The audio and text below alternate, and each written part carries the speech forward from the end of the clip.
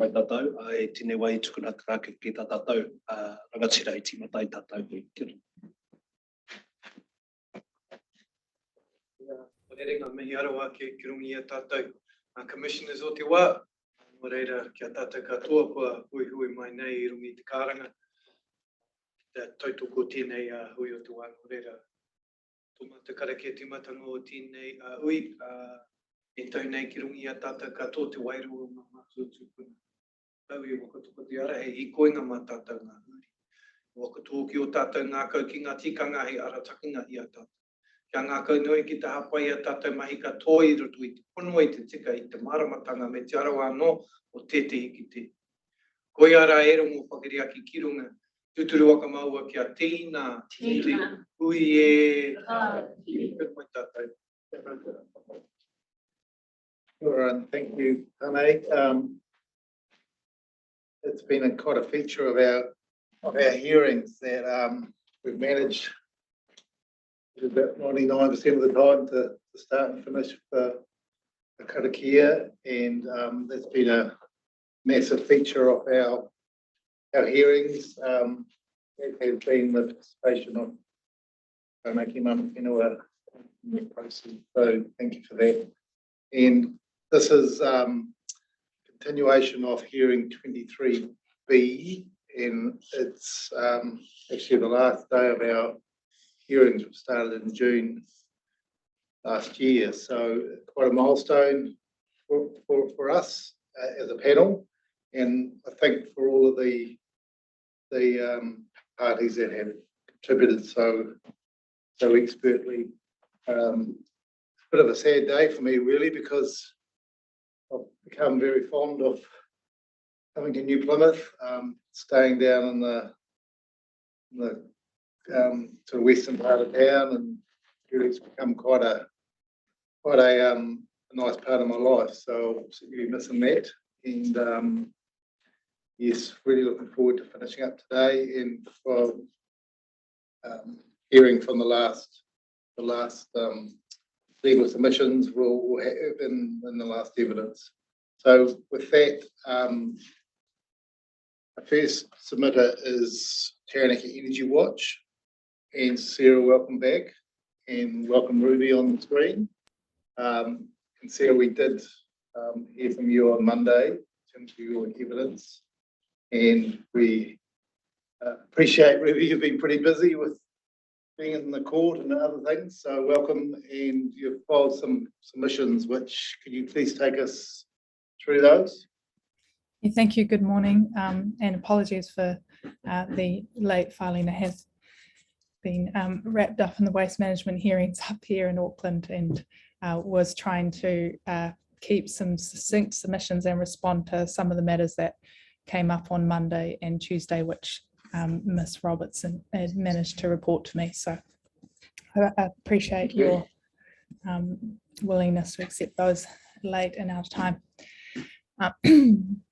These submissions are provided on behalf of Taranaki Energy Watch, TEW, and supplement submissions made to the panel on 7 December 2021 regarding risk management. TEW had understood that the process we were engaged with in the lead up to these hearings for 23B was a verification of further site-specific QRAs for Greymouth, and potentially a further third approach or variation to consequence distances. But to date, TEW are yet to receive a full set of the information, especially to Ms. Pollock, apologies, which would support such an alternative approach. We now understand from what is provided is a variation on the methodology for identifying separation distances through a comparative QRA approach.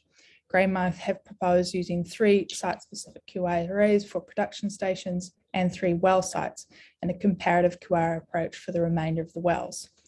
While TEW prefers the approaches adopted in the proposed New Plymouth District Plan, TEW is not opposed to an alternative methodology if the methodology is applied correctly, can be verified, and achieves the same end, i.e. protection of sensitive activities from exposure to unacceptable risk.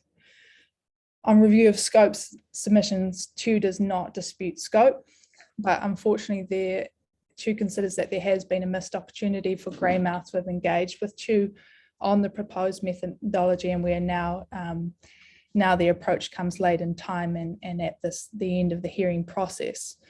The evidential burden is on Greymouth to demonstrate how their comparative alternative approach adequately addresses risk. We say that this has not been done. At this stage, there is a gap in information. And while CHU remains open to receiving further information, we do not consider that based on what we do have and the issues are already identified by Ms. Pollich, that these issues can be readily addressed or remedied through further joint witness conferencing or joint witness conferencing. We have attached a timeline in Appendix A, which sets out some of the extent to which CHU has been trying to discuss and resolve access to the information, which would enable CHU to determine if the detailed QRAs were appropriate and if they were representative of the worst case in the comparative grouping of wells. If we had been able to access the overall QRA wellhead report and completed detailed QRAs and information on other wells that demonstrated the appropriateness of the grouping, we would have then been able in a position to be able to participate in the process more fully. I note that there was some criticism that joint witness conferencing hadn't occurred due to Ms. Pollich's availability. I think this is slightly misconstrued.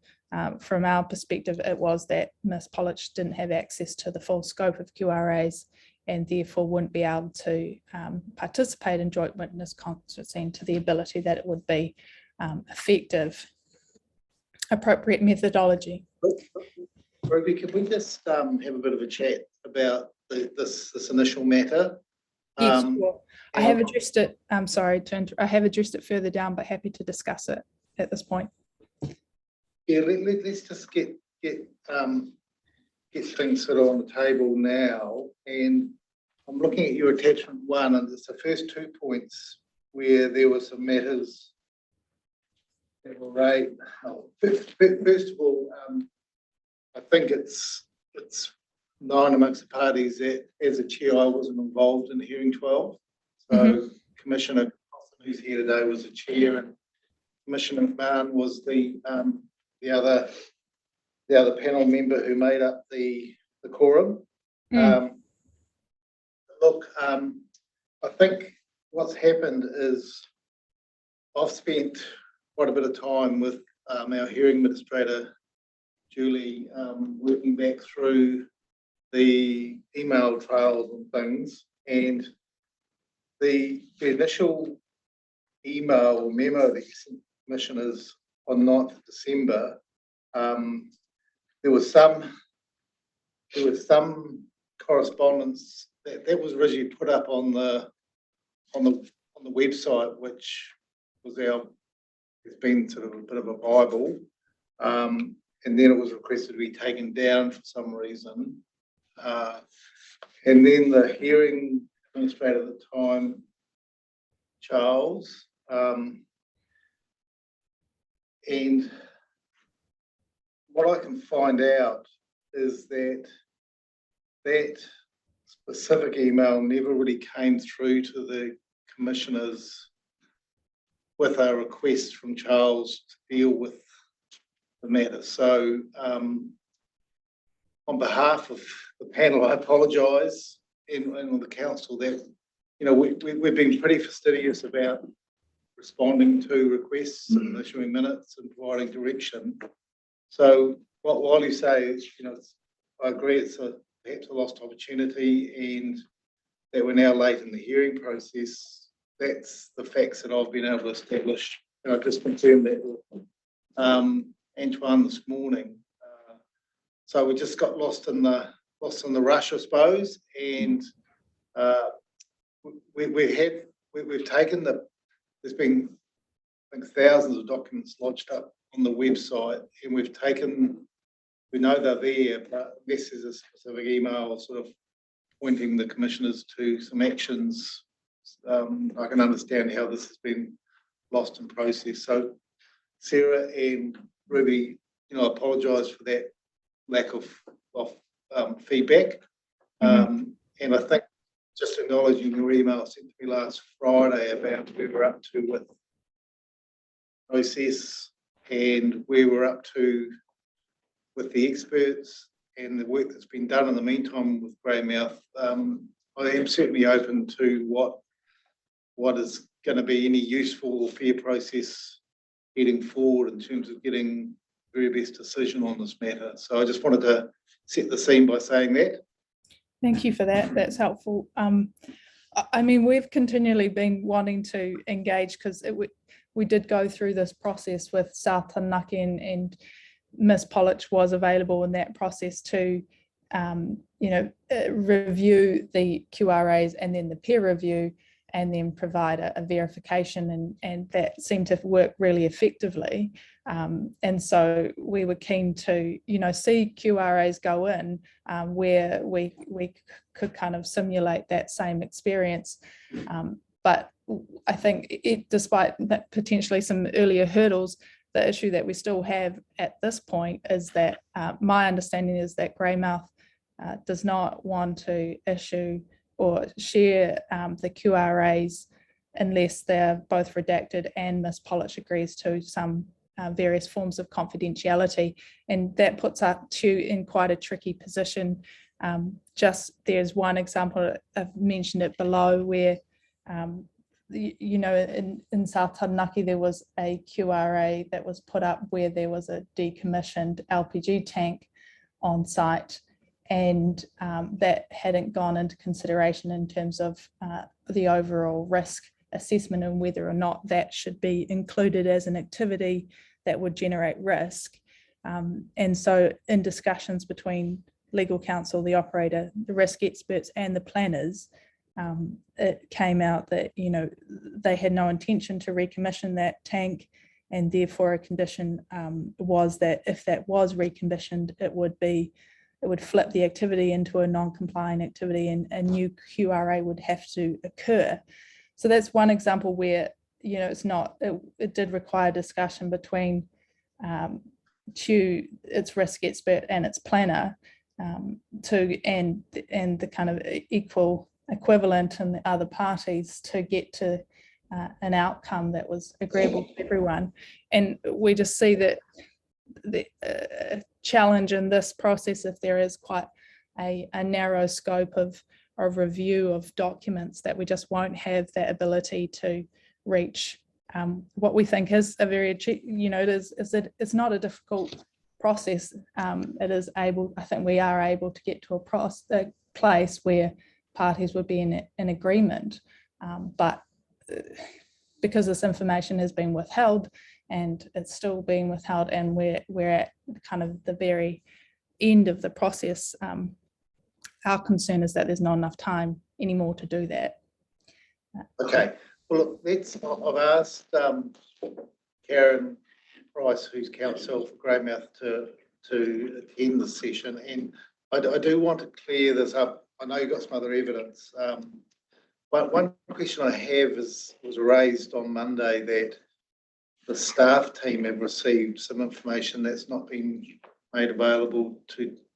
necessarily made available. So I just wanted to check on what the staff have received from Greymouth in terms of any checking process. Because my view is that if anything comes to the staff, it's available to hearing participants. So I just wanted to double check, Hamish, through you and Sarah, what the situation is with information you've received. Yes, so the QRAs, the risk assessments that have been referred to, we have been able to review the full unredacted versions of those. Yes.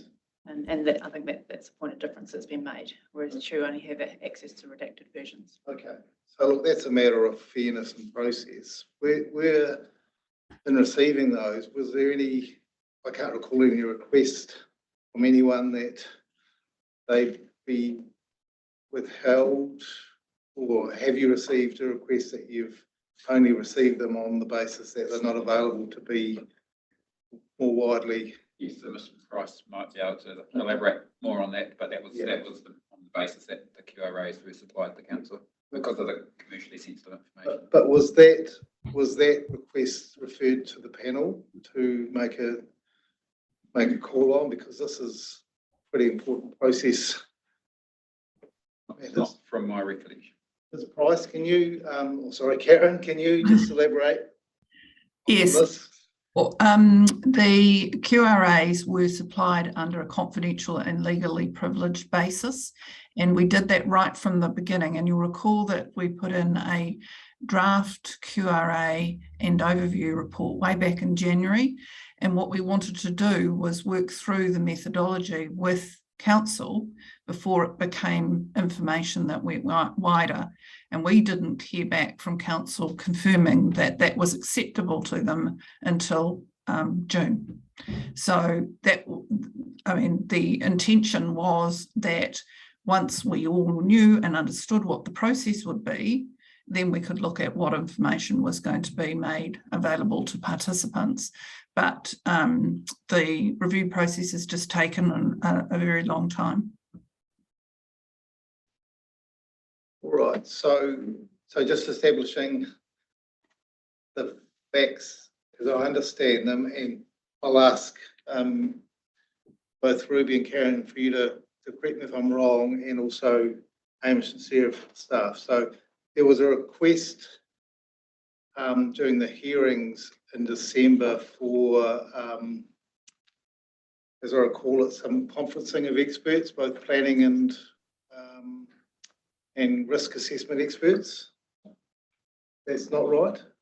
Oh, okay.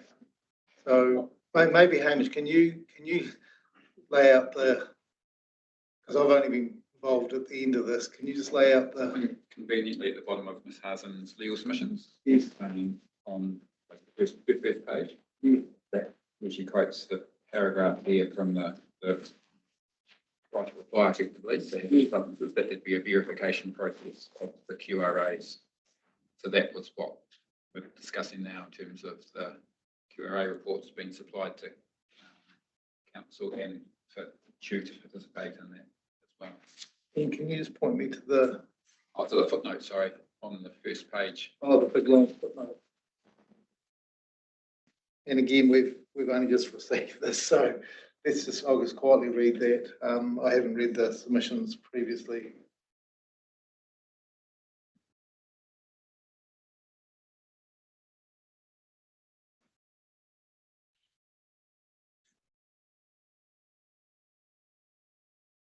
Okay.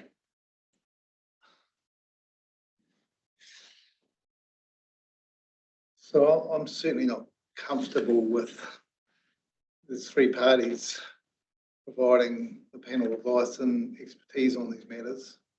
I'm certainly not comfortable with the approach where two of the three parties are privy to information to provide us advice, and Taranaki Energy Watch are a valid submitter, and the fact that we haven't, the panel, as far as I can see, haven't been involved in the confidentiality requests and those sort of matters does trouble me. So I think we should just hear from the rest of your submissions, Ruby, and then we'll sort of think about, come back and have a discussion about where to from here after that. So we can just work through the rest of your submissions. Thank you. And just to be clear, because I note that Sarah did comment that council has seen the full unredacted and CHU has seen the redacted. That's not quite correct. CHU have not yet received the redacted versions, because from our understanding, it was not only that we were to be supplied with redacted versions, but Ms. Pollich also had to agree to a confidentiality agreement. And so we say that that didn't enable Ms. Pollich to discuss with me whether or not she, the contents of the redacted version enabled her to engage in conferencing. So we actually haven't seen the redacted either, just to be clear. Okay. Okay, there's a difference. Yeah, just to be clear, I'm very familiar with the expert conferencing processes, and council and other advisors aren't normally involved in those sort of processes in terms of advising on the day. It's an expert process, so we can think about anything we might see going forward on that basis. Yes, I totally agree with you on that. I meant more so as an example, one of the issues that we have raised is that the full scope of activities within a resource consent needs to be considered when considering looking at risk. And so, Yes. There's 27, I think, well sites proposed. Chew has kind of various copies of some of the resource consents of those 27. But, for as an example, if Ms. Pollage wanted to say, there seems to be holes in the information to verify that the full scope of activities is here, and wanted to communicate that to me to put that request or have a discussion around that prior to expert joint witness in conferencing and on receipt of the redacted version, that discussion would not be enabled, because of course she'd be limited by a confidentiality agreement to even get those kind of information requests through. That was my point. Okay, all right. Yeah. So I think you're at paragraph 9, Ruby. Yes, thank you. When we're talking about ensuring adequate separation distances for risk to life, separation distances are or should be inherently conservative.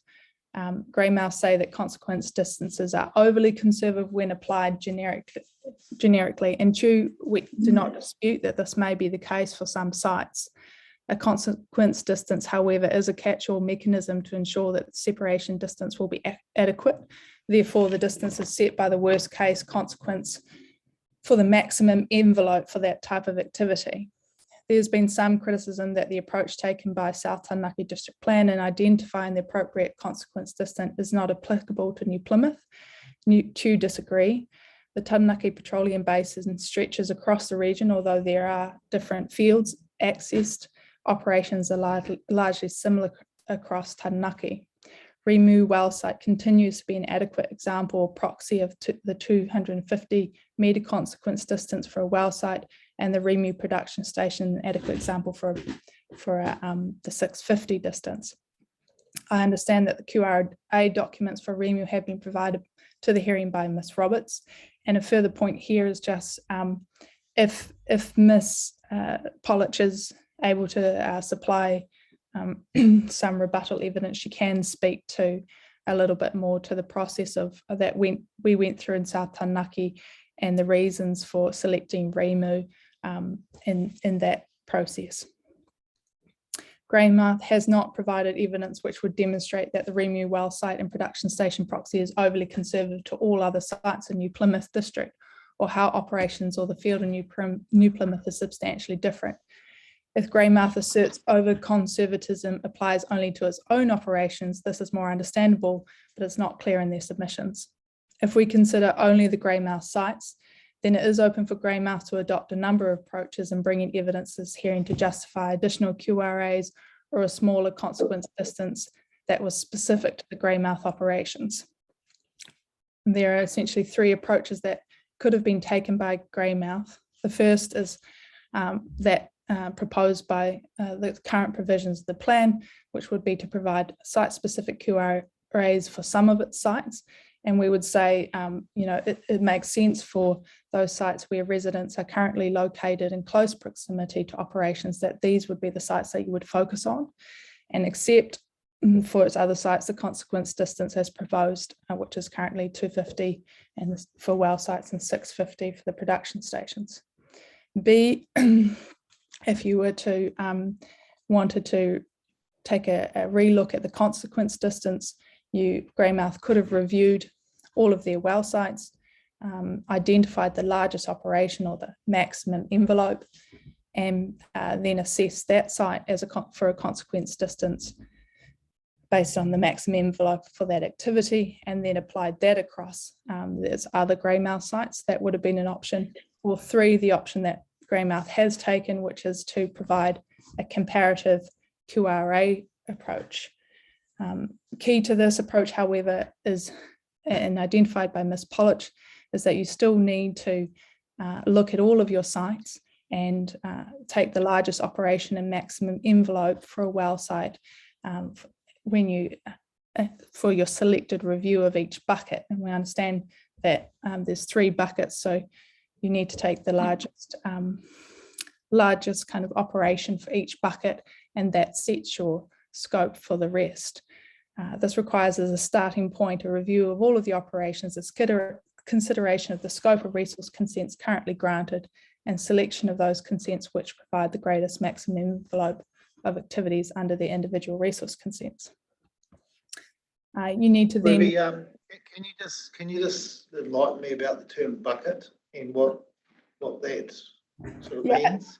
I mean, it's not a technical term, so don't get me wrong there. It's definitely fallen out of what I understood Ms. Polich was kind of, and maybe it's a backhanded explanation, but of what the 3 kind of groupings that have been put up for well sites and by Dr. Lockland, and I think so in that way we're referring to it as a bucket to capture a group of well sites, but each group or each bucket needs to look at or have an example of what is the maximum envelope or the largest operation for each.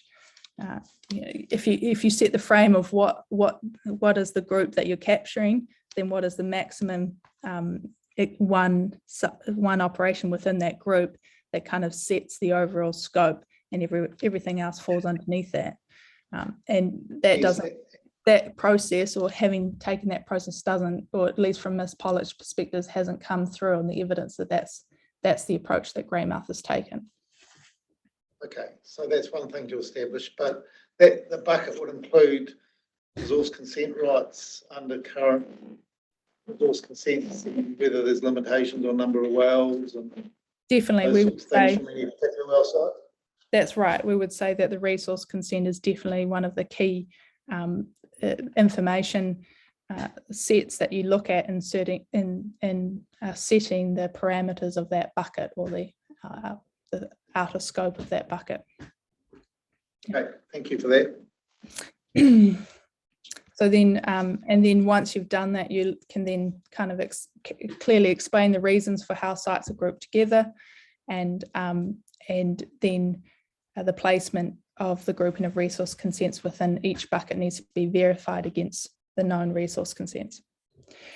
Put out by Ms. Polich, what results is not a generic QRA, but I think the point I'm making here is I think in my friend's submissions for Ms. Price, she did refer to risk management contours, distances as applying to, once you'd kind of set your comparative QRA, then risk management contours would then kind of flow on to the following 27 well sites. But it's not a risk management contour, because a risk management contour can only attach to a site-specific QRA. What you're talking about, if you do a comparative QRA, is then you're establishing essentially a buffer distance through this process. So this is kind of a 14 to 15 is probably a bit of a rehash of what we've gone through, but the key issues that we say, and from what we do have in terms of the proposed approach by Greymouth, are that you can't be assured that the detailed QRAs for the 3 well sites and 3 production stations are at the upper limits for those sites, or that it can be applied as an upper limit of risk to the sites that don't have specific QRAs. So for each bucket, the specific QRAs. Yep. Ruby, I asked, and look, apologies of his name slipped my mind. I asked the operations manager at Greymouth about the origin of the sample, these 3 sample wells, which have led to the comparative. Sorry, it's Jason. Yeah, Jason's not here today. So Jason Stevenson, just to see, because this seems to be a sample approach, looking at a range of different well sites and looking at doing the QRAs on those, and then from that, if it's a reasonable sample, all of the issues explained in terms of maybe the nature of the pressures and size of the reservoir and then the number of resource consents, wells that might be drilled on resource consents. And I suppose this is where I understand some of the confidentiality is that Greymouth don't want to release all the technical data about these wells because that's confidential to them. But he did assure the panel that he felt there was a upper level example, a mid-level one, and a lower level one in terms of the risk profiles of those wells. So that's just, that's on the record for us as evidence. So I thought I'd just mention that to you as a factor we have in front of us.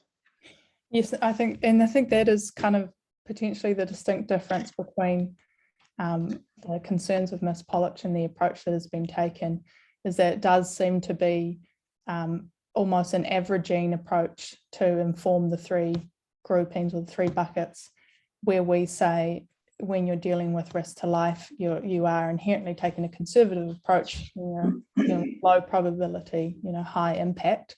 And so for each bucket, you do need to ensure that you are getting the site with the maximum risk and the maximum envelope of activities, so that you know that everything else is lower than that. So I think that is the concern that we have, and potentially the difference. Yeah, that's clear. Thanks. Thank you. And so paragraph 15, specific QRAs don't appear to cover the full consented envelope. I think some of this was addressed in Ms. Pollock, and again, where they do not capture the full scope of activities at the existing site, this raises an issue with the applicability of the QRA to that site, but also to other sites. In the alternative, Greymouth have suggested a smaller consequence distance for both production stations of 250 and well sites of 100 metres, but the stage 2 has not received any evidence which supports this finding.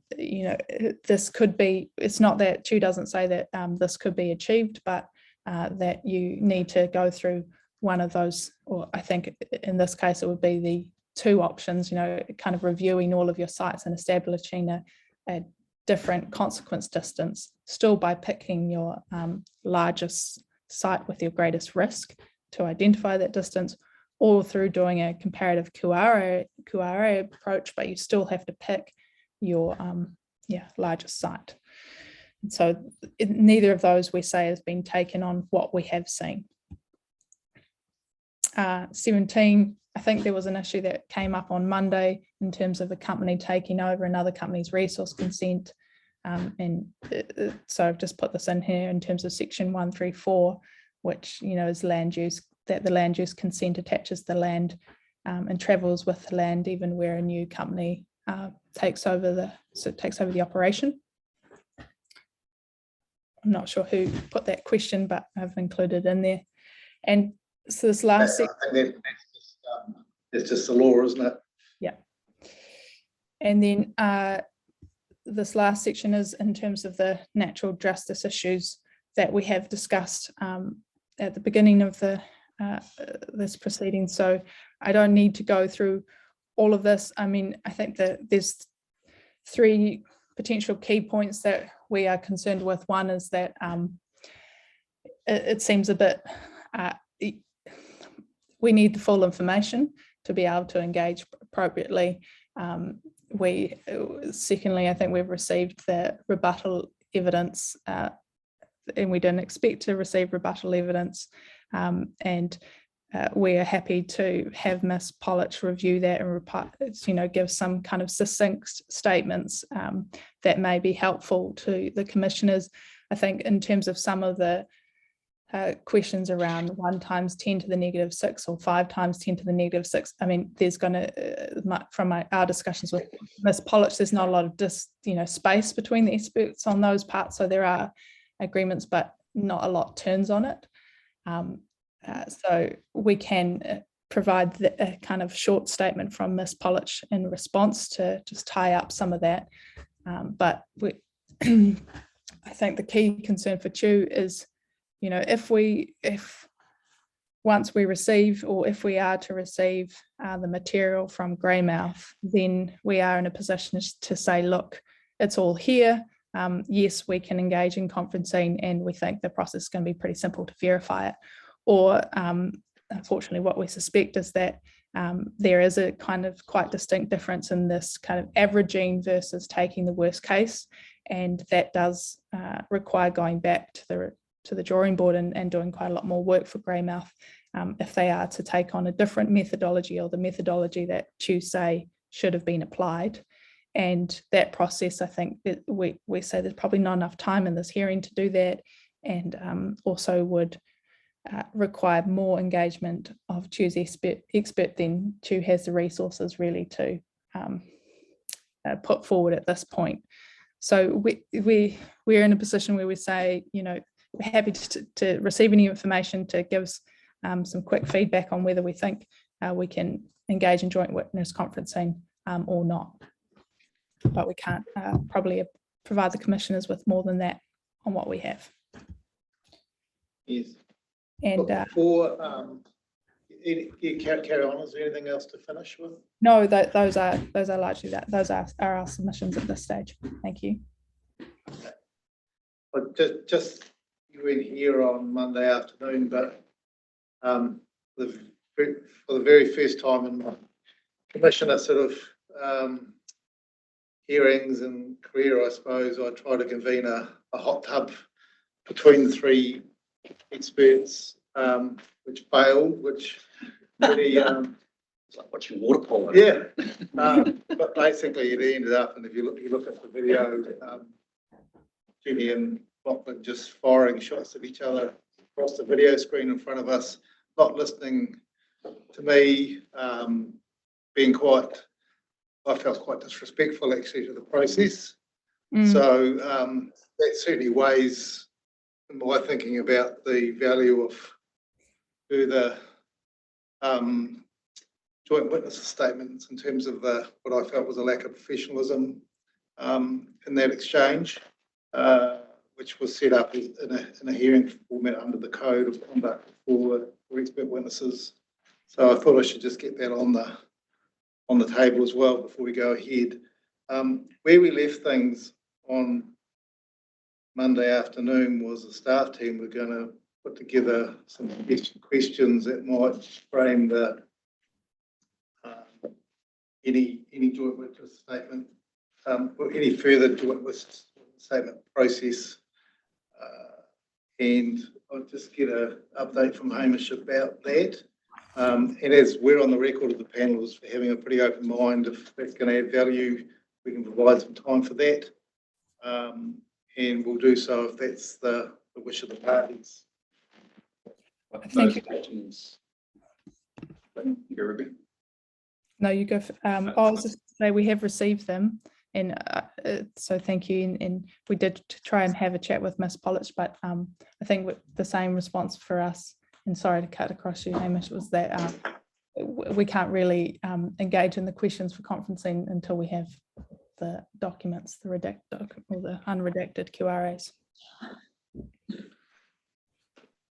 So those questions that were circulated yesterday were based on the verification process used in South Taranaki and the review that the council's reviewers have been using. That to me, they're relatively standard verification type questions. It's nothing specific in them that I'll say are special to Greymouth apart from the second set. So there's one, the first set is for this detailed QRAs for individual sites, and then the second set of questions are for the comparative QRA, and the generic one is probably that second set that's slightly different. But again, in my view, they're fairly generic in that they're trying to understand the basis for how the generic risk management contours have been derived, and from a technical perspective, are they sound in terms of the information that they're based on? So from a staff reporting perspective, and I'll ask the question of Karen as well, what's your suggestion to us in terms of moving forward, Hamish? Reflected in your comments just now in terms of the value of expert conferencing, given the exchange on Monday, In my view, that I see this verification process as primarily a technical exercise for technical experts to look at the information and conclude, is the appropriate methodology, assumptions, inputs, and so on, have they been applied appropriately by the Greymouth assessment? If yes, then it's a simple answer. If no, it's an iterative process that then comes forward. So, in my view, that would be the logical next step, is for the experts to Conference on the questions that have been put together. yes, and I acknowledge to do that, they need access to the QRA or the QRA documents to do that. So that's really the question then, whether Greymouth is going to accept that, and whether there's any process we need to put, around that in terms of confidentiality, and we can make some orders around confidentiality under the Act. So perhaps Karen, if you could give us Greymouth's position. Yes, I think it's important to point out the volume of work that's been occurring through the year, and the delays at the council end are to an extent understandable because of the breadth of the technical information in those QRAs. I think it would be quite unrealistic to expect Jenny Pollage to have to do the kind of level of review that the council expert team have been struggling with, and frankly the team engaged by Greymouth. It just takes a huge amount of time. So my suggestion going forward with the conferencing is that it's a realistic proposal, and to that end I have client instructions to provide into that conferencing 2 QRAs that are not redacted, so that Ms. Pollage has the opportunity to do the verification that she wants, but all the very sensitive commercial information across the breadth of the QRAs doesn't need to go into that conferencing process.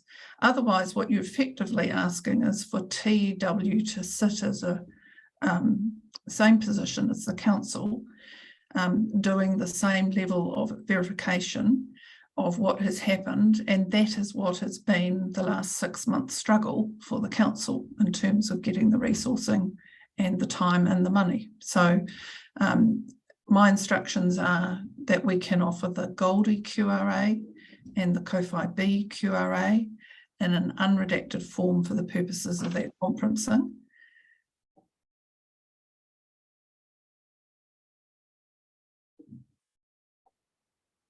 Karen, again, I'll repeat what I said at the start. We're in a plan making process where we have 3 parties providing the panel their expert advice through experts.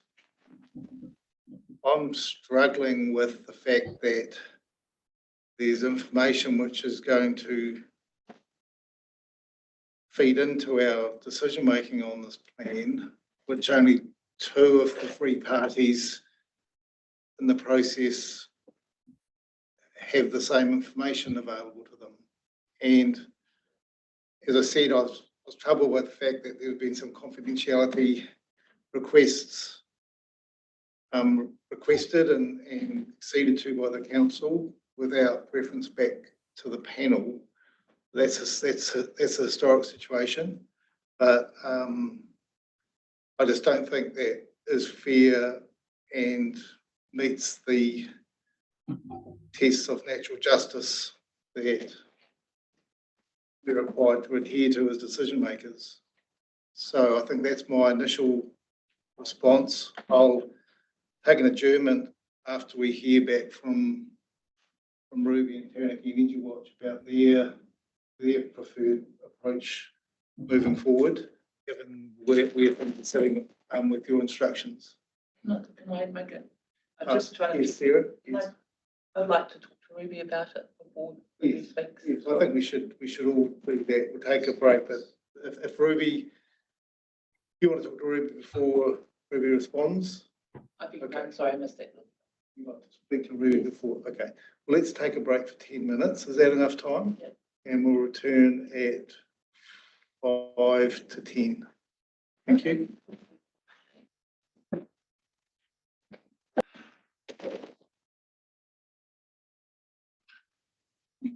Thanks, Ruby. Do you have some instructions?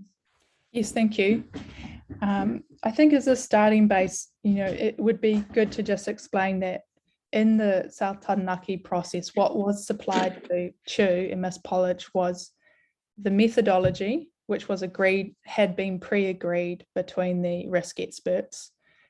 So then the companies went away and applied that methodology, then the QRAs, and then the peer review. So what Ms. Polich, looked at the end of the day was the methodology, the QRA, and the peer review all together as a package.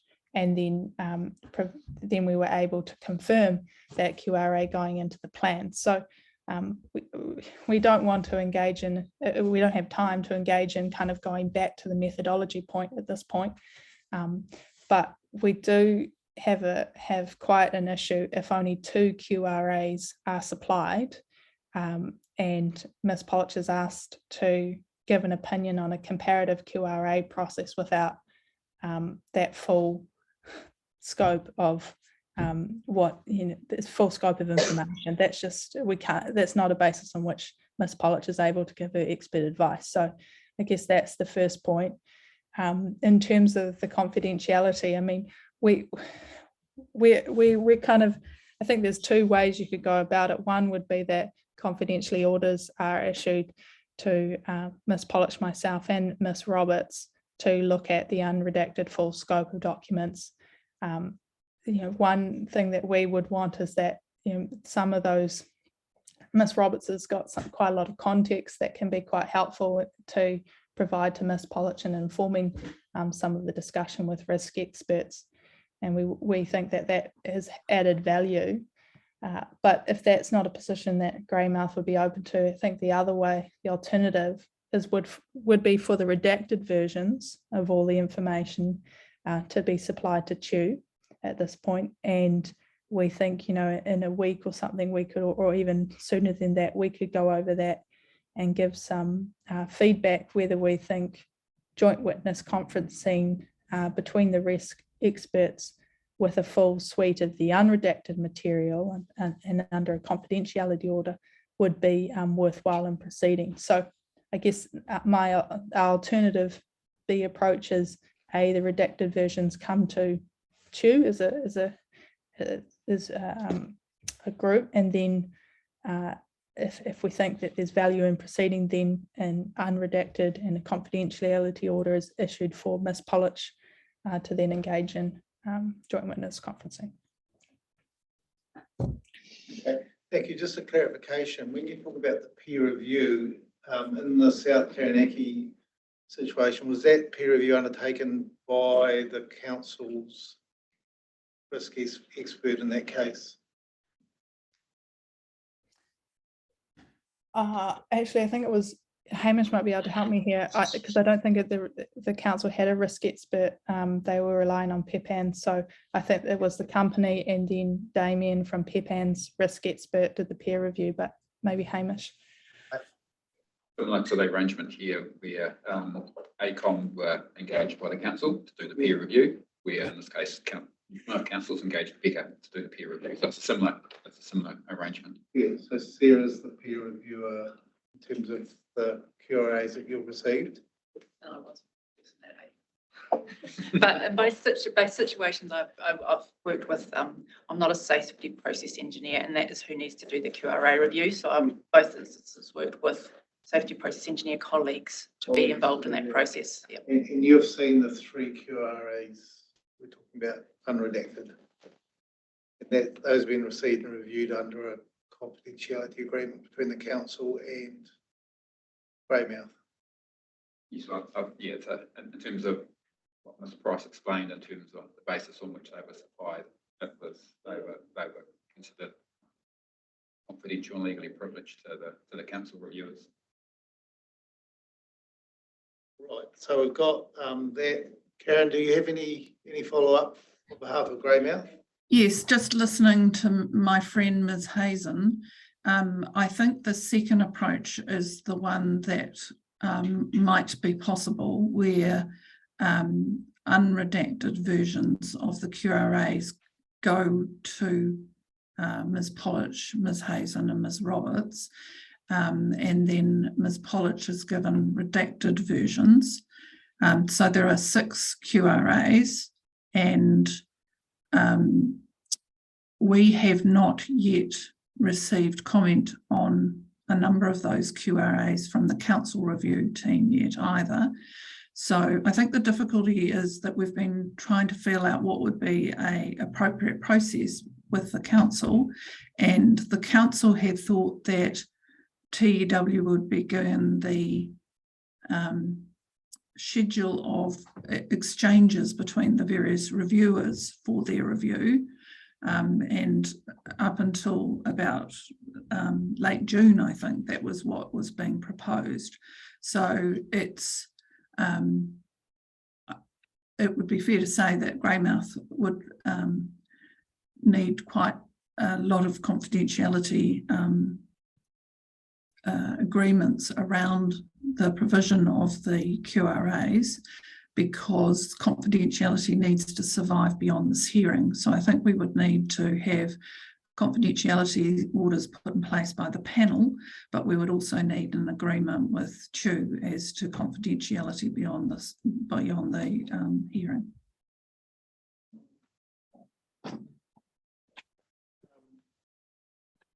Sarah, did you want to say anything? I just got a bit mixed in what Karen was saying. I'm sorry, Karen. So am I hearing that TW, Ruby, myself, Ruby and Jenny would receive unredacted No, the QRAs? redacted version. The redacted QRA, right. And then Jenny would receive the unredacted. Correct. So that was the second alternative that Ms. Hazen just proposed.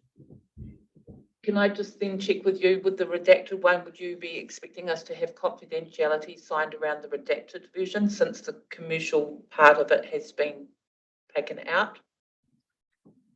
I'm not going to say no. It's for the, yes, it's the QRO with the unredacted version. That has the confidentiality, yes. Okay. Correct. That would be able to be supplied to Ms. Polish, Yes. the unredacted under the option 2. Yes.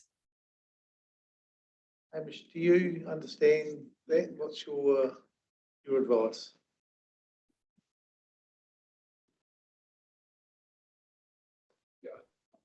If that's acceptable to the other parties, then I think that's, yeah, let's go with that. I think we should put a minute around this to confirm. Putting a timetable. Timetable. So obviously there are a process and timetable you're working to. Yes, and look, just so that all the parties are aware, there's been many cases through these hearings where we've worked through with a fair process with all the parties and done some further work when matters have clearly, in the panel's view, deserve some more thought and attention and expert advice. So, this is one of a long trail just to get the very best advice we can with the cooperation of experts under the code and with the assistance of council and the council and the staff team working together. I certainly don't stand too much on ceremony where there are some good places for expert conferencing. There are some other processes that do get value from wider parties, including council being involved, just to get us to the right or the best information that we can make our decisions around. So I think what we'll do is we will go for that option 2, and we will issue a minute probably over the next couple of days just to set that process up, including a timetable. Hamish, I wonder whether you could help us draft that minute and liaise with the parties about the timetable, and then come back to us with a suggested draft minute, and then we can look at that and get that issued. I think that's a fair process. But before we finish up for today, any other input on that suggestion? I do to Ruby. Just Were one we going question. I wasn't quite clear so I understand the redacted and unredacted QRAs.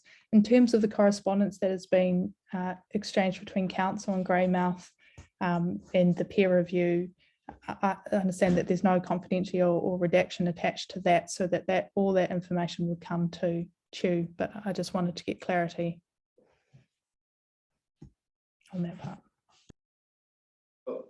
Well, to my mind, that's all part of our hearing process, so that information should be available. That would be, yeah. Thank you. Correct. We just need to double check that there was nothing in the council's review comment, the first review comments on the unredacted versions, that there was nothing relating to some commercially sensitive information that's now been redacted. I think it's unlikely, but just need to check. We should check that. Yeah, that's okay with you? Correct. I think I've heard you. Correct. So we had always understood that the council review would be provided to TEW.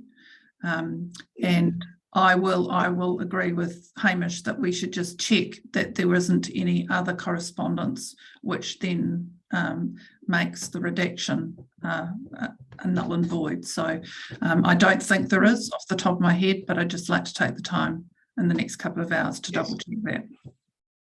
Okay, that's great. Look, I think it's a really good outcome, and just thank everyone for participating in this discussion. And yeah, let's see it on that basis. Thank you. Hamish has got a final. Yeah. Everyone's in the room and we're talking about this topic. Methanex. I mentioned on Monday that we were in a similar process with Methanex regarding the ES sites, and that we had received the QRA, and that council's reviewers had responded with some clarification questions on that, and that it was imminent that Methanex was supplying another QRA.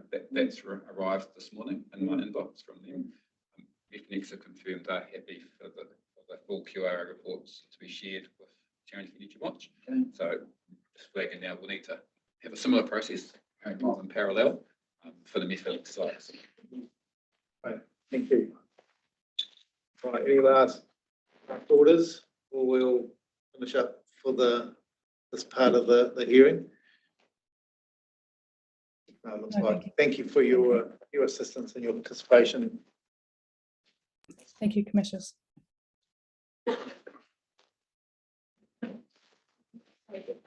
Good things.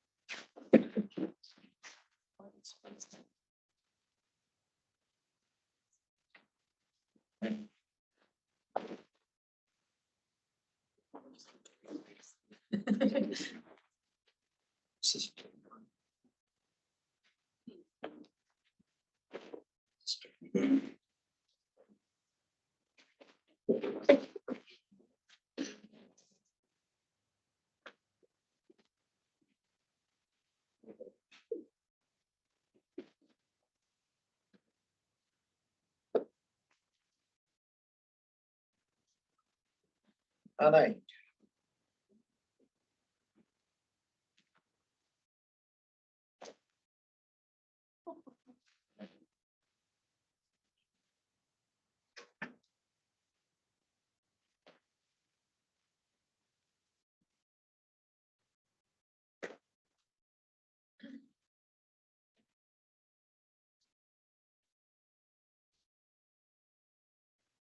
Maria koutou, me ana ki a tātou, ko tāne mana kuingoa, e uri au o Amahanga Taere, mai a hau ki te kōrero, kia koe te katoa.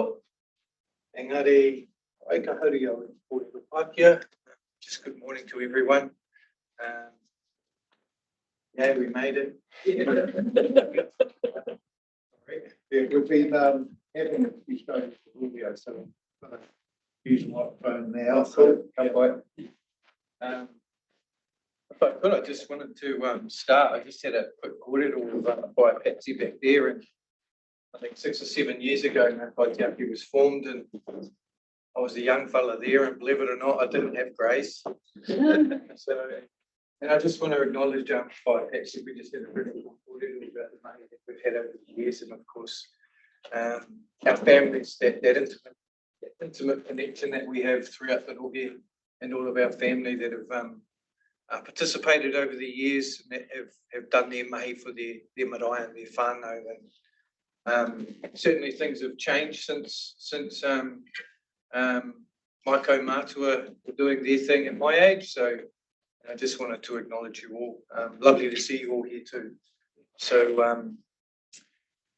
yeah, I don't have much to say today. I've never heard the word confidentiality so much across this whole 2 years of this hearings, and I heard it about 100 times this morning, but I've certainly got nothing confidential to say.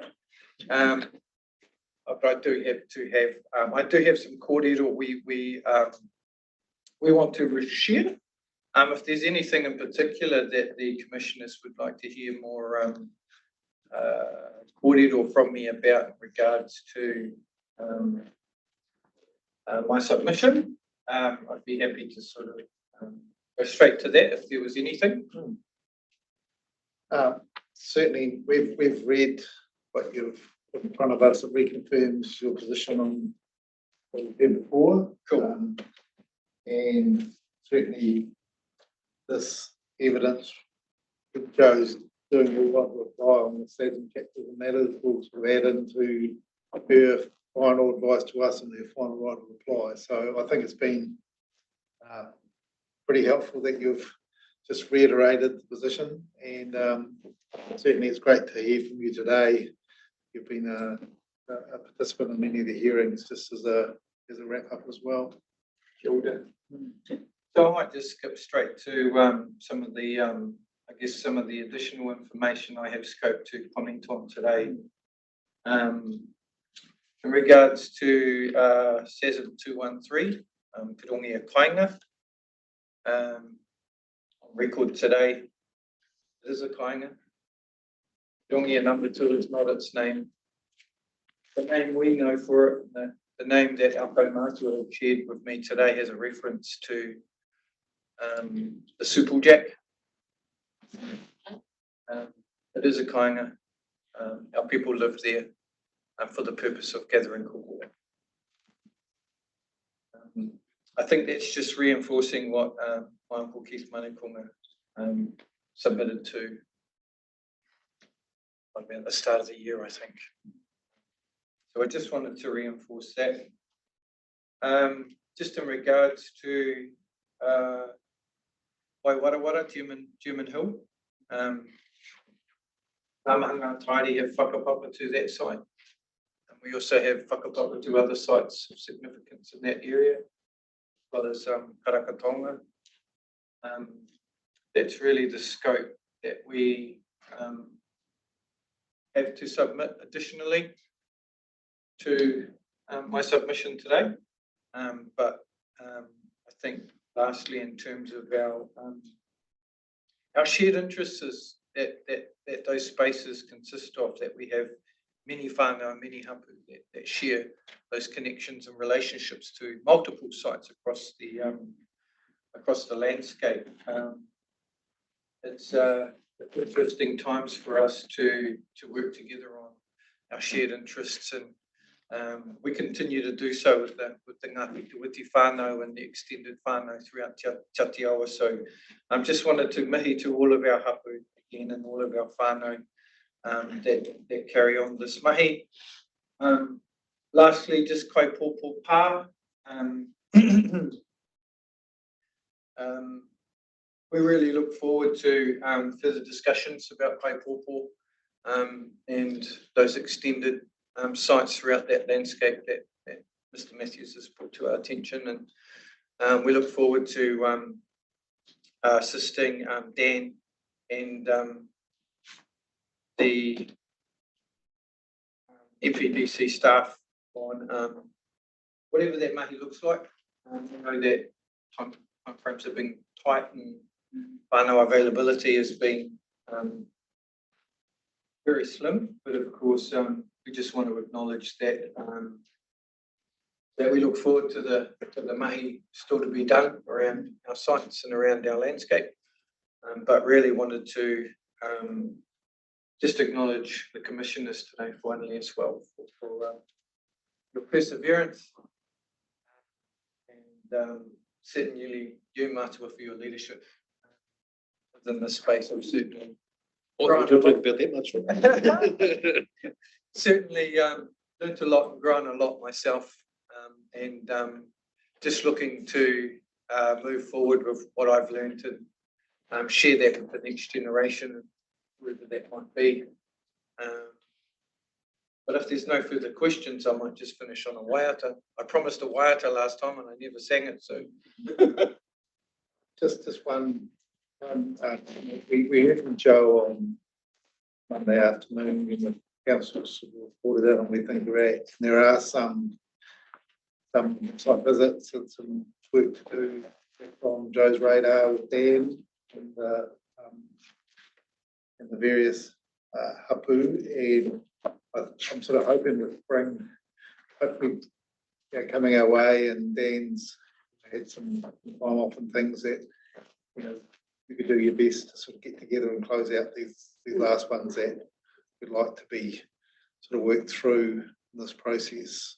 And if that just takes a little bit more time, just let us know, because this is a great opportunity in this point in time to do our best with the information and the evidence we have. The other thing I just acknowledge that we've heard from the council here that, and with the various hapu, that there's still quite a bit of work to do in the future, and that program will survive and continue past our decisions into future policy planning and processes. So just like to say that sounds very good to me, and just wish you all the best with the post district plan review processes that will occur in the future. And again, just for me, I know you're passionate about environmental education, both in terms of the Taio and this culture generally, and I have the same interest in Hawke's Bay. So I think I promised you that when this is all over, I might give you a phone call and we can share some work we're doing together across the island in that space. Cool. Yes. Let's do it. We're releasing more kiwi in April next year, so I might send you an invite. Yeah, well, I'm working for the voluntary place on the East Coast. Oh, cool. There's a great incubator for kiwis and other Awesome. parties. So when we're all done and finish this job, look forward to some discussions. Tane. Awesome. Thank you. I just perhaps just had a couple of questions, just more clarifications and another thing.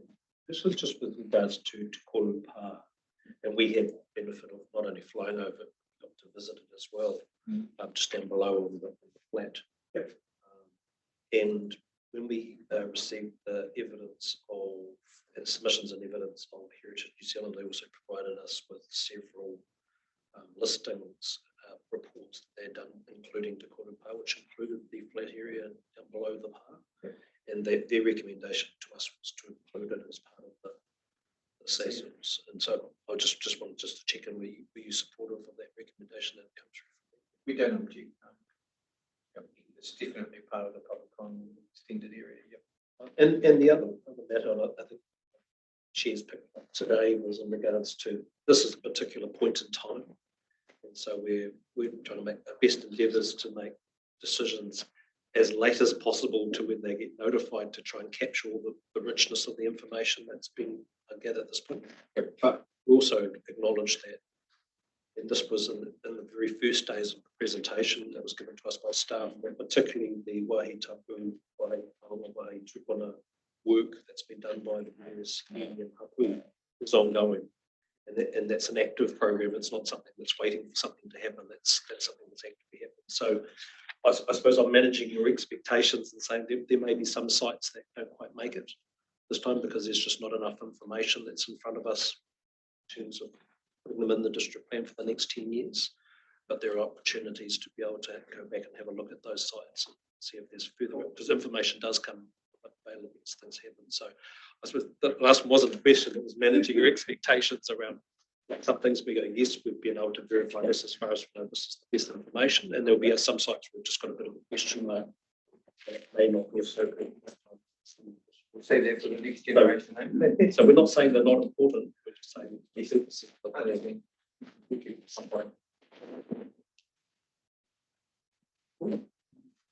David, David's not very well, but he's been soldiering on.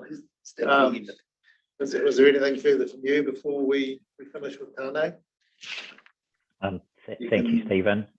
Morena, Tane, I've been listening very intently this morning, as I have been through the hearings over the last 18 months. And what I can say is the learnings that I've gained and appreciated during the course of these proceedings have been considerable. So that's attributable not only to yourself, but all of the presenters in the iwi and hapu space. So I'll keep this short by just saying thank you so much. I've appreciated it, and I know the panel has too. Ka pai. Thank you. Thank you. Cool. So I guess just finishing off on the waiata,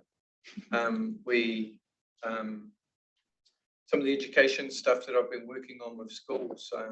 When I went into a school, I basically wanted to work on the environmental stuff, and of course we started with the pepeha, and we just built from the school pepeha, which is actually our Namahanga Tairi pepeha.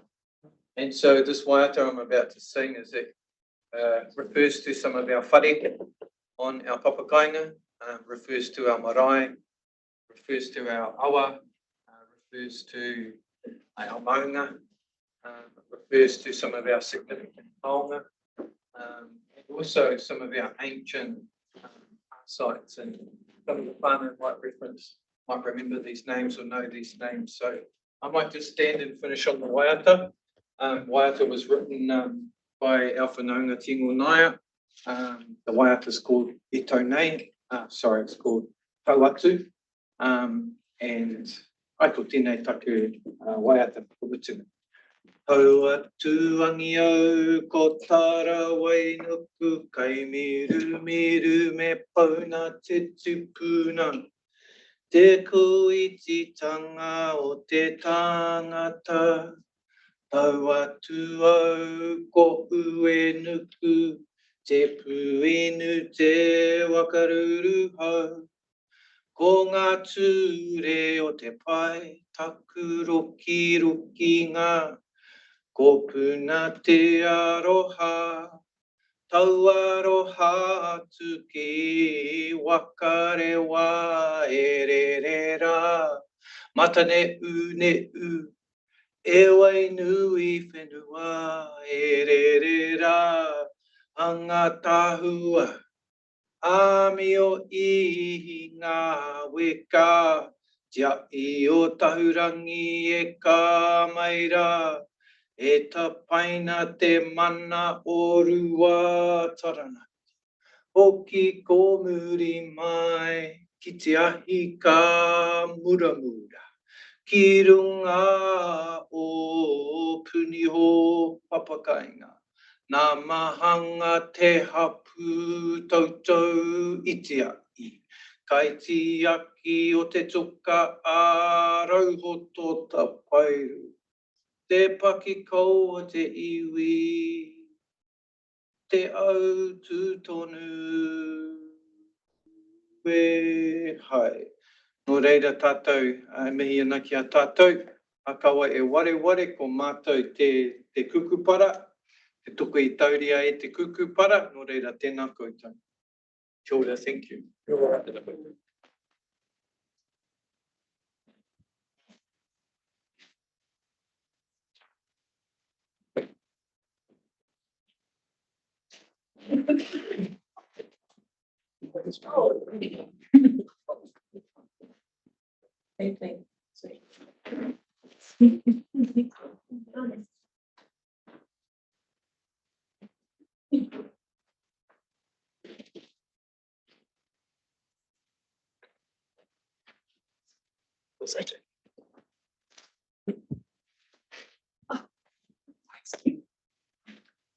So the last hearing, and I finally remembered to bring. Sorry.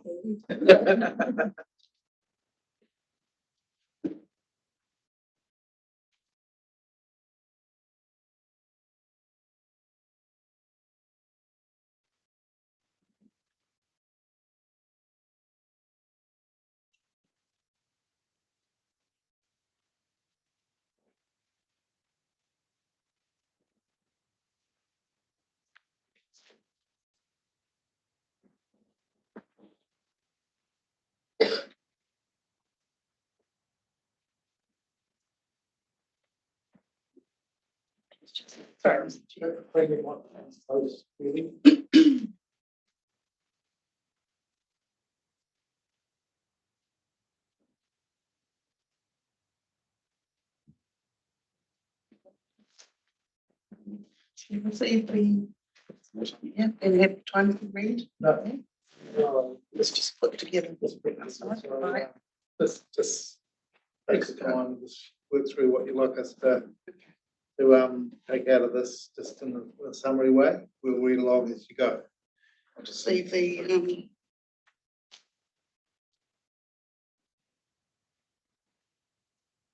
so in my involvement with the collecting of the Wahitapu evidence, this has been going on for many years with Whānau and Tapu would have been involved with it, so I've been able to play catch up for those that were going to present. So I'll do my best. That's out. So Paul Julie here. Could I perhaps just leave the introduction? We know, yeah, and the purpose of the scope of the evidence is the purpose of this evidence is to address Ngāti Te Piti hapu and sites of areas of significance to Ngāti Te Piti, and be the site and area of significance to Māori on the Sazins ID 177, which I can move on to that perhaps.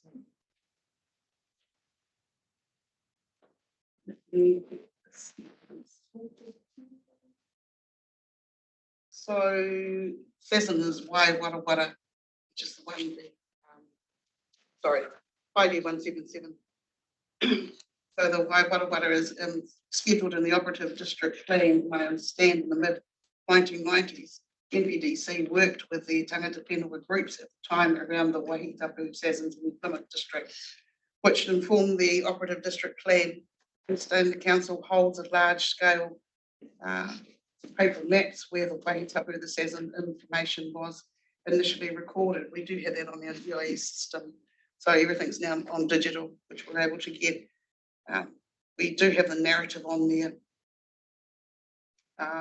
Just on Mr. John Morrison, he claims for the identity and protecting archaeological sites areas of significance to Māori.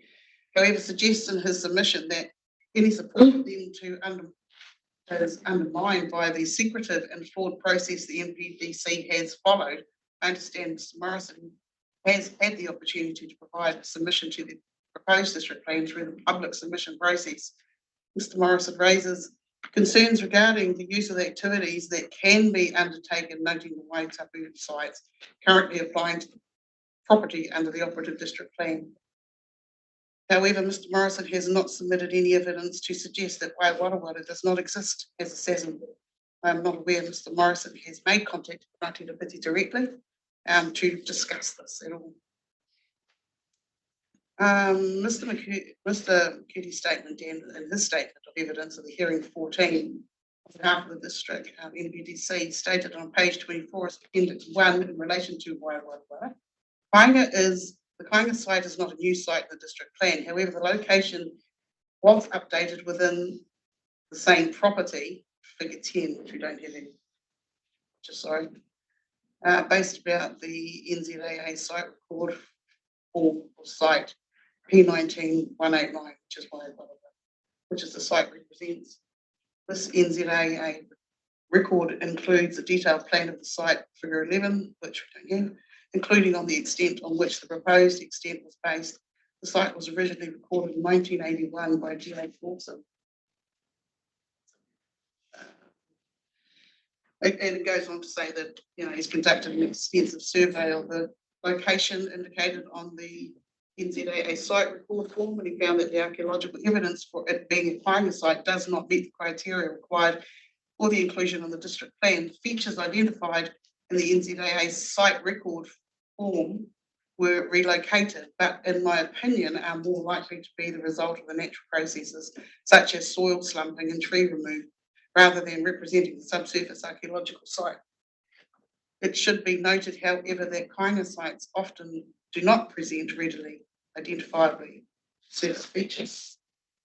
Mr. McCurdy recommended, due to the lack of compelling archaeological evidence on site 177, should be not listed as an archaeological site in the district plan, and if the site is kept in the site as a significance to Māori, the updated location is more appropriate than the previous operative location. However, the extent may not be appropriate given the lack of this suitable archaeological evidence. So, Ngāti Te Piti understand that site 19189 remains a site on the NZAA report. I am of the opinion that Mr. Rawson may have likely been made aware of the Waiwara existed. I cannot imagine he would not have visited the surveyed area. He did not know about it. On the advice of Mr. McCurdy, I understand the Kainga sites often do not present readily identifiable surfaces features as they do deteriorate over time. But the kōrero of Ngāti Te Whiti Hapu is their Waiwarawara, which sits between Mangawarawara stream and the tributary of Mangaotuku, which is listed here, which is actually Mangae. For some reason, I don't know why, back in the days the name was changed to Mangaotuku, because geographically we were like looking over Mangaotuku flows from the Parrot Road down to the Huatuki. I have seen the kōrero of that and why it was changed, but I honestly can't remember off the top of my head.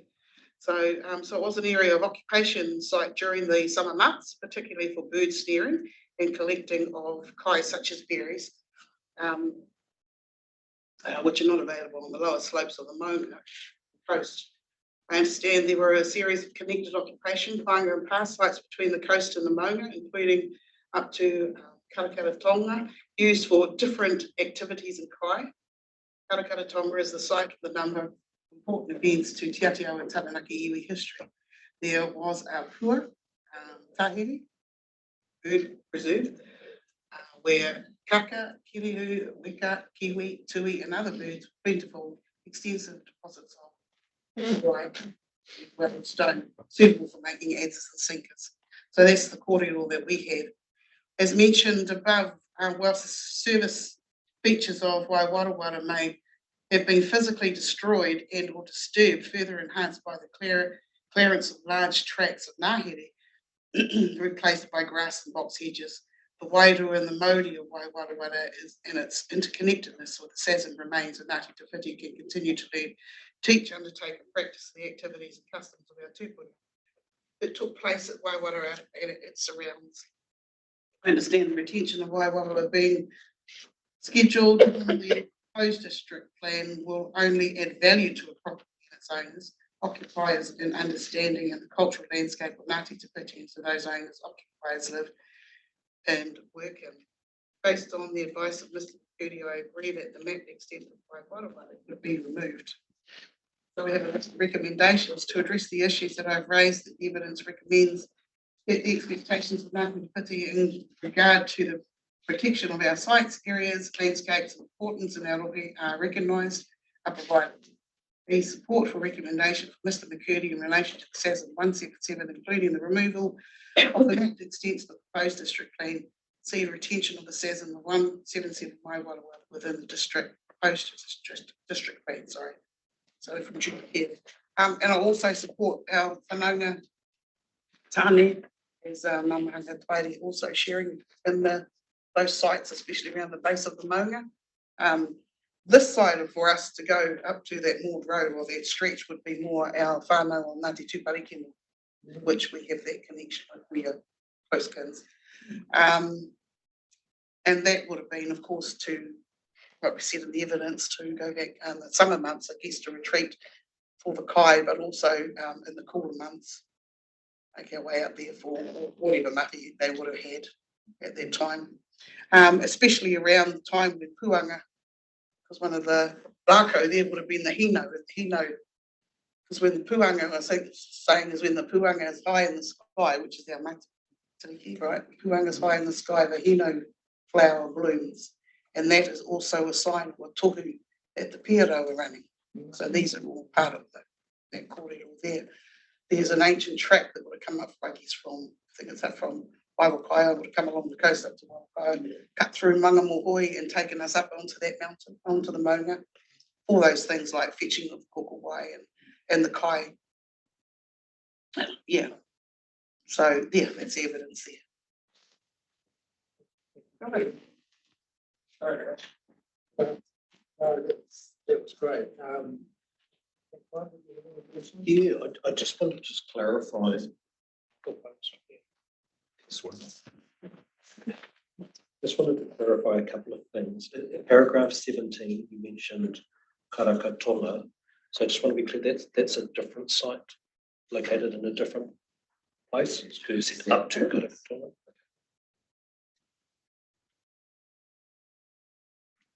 There is. That was going to be my second question, but that's okay. I wonder if there's been a bit of having it shown on the. Yes, I think we should. Yes. We bring up, is it on the district plan or is it on something else? So, I don't think Karakatoa is mapped on the district plan, but we can give you a rough idea of where. yes. Okay, oh, well. If you went to site 177 and then just said where it was in relation to that, would be helpful.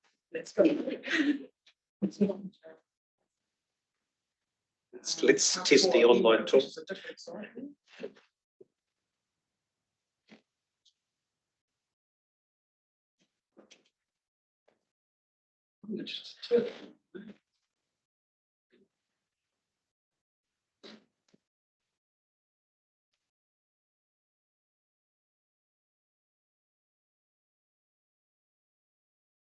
Utiro.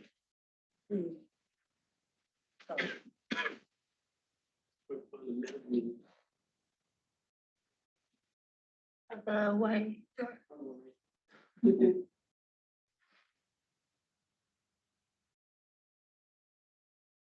Away, but back towards the moment. And there, it's around about in there. Yes, on the other side. No, go back, you were there.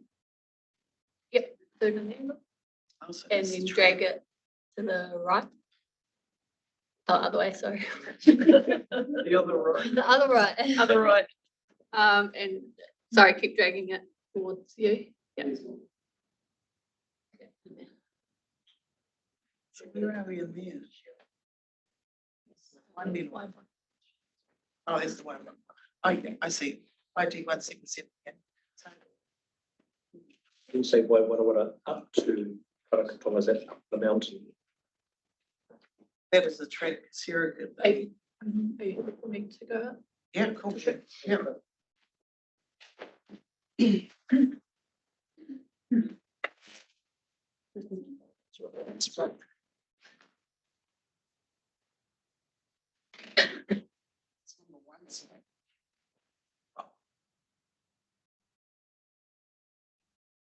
Obviously, I'm so lucky I've benefited from all of this. Yeah.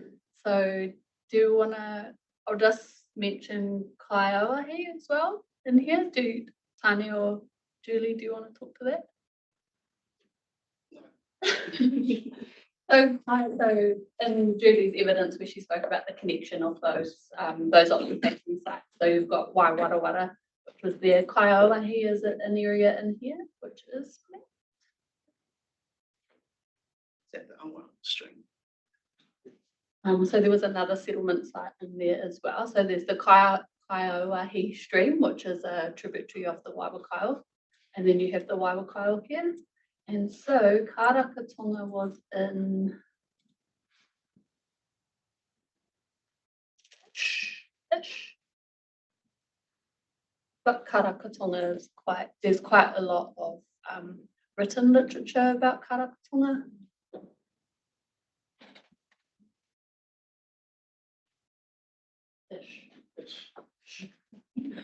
So we definitely have it mapped on, we have a GIS that it's mapped on. The karaka is in the tree and the berries, is that? I'm not sure of the. You know?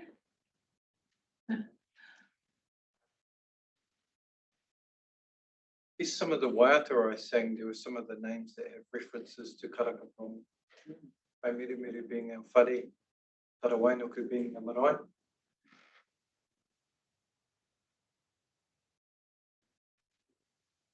Sorry, I'm just referring to the GIS as well. If you just go back to Waiwarawara on the side. And Mr.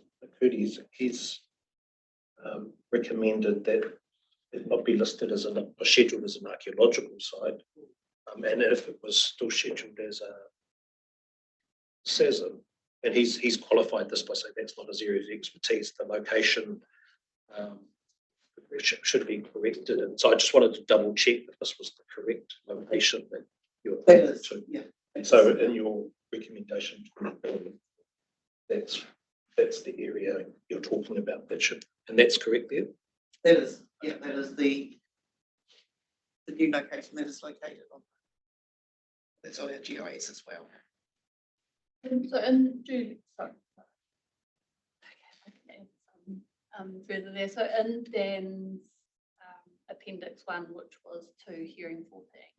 So he's provided, and Julie's referenced that one of the figures is figure 10 or figure 11, which shows them where the triangle in the operative district plan has been moved. Yeah, That's right. and so Julie's recommendations are that, yes, we would support the extent not being there, given the concerns with the archaeological, but that the tohu or the SASM would be met. That's really helpful. Thank you. Thank you, Billy, and thank you, Sarah. We're still not sure. What about the front?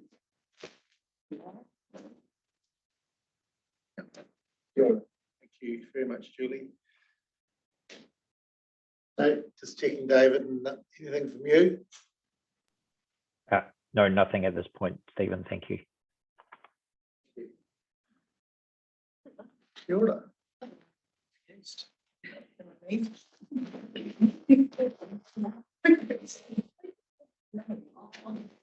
We just finished it before.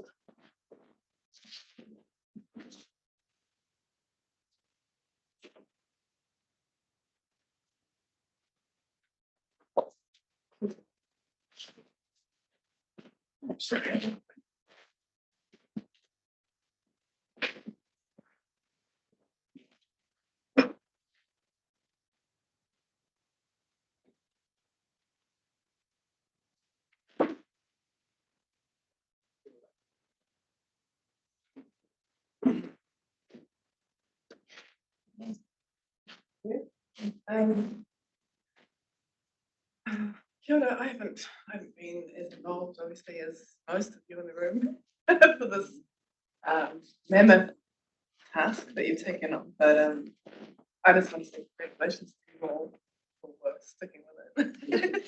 I thought it was an option for me. I'm sure you'll see me. And what I have observed and understand of the process, our ethic champion over here, is it's been an education. So thank you all for being so transparent and so available at the information this year. So I appreciate the time to be able to just understand the process.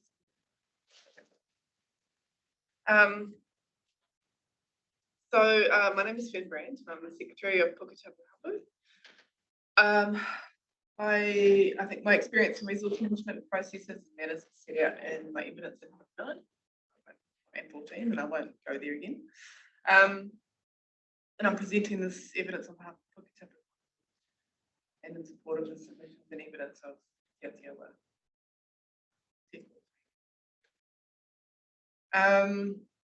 And I'll be speaking to a Hapu lead sites and area of significance, specifically ID 253, and to the MPDC Waitangi Archaeological Sites Review Project.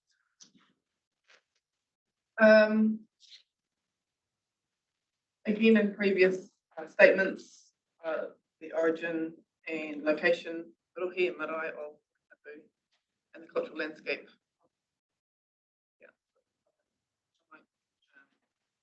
Spend the time again. I'll keep it brief.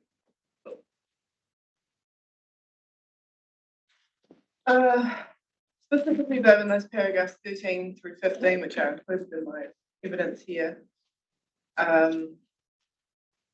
set out the importance of the Puketapu and those sites in areas of significance to Māori within our. I'll repeat these paragraphs here partially for ease of reiterating them. So Puketapu Rohi is a cultural landscape of historical. It was and continues to be occupied and utilised to sustain our people. These sites, areas, spaces and places are albeit our the knowledge of our ancestors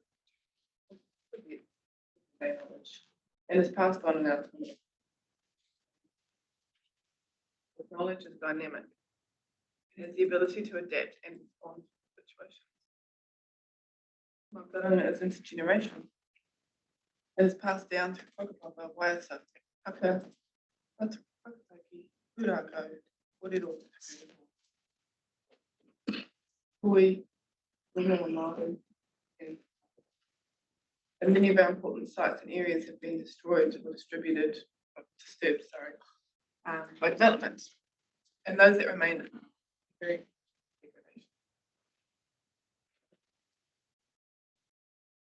we seek to protect our cultural landscape from inappropriate activity, subdivision, use, and development. Ensure our tamariki mokopuna continue to be guided by daily basis by the mātauranga.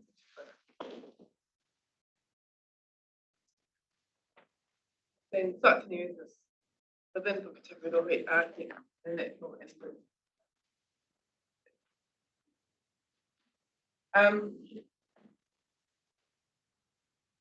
So yeah, in my role as secretary, I'm not the mātauranga. I don't think and I have the extreme privilege of sitting with others who do. We wanted to actually delve into some of it. So I apologize if I can't answer any of the questions, but I know there are others in this room who have that kōrero, some of it, who could perhaps speak to it.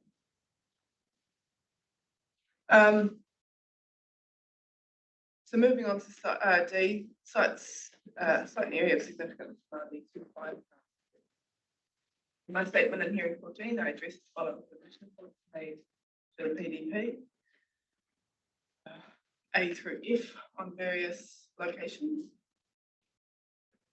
Specifically in relation to submission point 526.1 regarding Te Kāriri Park, which it says in my D259 I acknowledge I omitted reference to this element of the submission, focusing on Mātai Tawa Park. Mr. Hooper in his submission states site 2593 is a previously unknown site of significance to us that shows no landform indication and is subject to intensive grazing and historical cultivation. This site needs further location clarification and verification. Future cultivation and upgrading fencing need be permitted activities. Mr. Hooper provides no evidence in relation to CESM 259. I understand the panel has heard a large amount of evidence from tangata whenua submitters to PDP, specifically that the tangata whenua values associated with a CESM, where it may have been physically disturbed, can remain.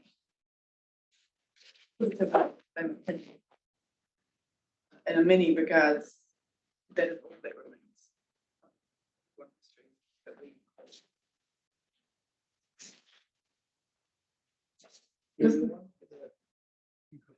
So up for us, if our friends open. One of the next. you ready to see that? Is the SESM, is this SESM site in the plan or is this? It is. Let's, Would you like to see it on Yes. the GIS? yeah.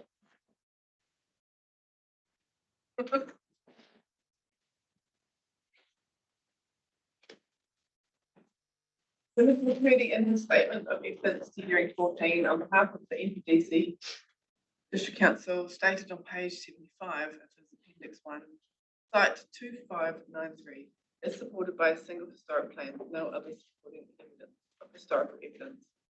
This does not meet the evidence requirements for recording in the district plan. However, given the quality and otherwise accurate nature of the survey plan, it is recommended that the site be considered for inclusion in the district plan, as this will provide clarity to the landowner around the high risk of the park being present in the project. Wakatipu Tapu support that the site be considered for inclusion in the PDP. Yes, the purpose of SESM's trigger for that conversation again, that it indicates to landowners that there could be something there, and provides us a little bit more security or confidence around that conversation occurring, rather than it have never occurred and the site is further degraded.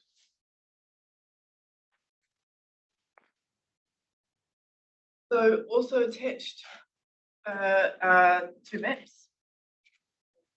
First is the Māori Land Survey Order Plan 618, referred to in the committee's evidence. I understand this was surveyed by an independent surveyor for the survey scheme, 15th February 1897, in which it identifies the Te Karere Park.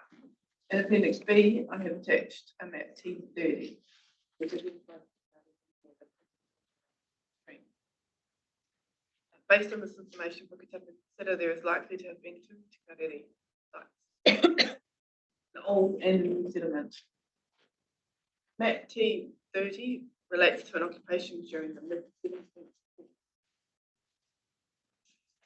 During the period of Rototipo occupation when into iwi wars and which reflects the location of the old settlement. The second plan 618 being the occupation in the mid-18th century during the Tamati Te Iho. This reflects the location of the new settlement in SESM ID 2593, identified on Mr. Hooper's property. In addition to the above, Hapu know that our people known as Ngāti Reiki Atane lives in the area of Te Karere Park, set out in the draft statement, previously expired.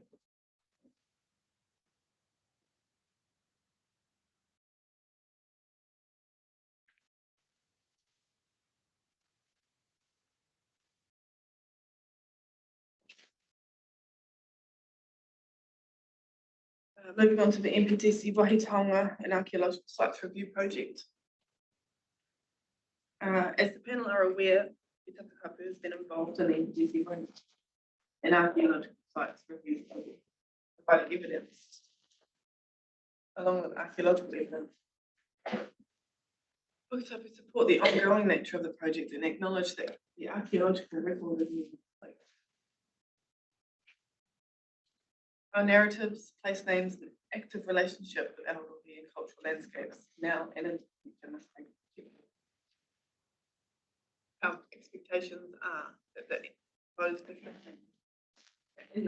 in outside areas and landscapes of significance will be given the utmost protection.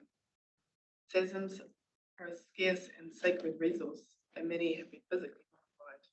Those sesame need to be protected, especially for the modern that we only use that we use on a daily basis to guide us.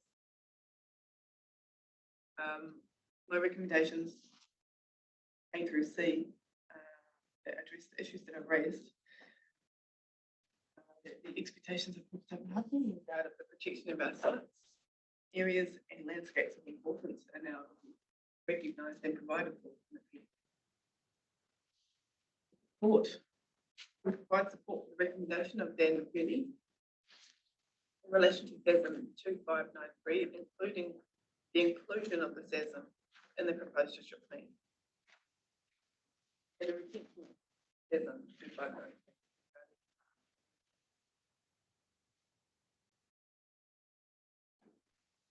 So that's what was prepared. If you have any questions. Thank you for preparing. Thank you for preparing this.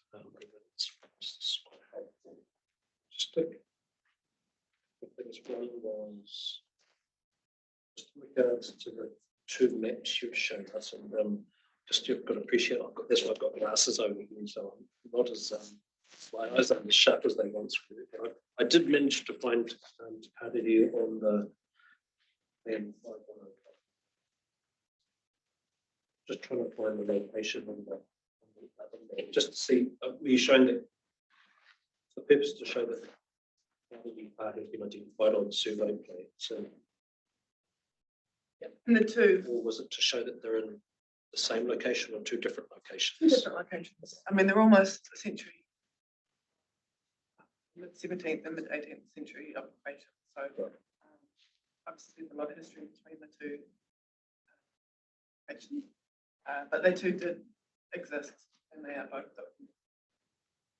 And the current location that we see here, this is related to the second map, which you'll say this. And just in terms of those ancestors, those tupuna you've identified on, are you saying that these are at the time of those ancestors, or those ancestors are associated with Te Karere Pa? We can simply have 42 identified as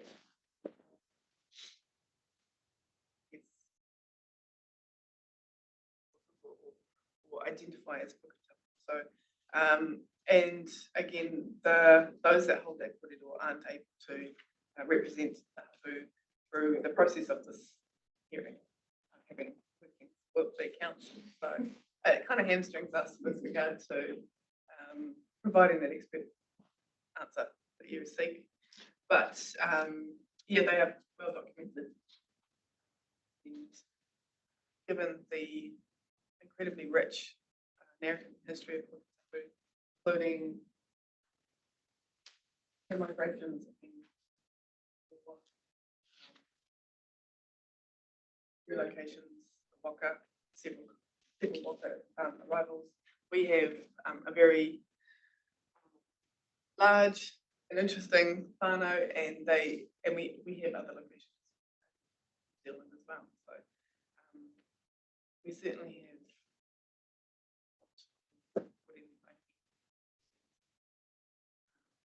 in another format perhaps time on that, but yeah.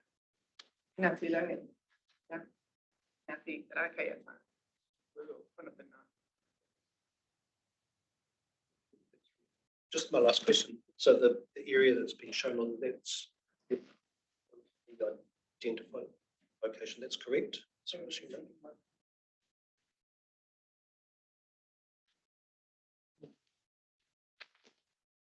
Thank you, Fern, and I don't have any questions. I think everyone's clear. And just double check with David.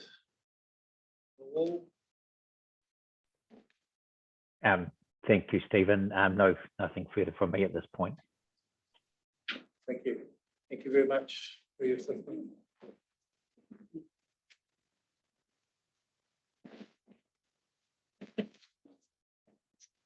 It's actually just that they're making good decisions. They've successfully completed their. It's over here. Some decisions on. Another one. Okay, okay. Yeah, how did you find it? Was it good? Fantastic. Yeah, Yeah. lovely. Good. Yeah. Well, Awesome. Few of those that were refreshing of West Down and really well done and a great system. Yeah, Maria, welcome.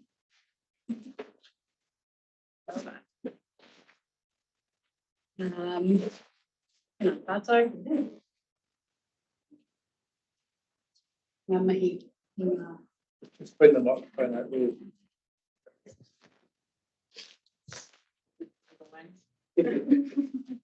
ngā mihi ki ngā hapu ngā iwi, ngā whānau o ngā iwi o Taranaki.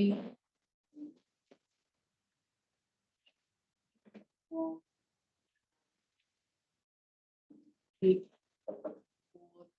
district plan review. It's been a very quite an intense process that the hapu have invested a lot of time and effort in because that's who they are and that's what they do. So I'd really like to acknowledge and honour that mahi. That's the whole New Plymouth district will benefit from. So I think that's really important to say first off. And thank God it's the last one. Yeah. In terms of my evidence to this hearing, I think it's fairly straightforward. There are 3 areas that my evidence addresses. The first is in regards to the glossary definition distinction, and I listened to the kōrero on Monday regarding Monday afternoon regarding that, and I didn't have any particular recommendations on that. So the purpose of raising it in my evidence was just to pose that question around why some terms are listed as definitions, why some are included in the glossary, and how they would be weighted in terms of implementing the district plan. Just so that was out there, I guess. So yeah, I have nothing further to. Joe will like that, and we had a good discussion about that on Monday afternoon. So I have nothing further on that one. The second topic is around the rain and grey water tank provisions, and Julie sent through the Becker report that that Ra referred to, and so I had a quick look at that, and I have a few reflections on that report in light of our submission, our further submission in support of Climate Justice Taranaki. And I think first off, the purpose of the Becker report, as I read it, considered that it was somewhat different to the submission for the further submission that Te Kahui o Taranaki made. And the report investigated rain and grey water tanks.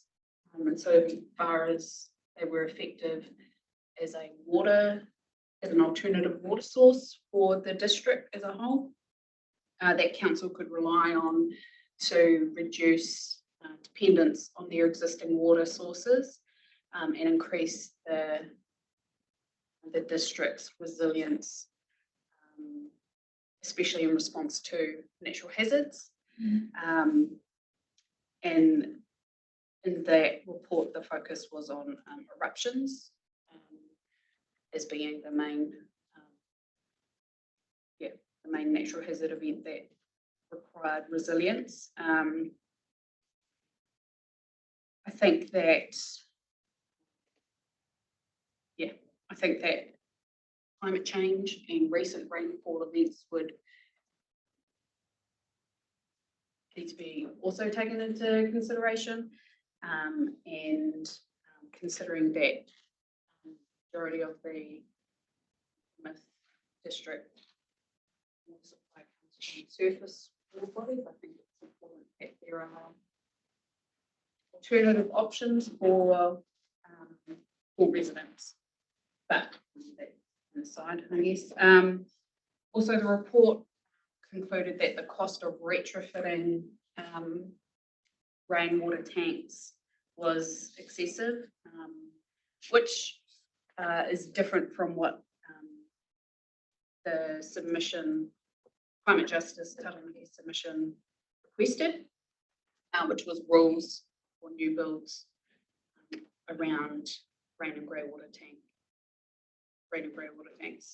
The report did acknowledge that cost of these systems for new builds was less prohibitive and was more acceptable. So those are just my reflections on that report. I still support rain and grey water tank provisions in the district plan, but I accept that the council have a different position in that. The third area evidence covers is the sites and areas of significance to Māori. I understand that a site visit has taken place for SASM 87, and we'll await the revised map. I understand that it's in the process of being generated, and that there will be a process around that, just double checking that what the map that's produced is indicative or is, does show the correct location of the SASM. But on that basis, I support Ms. Ritchie's recommendation for that SASM site. For SASM 108 and 2442, I believe that there's a site visit scheduled. And this is a property that has a number of sites within it, and who have spent a lot of time with this landowner discussing the cultural landscape, and I understand that the submitter has received logical evidence provided from by council. And that submitter hasn't provided any evidence questioning that, or so I'm not entirely sure what the submitter is hoping to, what outcome they're looking for, but it's been, Hapu has, there's plenty of cultural evidence to confirm the existence and location of these SASMs within the wider cultural landscape on this property. And as a number of tangata whenua submitters have reiterated during this process, it's for tangata whenua to determine the effects on their values and also and similarly to articulate what their relationship is with their sites and areas of significance. So I don't anticipate that these sites will be recommended to be removed, considering the amount of evidence that is available. Yeah. So I'll be interested to see, I guess, the outcomes of the site visit and any maps that are, if there are any changes to the existing planning maps. Yeah.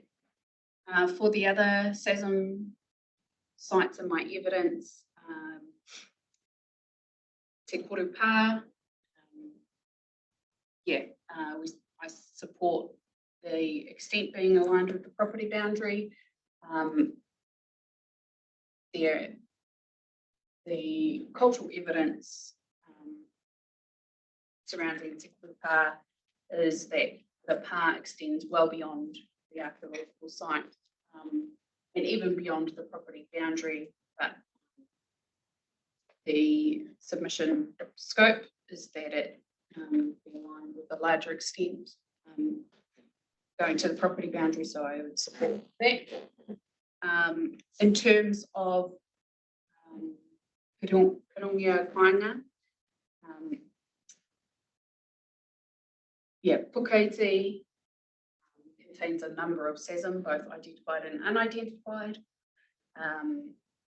and Ngamahanga Tairi have had a number of interactions with TRC regarding SASM and the significance of Pukeiti and the relationship between Hapu, Pukeiti and the Maunga in general. And I consider that there's not enough, that there is enough cultural evidence to support the retention of SASM 213 in its current location, and recognise that there is ongoing work required for the Wahitapu review to identify additional sites should Hapu wish to have them included in a planning process. So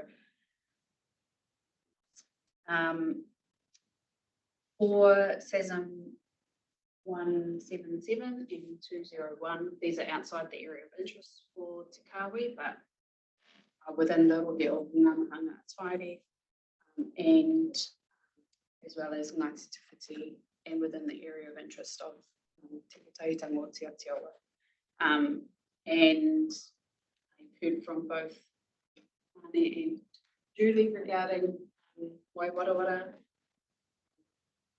and I would support the recommendations of on that site.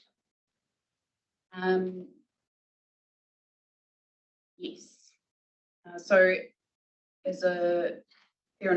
I've made no specific recommendations as part of my evidence. But depending on the planning, any planning maps that are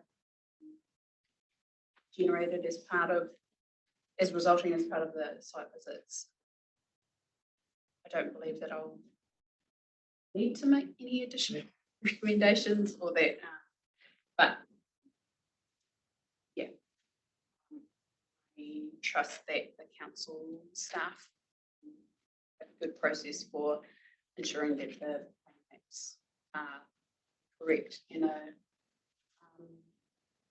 produced in accordance with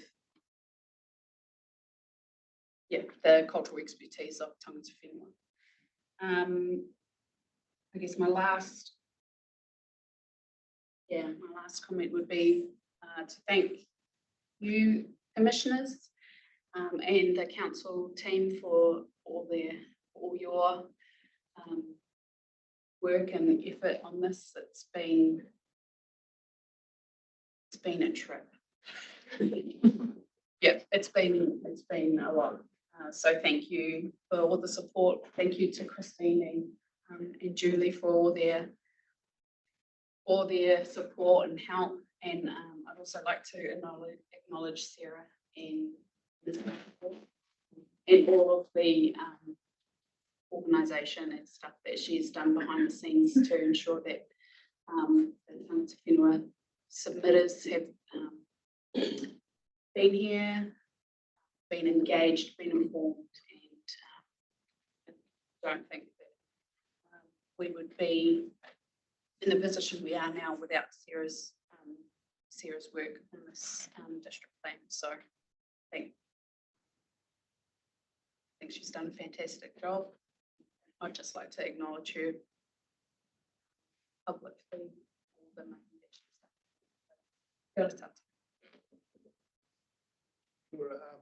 Before Angela might have some questions, Joe, the process for these site visits and confirmations and mapping and stuff, you're doing that to the best of your ability up until the right reply, but you're checking back on the site with the as you go along, or that's Representatives and people who need to see the maps. yes, I thought that would be the case. Just wanted to double check. I didn't have any questions. Good to see you going first. She's got responsibility of breaking up. But David, just double checking any final. Thank you, Stephen, and thanks, Maria. Thank you for those very kind words that you gave. Pretty much echoed by myself also. This is probably my 6th or 7th district plan hearing, and I found it to be the most contested of any one that I've been involved in, and the quality of evidence from all parties has been exemplary. So thank you for your contribution to that. Thank you, Stephen. Thank you, Kit. Good evening. Thank you, Maria. Fiora. Last but not least, still links to saying, isn't it? Yeah.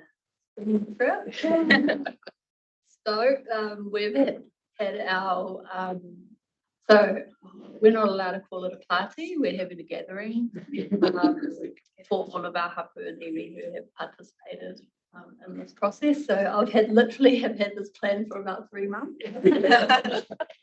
And it's tomorrow. But anyway, we can talk about it. She doesn't notify you hearing date next week.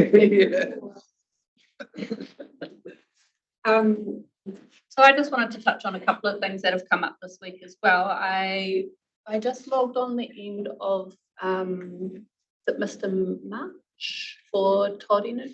No, sorry, Mr. Quinn for Todd Energy the other day. And I think you raised a question around whether or not we had considered Te Mana o Te Wai during the those areas for Todd Energy. So just to inform you, I did raise that during the conferencing, and as a result of that, I visited the. I'm familiar with the Makipika plant down Otarawa Road, but I hadn't visited the Junction Road one, and so once I went there and saw it, I felt that the water bodies rules would probably, I guess, be able to manage the effects on the water that runs through the site and around the site as well. So yeah, just So you're comfortable with the wider footprint on that area, is that what you're saying? Yeah. All right, thank you. I think where we got to on the conferencing was good. You might have seen we did agree to remember if it's an objective or a policy around that relationship between tangata whenua and the landowner, the operator of the plant anymore. But Hamish, I asked him to go and have a look at Junction Road himself just before he finishes his write reply.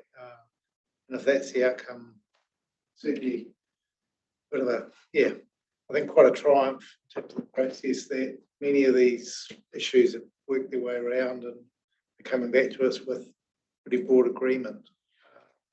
And Mana Whenua have been, well, our hapu witnesses have been a great part of that. And we've had to step up to get involved in lots of post-hearing or processes which have added massive value. So thank you, everyone involved in those. And the other one that came up, I was just looking at some of the other information that had been submitted during hearing 23B, and there was a map from Peter H from Federated Farmers. Sorry, thank you. And he'd actually identified the De Havilland Drive property, which Te Pūtaitinga o Te Atiawa own as being rural, but it's industrial.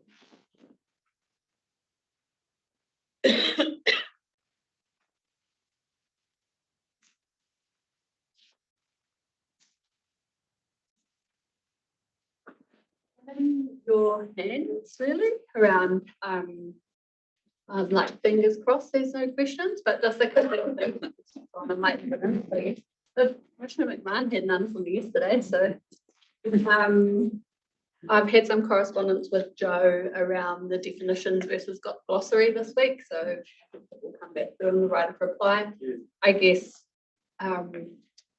if once I've prepared my evidence around for this particular hearing was, are those terms in the glossary really required? You know, the strategic direction that plan users should engage the expert advice of tangata whenua that, and you know, there could be multiple interpretations of a kupu Māori, of a Māori word. So is that glossary needed? That was my question really. There and I did refer to it in my evidence, but we were discussing it in the tari in the office as well around the definition of kaumātua, and there's obviously different kaumātua statuses. For example, te poihi be viewed as a kaumātua amongst our whānau, but yeah, in other instances, perhaps his youth might not be. So just that sort of, to give you that as an example. So this morning you've heard from Julian Fern around the sites, Waiwarawara and Te Kārere Pā as well. So I support the recommendations as well of Julian Fern here. And just to highlight, I guess, that some of the submissions raised queries around process. And the identification of those properties have followed the site reporting guide, which I understand has been, I'm not sure what the kupu is, but has been critiqued through the Environment Court as well, through Plan Change 40. So just to highlight that really. And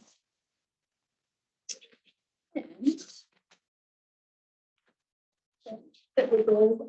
You'll see I've obviously recommended some site amendments to policy, the FUS P710, which is around the engagement of the advice of tangata whenua as well to inform design and development of the no structure plan.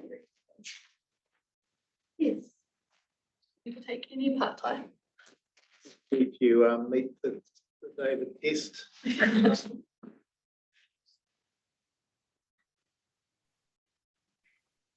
Good morning, Sarah, for the last time, no doubt. I just on that last matter regarding the policy regarding tangata whenua engagement, your microphone was cutting in and out, and I just couldn't hear what the policy number was. FUS P710, 10 in brackets.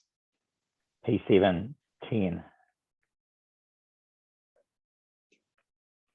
Okay. So I'm sorry, I'm still not hearing you. Can you just repeat the full policy reference? Yes, Buzz P710. Yeah, for which chapter? Oh, sorry, it's the future urban zone. Ah, thank you. Yep. Fuzz. Oh, yes, sorry, Fuzz. Thank you. I hear what you're saying now. Okay, and what can you just elaborate on the point in terms of that policy that you're wanting us to take away? So the key things that I've recommended are the removal of cultural from the expert cultural advice. So it would read the expert advice of tangata whenua. And Yes. also for point A of that policy is the removal of incorporating and replacing that with incorporating. So removing incorporating and replacing with informing. So that point A would read Mātauranga Māori informing the design and or development of the structure plan area. Thank you. That's very clear. The only other question I had was the first point you made about the glossary, and clearly the meaning of words is important. I think you accept that, particularly where a term can be open to different interpretations. It's obviously important to have a definition of that. In terms of the remaining terms that are undefined, are you confident that the scope to introduce definitions to deal with those matters? I have at paragraph 44 of my evidence recommended those terms which have a definition either in the Resource Management Act, the New Zealand Coastal Policy Statement, or the Pohere Tonga Act. So those are the, and sorry, mahinga, and obviously mahinga kai as well, which is not necessarily defined, but quite clearly articulated, I guess, through the MPS freshwater. But some of the other terms that are in the glossary I felt are already explained through the plan. So they didn't necessarily need, and they are those kupu are only used in specific parts of the plan as well. So for example, ukai pōtanga, which is in the glossary, is already sort of defined in the Kaupapa Māori values framework. So I didn't think that needed to be in the glossary. Yes. So what you're saying is that there's more than one way of defining a term. It can be through a narrative in the plan. Doesn't have to necessarily be a definition as such. Yes. Yeah. Okay. Thank you for that clarification. That was all from me, Stephen. Thank you. Yeah.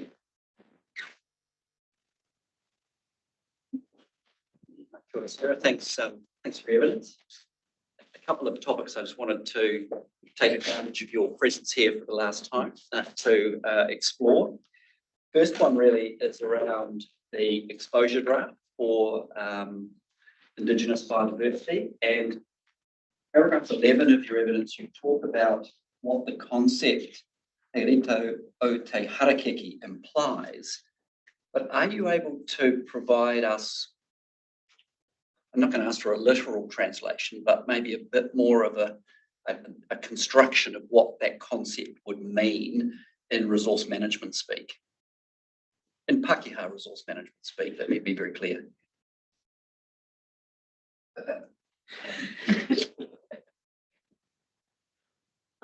Looking around the room at those who might be able to explain it actually for you. So just not probably I need further explanation on what surrounds and the context of where it's used, so I can sort of grapple with the words associated with. Sorry, that was the lawyer in me wanting to take the thing completely out of context. Let me. I'll bring you back down the. Fair enough. To the Harakeke, and we'll speak from Let there. me just see if I can bring up the exposure draft. Where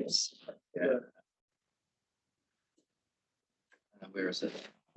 Process plan, NPSIB exposure draft, not government policy, apparently.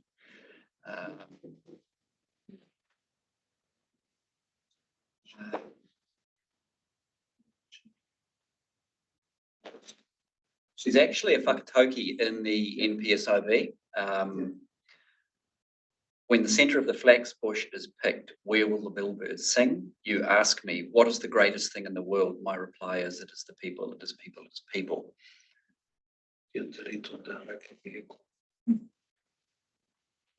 Yeah, so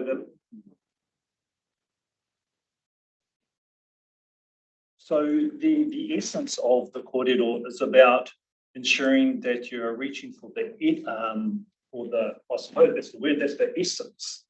Reaching in what is the origin, what is the source, what is the main or the significant point in a particular context. And in this case, it's relating that people are the center of focus and when we're dealing with activities. So that's the sort of context that or explanation that I kind of get from this concept.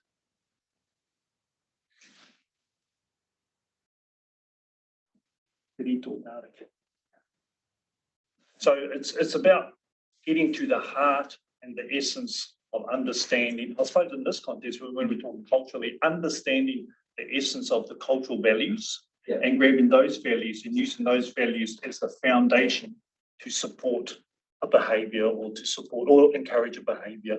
So to be, and in this particular whakatauki tanga kōrero is talking about the people being at the heart of the activity. That's really helpful. Thanks.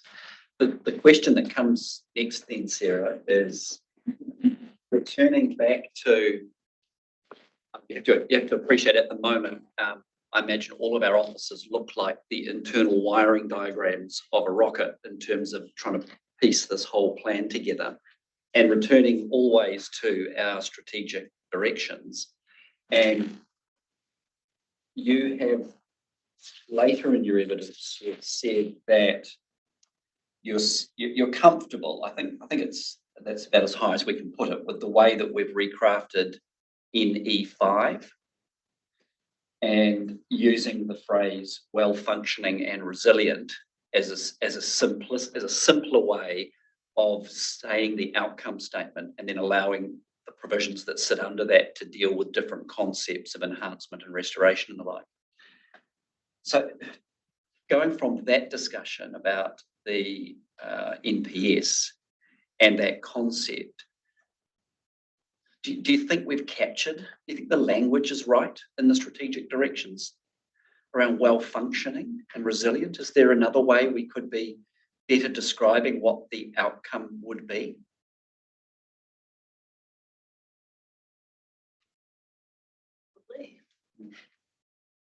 I can't give that to you right now, but I think I guess for me, just give you a little bit of context. So we've had the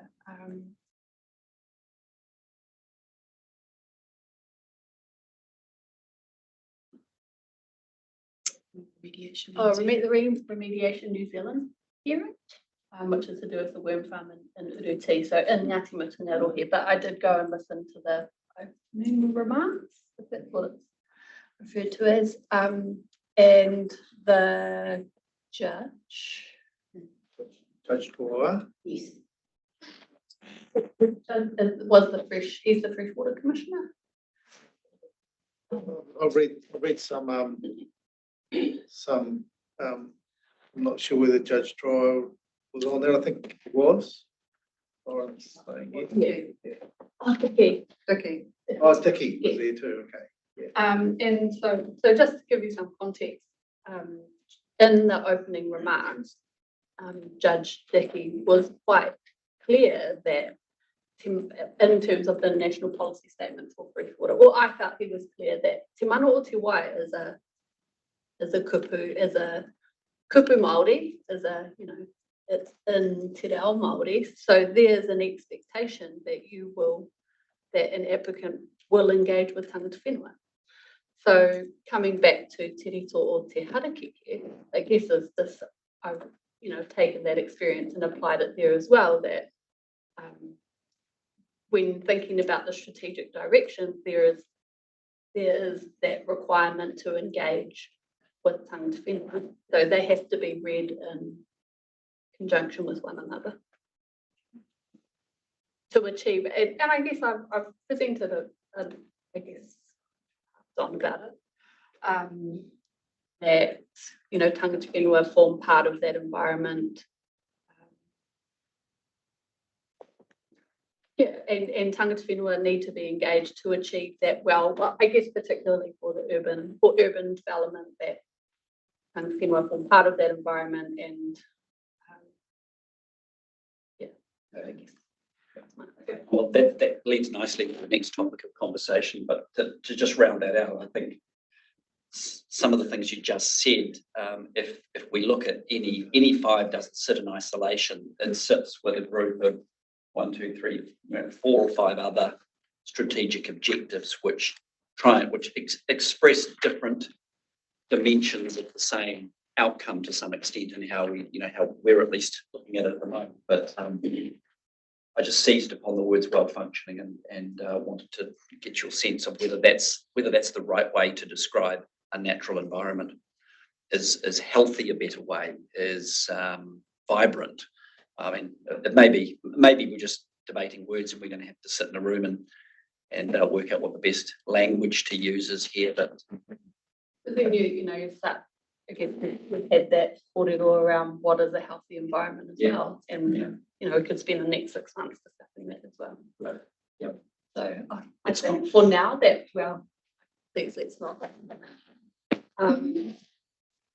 Yes, I mean we could continue to keep out what those words look like. It was Judge Newhook. Okay. Yeah. Okay. So the next thing I really want to talk to you about is, and it's come to us, it's packaged up as this concept of what's the best way to express the vehicle to engage tangata whenua expertise on matters that require consideration after the plan is finished, i.e. resource consenting and other processes. And we've had a number of conversations over the last year or so about this. And from my perspective, it really goes to the heart of the wiring of this machine.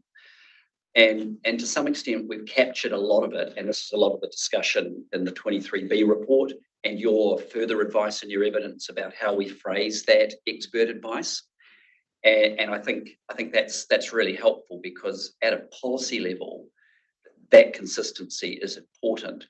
And it's also relevant because at a policy level, that those sorts of statements obviously will directly impact upon how activities that are discretionary or non-complying are going to get processed.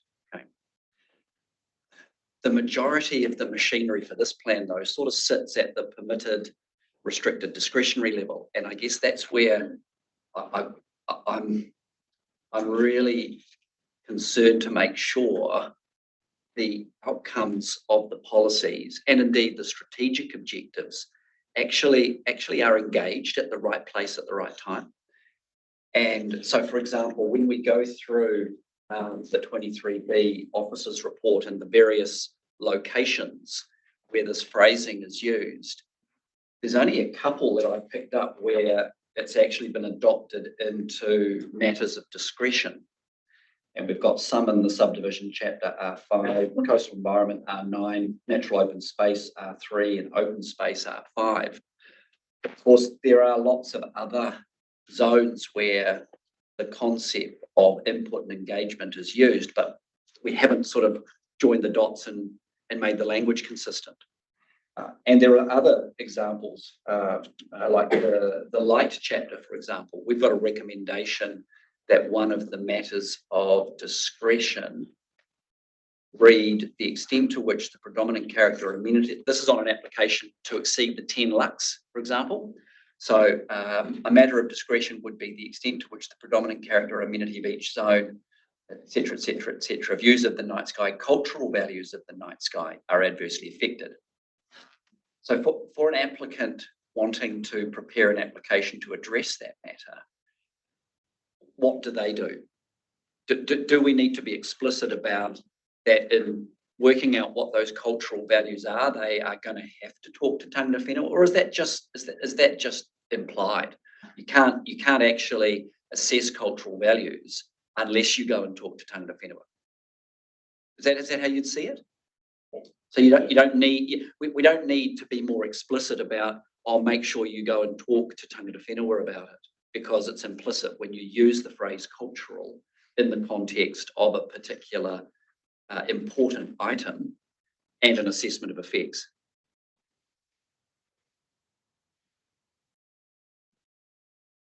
I'm following you. And I think in some of my earlier evidence, I probably did recommend assessment criteria which had that you need to engage with tangata whenua, and obviously it's evolved through the plan process. So, and even through some of the conferencing that we've done on some of the kaupapa, on some of the topics, we've had that.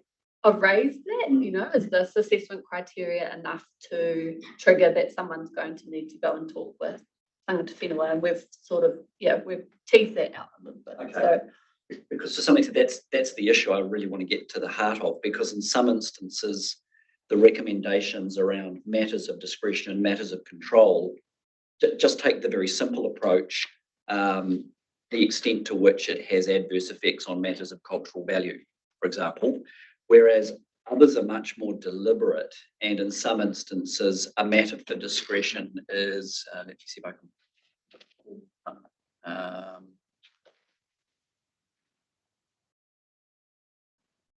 no, I'll get one.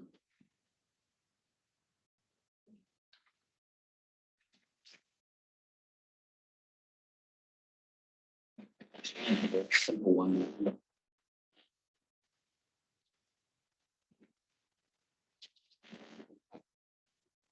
All right, so subdivision rule R5, there is a recommendation, well, there's a matter of discretion proposed. This is the one you talked about in your evidence, actually, whether the subdivision has the potential to compromise cultural, spiritual and or historic values and the interests or associations of importance to tangata whenua, and if so, the expert cultural advice provided by tangata whenua as a matter of discretion. Okay, very, very explicit, and I guess and I think that particularly in an area where the activity is quite important, and there's no policy framework that repeats it on a restricted discretionary activity. This is really where the rubber hits the road, isn't it?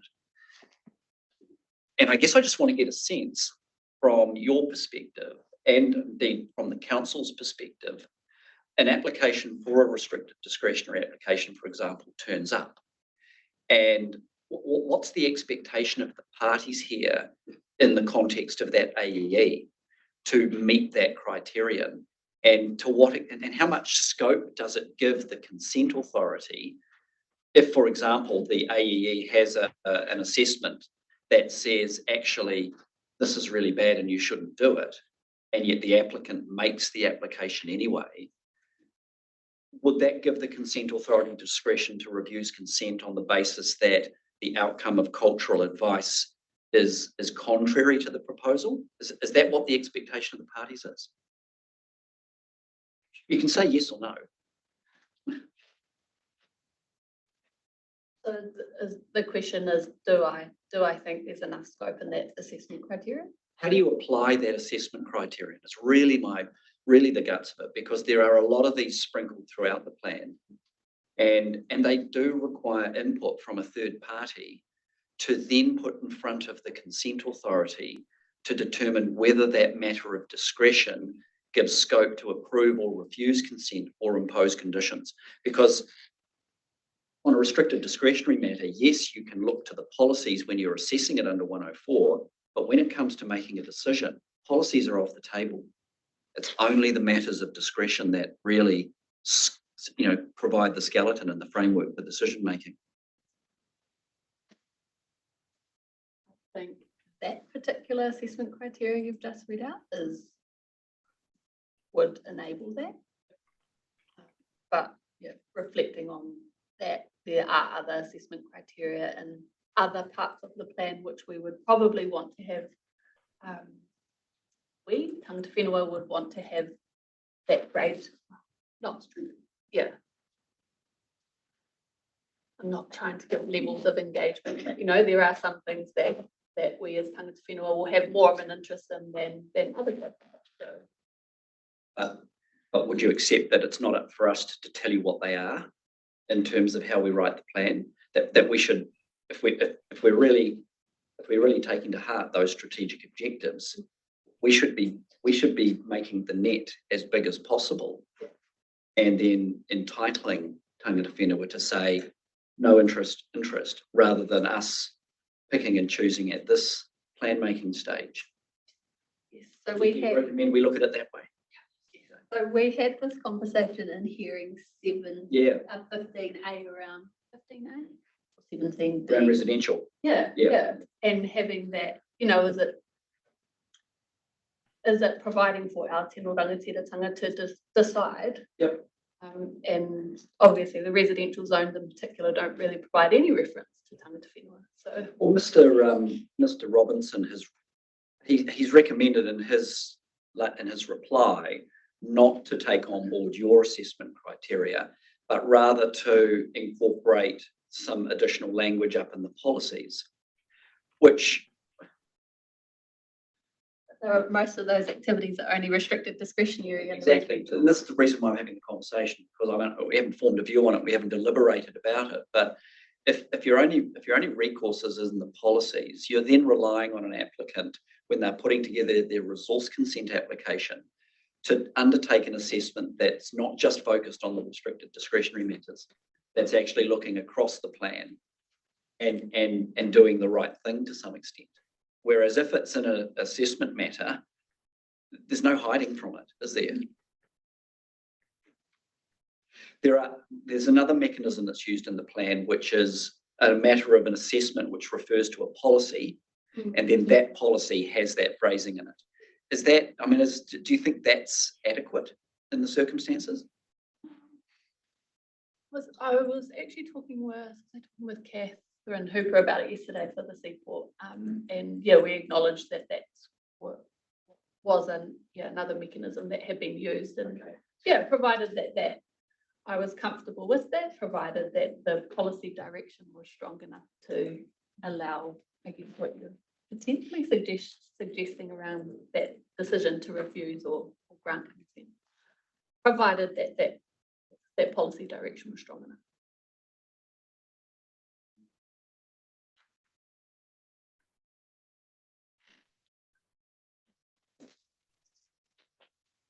Kat, I don't know if you can hear me.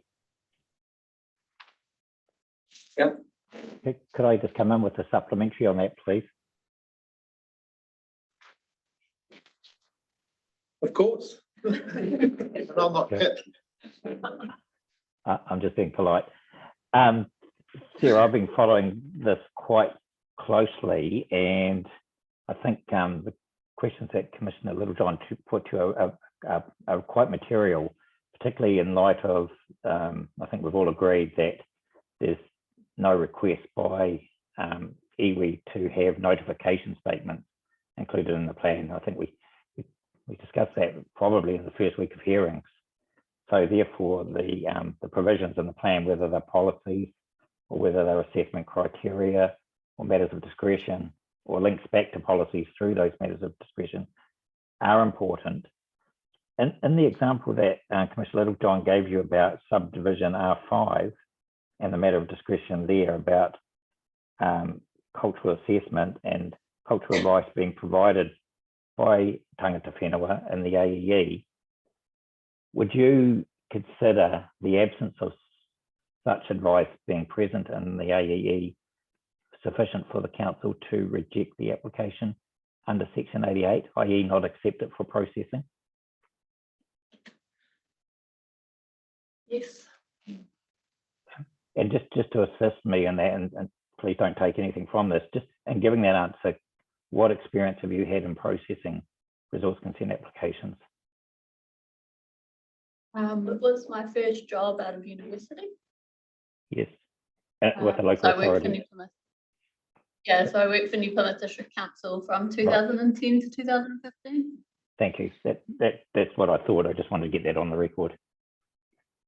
Okay, so the absence of that information in the AEE might deem the application to be incomplete or insufficient and would enable the council to not accept it under Section 88 and ask the applicant to go back and furnish a new application with that cultural advice present. That's your view? Yes, yeah, and to expand on that, I think you and I had this conversation during hearing 2 as well, around how statutory acknowledgements work, and the advice that I've been giving in my role at Te Koteitanga for 3 years now is that only tangata whenua can determine those effects on the statutory acknowledgement. So in most instances where tangata whenua haven't been engaged at pre-application stage, I've in the advice that Te Koteitanga provide back to the council is those applications should be returned as incomplete under Section 88. Yes, I recall that discussion. Whether or not that advice is taken on board is another story.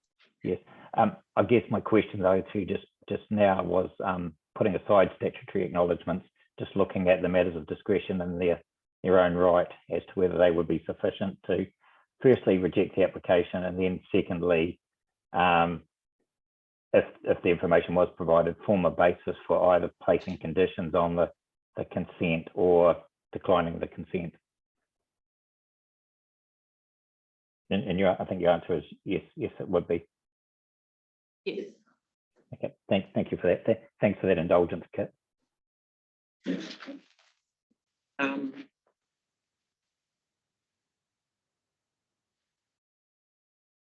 Okay, I think I've ventilated this enough times now to sort of reach some thinking that we're going to deliberate on shortly. So that's good. I guess one last follow-up. Given the way in which you have recommended the removal of the phrase cultural from that cultural advice, is that because of the way in which it's expressed within that concept?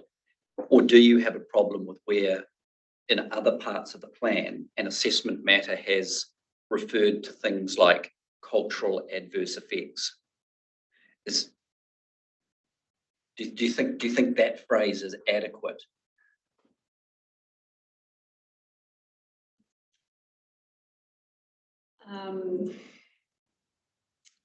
So in this evidence, I've raised that concern around cultural, based on my experience, has been, we as tangata whenua, we get put sometimes into this box of, you only deal with your past sites and you only deal with your marae. And so, among other matters, so I've recommended its removal to ensure that there's that direction, that we're much broader than that. Yeah. And that, Agree. yeah, so that's just trying to get it outside of that box, I guess. But I can see the linkages between those assessment criteria. For example, coming back to that light proposition, the criterion which talks about the extent to which cultural values of the night sky are adversely affected. An applicant might take the view that following a few Google searches through the plan, that there are actually no recognised cultural sites of significance that are affected by their floodlights, and then just state that in the AEE and sort of avoid the need. So in that scenario, you're reliant on the consent authority to say, well, yeah, I get what you're saying, but you need to find out because it's broader than that. Yeah.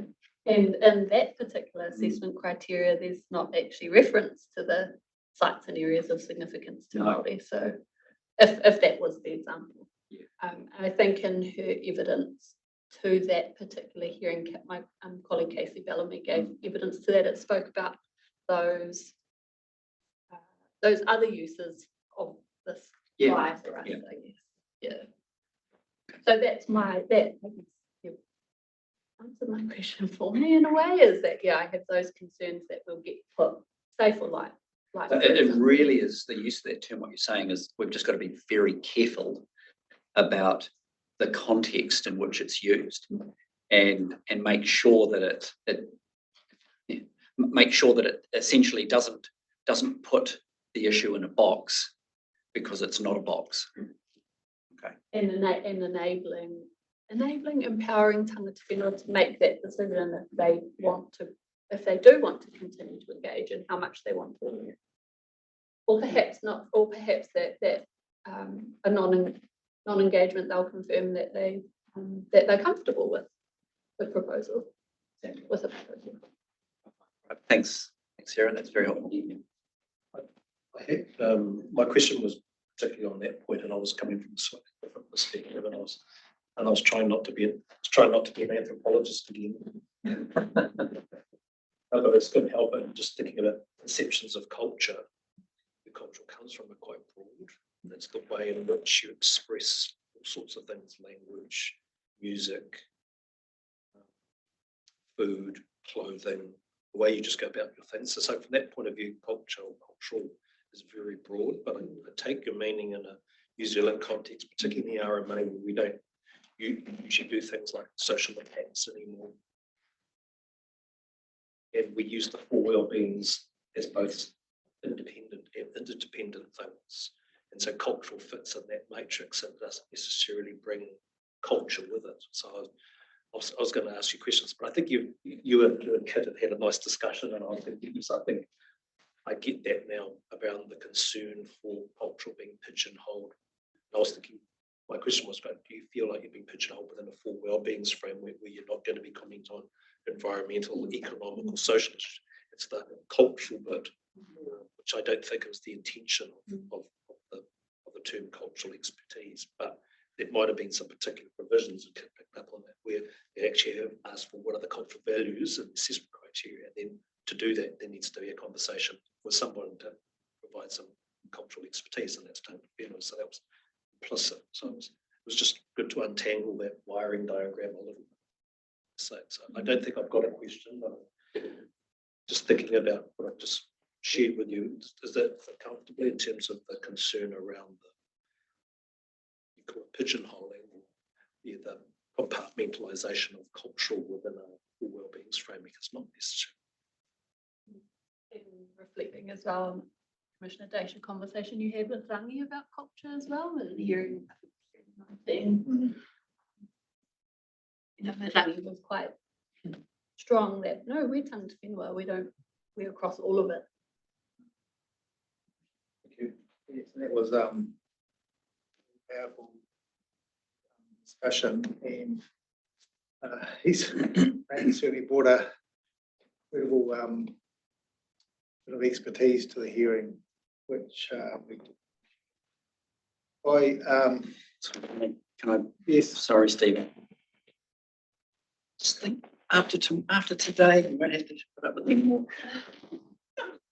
Paragraph 50 of your evidence, I just wanted to check back in, and it's mostly because I'm in the throes of doing the report on the future urban zone at the moment, so this is quite timely. Your recommended change to sub-policy P710. So this is a matter that needs to inform any plan change for the future. And don't take this the wrong way, but I wonder whether the second phrase and or the kaitiaki and mana whenua responsibilities of tangata whenua actually add anything in that proposition. Because if the starting point is the expert advice of tangata whenua, including with respect to Mātauranga Māori informing the design, maintaining or strengthening relationships, methods to avoid, remedy or mitigate adverse effects, doesn't the phrase kaitiaki and mana whenua responsibilities of tangata whenua sort of live better as in that part of the sub policy? Mm-hmm. Yes. Okay. All right. Excellent. Thank you, Steve.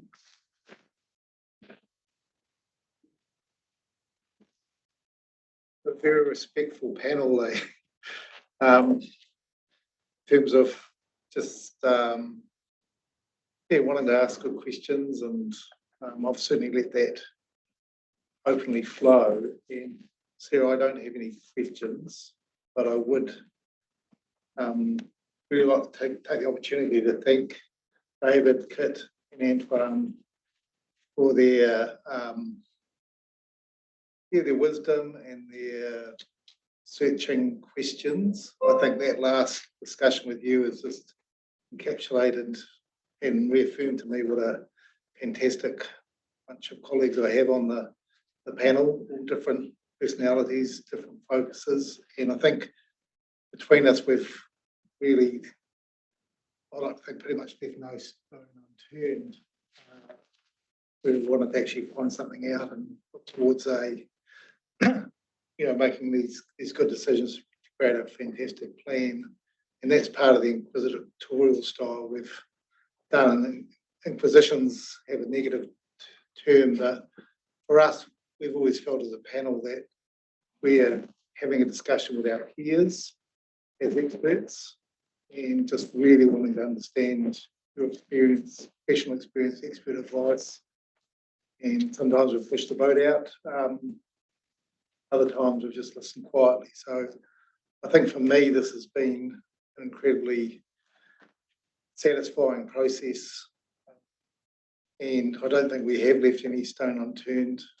And just reflecting on some of the matters we've asked for some further consideration, advice, and come back to us. Those have unravelled some issues with participation, and these hearings are all about public participation.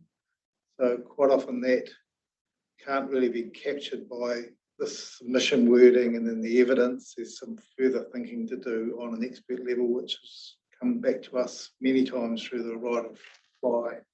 So just reflecting on that, certainly when you see our decisions or recommendations come out, we feel that the process has delivered us and the council's rights to reply in most circumstances quite a settled position, and we'll be reporting on exceptions where we think, okay, we perhaps don't agree in the round with where the process has got to as reported back to us in the right of reply, but those will be very much by exception. So to me, the process has worked its way through and has allowed us to receive the very best advice. And right at the end, the discussion about the Junction Road Power Station is the last example of that, where it's pretty finely balanced. We'll see what Hamish has to say, that we might get an agreed position on that. So look, I think with that, we've, Sarah, you're our last expert from the submitter side. We yet to hear from the council team. Julie's, for some reason, we've provided with a Kit Kat and some tissues, so I hope it's not too emotional. We'll finish up and what the code for that was. Being asked Julie. With that, I think we'll just close this part of the hearing. For those listening in online, there are two other processes to finish today. Firstly, there's a right of reply from the Seaport team, council team, 42A reports, which we'll take first, and then there's a right of, so these are verbal right of replies, and then a verbal right of reply from the council team on hearing 23B. But I think it's time to take a break. And Julie, any advice on timing or when we come back? No, I'd probably be guided by Sarah and her team along those verbal rights of reply, noting that you've got a commitment at 2 o'clock, where I do a site visit of the port to do with the Seaport hearing.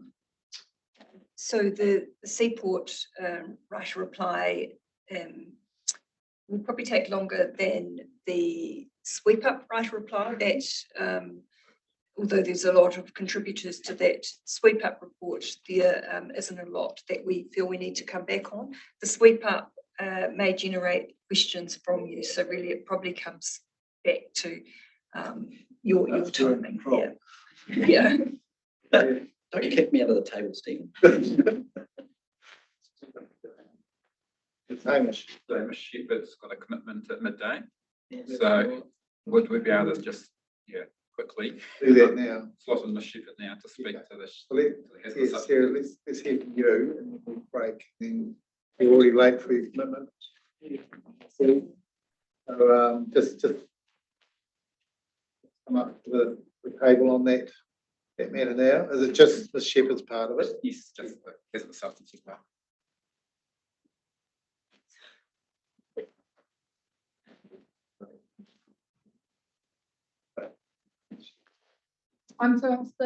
Sorry, Miss Shepherd is spoken, could we just have our whakakapi for our? Yeah, yes, that's right. I didn't get to have my last say. Everyone in the district's going to have your phone number on speed dial, Sarah, just.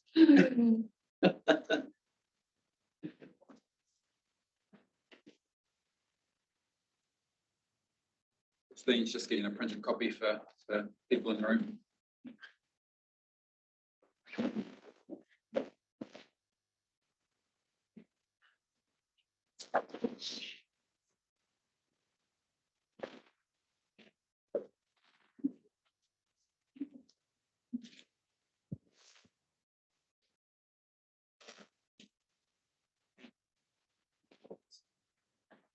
This starts, we'll catch up with the printed copy when it comes to us. I am addressing sort of three matters, verbal right of reply specific to the hazardous substances aspects. There were some of the questions that came up were around particular to hydrogen. So I'm just going to provide a quick summary of the current state of play of hydrogen and projects that are currently underway in New Zealand. The first green hydrogen plant in New Zealand has started production. This is located at Taupo and uses electricity generated by the nearby Hokai geothermal power plant. It has a long-term goal of providing hydrogen supply that includes transportation, storage and refueling. Ports of Auckland was mentioned. They have resource consent for a refueling facility at the port. I understand it hasn't been constructed due to funding and supply chain issues since COVID, but they now have a new equity partner to help move that along. In that consent application, they did propose decompression walls around the facility, and the primary purpose of those was to reduce the momentum of high pressure hydrogen release and to reduce the impact of potential loss of containment. And that was driven by the need to avoid hydrogen accumulating under the nearby petrol station canopy. I think you pointed out the location of that petrol station. Haringa Energy have 4 refueling stations consented and under construction, located in Hamilton, Palmerston North, Auckland and Tauranga. They have plans for 24 stations across New Zealand by 2026, including 1 in New Plymouth. And then Haringa, in conjunction with Balance Agri-Nutrients, were granted the consent for the by South Taranaki District Council last year by that fast-track consenting process. And that's for a hydrogen facility at Kapuni, which will be used to replace imported diesel, which are currently used for heavy transport and in the plant. And according to Haringa's website, construction is scheduled to begin next month. So I suppose, hydrogen is here. It's just in that process of scaling up. There was an article in the newspaper today where Germany's just released its first hydrogen powered set of trains that are going to be running along German tracks powered by hydrogen. So it's certainly coming fast, I think. You agree with that? Yes, there's significant investment around hydrogen at the moment. And I suppose speaking to the likelihood of this before, I consider a large production facility, and that's sort of in the context of what's been considered down the Southern Green Hydrogen Project, is unlikely at Port Taranaki in the near future, so it's sort of the district plan lifetime. Mr. Dingle spoke to some of those reasons in terms of this other things that will come first, like wind generation. I do need to consider incompatibility with existing hazardous facilities at port and methanol storage. However, there are 4 forms for hydrogen shipping, which includes the liquid hydrogen, ammonia, compressed hydrogen, and the liquid organic carriers like methanol. With proven technology and established global supply chain, ammonia is considered most likely form in New Zealand in the near term.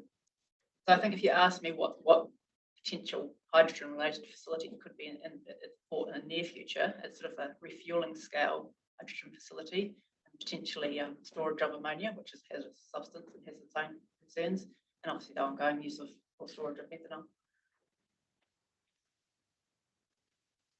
The other question was just a comparison around some of the hazardous properties of hydrogen compared to LPG. And it does have a much wider range for its explosive limits. So 4% volume in air up to 75% volume in air, you have flammable conditions.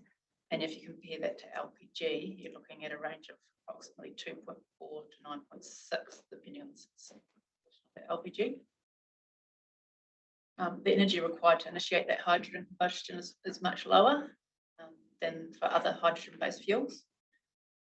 Hydrogen burns with a pale blue flame that's nearly invisible to daylight, so it's almost impossible to detect by human sensors.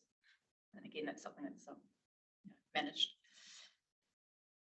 Hydrogen is light and will readily disperse, unlike LPG, which is denser and will settle and collect in low spots.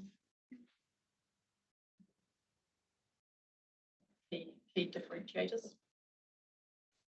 Moving on to the next matter, which was around the TPC5 well on site. The super noted in paragraph 57 of the evidence, as it presently stands, the operative and proposed district plan allows sensitive activities in the vicinity of significant hazardous facilities as permitted. Only sensitive activities are restricted, and in my view, it would not be efficient or effective to provide a different approach for the SLC site alone. For addressing that point, I considered that the TPC5 well has been somewhat misrepresented. It was discussed as being a producing well under the management of Greymouth Petroleum. And I just want to provide a little bit of background. So the well is a historical well that was kept and abandoned in around 1920. It has leaked for many years. That flow cannot be stopped. Elemental Group provided a management plan during the resource consent hearing process, and which had information about what was produced by the well. So at that time, it was about 30 litres a day of oil, 7.6 cubic metres of water, and 300 to 1,500 litres a day of gas. And the well has a concrete capping device which directs the gas to air, liquids to a separator. The water is diverted to a settling pond to the north, which if you visit the site, you'll see today. And oil is collected approximately every 6 months for disposal. And that system was designed and installed around 1906. My understanding is that Greymouth collects oil but doesn't have any other role in terms of its ongoing management.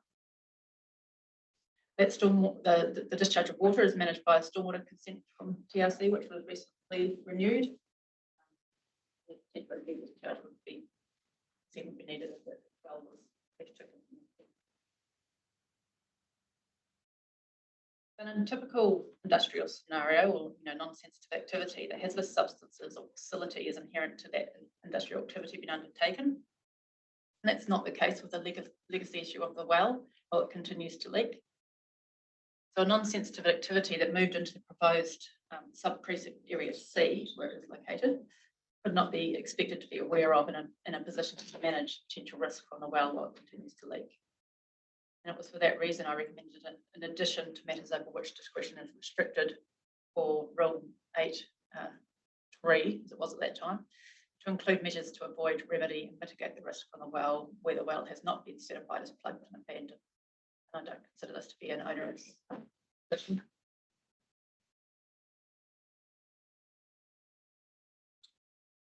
Continue? Yes, I think carry on. Yes. And the final matter was just with regards to risk sensitivity specific to hazardous facilities. In paragraph 6.35, Mr. Nolan stated that Mr. Van der Markhoff's evidence was supported by me. I made no such statement of broad support, but I did agree on specific points in my evidence. My evidence did not address the matter of reverse sensitivity to hazardous facilities. I referred to a figure, which is the zoning map of the proposed district plan showing the district the different zones and also the risk management contour around the liquid gas facility. There are single dwelling properties within similar distances to the liquid gas site, and they're located on Motoroa Street and Pioneer Road, which sit in the industrial zone. Also on Namutu Road and Harbour Street within the general residential zone. Then there are single dwelling properties within the medium density residential zone and located on the south side of Harbour Street, and at greater distances southeast of the SLC site. I do not consider that the existing sensitive activity with existing use rights provides justification for further sensitive activities to be located near hazardous facilities. These are single dwelling properties, and there's also been mention of recreational activities. So there's also the yacht club, which is an intermittently occupied space. And these contrast with the higher density residential use proposed at the SLC site. But under the proposed district plan rule has R1, the upgrading of significant hazardous facilities where the resulting 1 × 10⁻⁶ individual fatality risk contour increases the risk management contour mapped in the district plan. That is a discretionary activity. If the contours were to extend to a sensitive activity such as residential use, it would be difficult to demonstrate effects are no more than minor. And additional mitigation measures at the liquid gas facility would likely be required to reduce the risk management contours resulting from that upgrade. I refer back to paragraph 18 of my original evidence, where I reference HIPAP number 4, South Wales guidance. It is generally not meaningful to address societal risk when considering development applications for single dwellings in the vicinity of a potential hazardous facility. However, when a development proposal involves significant intensification of a population in the vicinity of such a facility, the changes in societal risk needs to be taken into account, even if individual risk criteria are met. Assessing the societal risk would be a means to further assess risk for a discretionary activity resource consent application for an upgrading significant hazardous facility. Increased residential population will increase societal risk. Proposed exclusion of sensitive activities from proposed sub-precinct A by SLC, that's making sensitive activities non-complying, provides a buffer from the liquid gas risk management contour in the proposed district plan of approximately 220 metres. Consider the exclusion of sensitive activities from sub-precinct A greatly reduces, but not entirely removes the matter of reverse sensitivity with respect to hazardous facilities.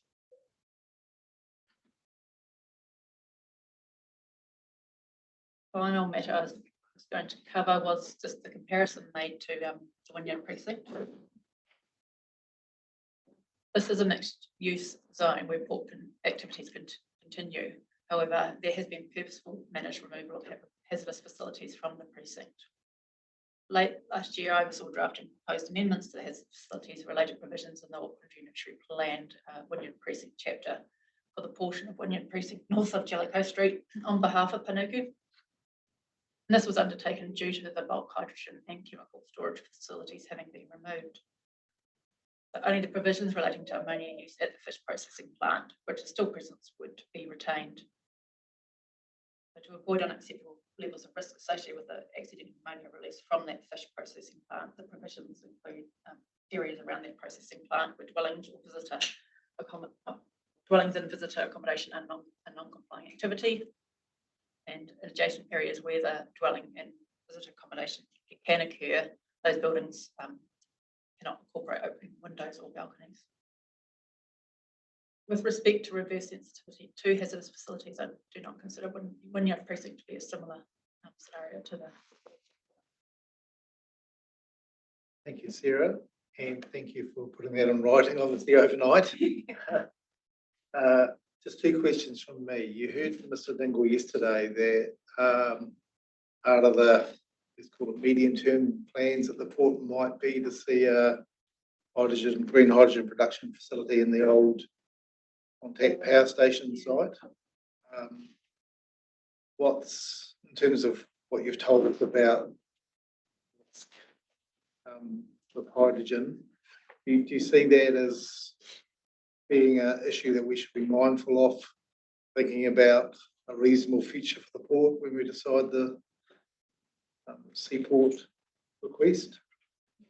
I don't think it can be discounted in a very longer medium term scenario. The technology and innovation around hydrogen is improving all the time. There are significant risk factors that obviously need to be addressed, particularly if you're looking at provide hydrogen and the temperatures and pressures that come with that. And that would need to be done. Not sure looking at the rules in the port zone, it would be sort of in the sort of place that you expect to be, like in a port industrial zone would be the location of these sites. Potentially, but you do need to consider those cumulative effects when you've got other. Facilities. There would need to be a QRA detail. In some instances, there may be a Puni where things are quite isolated. But that wouldn't be near a port, would it? So if you're transporting. But then you need to consider the transport, and that's why there are obviously I mentioned the different forms that hydrogen can be transported in. But it's not something to be discounted, but Entirely, but it's probably not imminent either. imminent. So my life, but once those residents who are there, they're going to be there, aren't they? Which is the issue. Longer than the life of the plane. Okay. So my second question is really, where have you got to with the reasonable future for the port and the life of this plan in relation to the hazardous substances matters, and what's your recommendation to us on the zoning? As I think, as my initial evidence said, with respect to the liquid gas site, the current level of risk is acceptable if you follow the rules that are in the plan and acceptable level of risk that is set. What it does do by putting intensifying residential use near the port is it probably ends in additional hazardous facilities or expansion of the existing hazardous facilities, which is that reverse sensitivity sort of aspect of it. And just that part of the port zone or for the whole port zone? Obviously the port and that's closer to that's the SLC site. Yes. So you do see some reverse sensitivity effects potentially. I think if you recall when we were talking about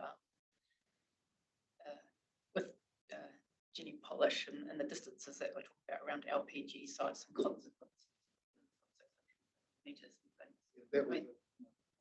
It was another hearing, but it talks to the distances that can occur around some of these facilities without mitigation measures put in place. David, did you have any other questions?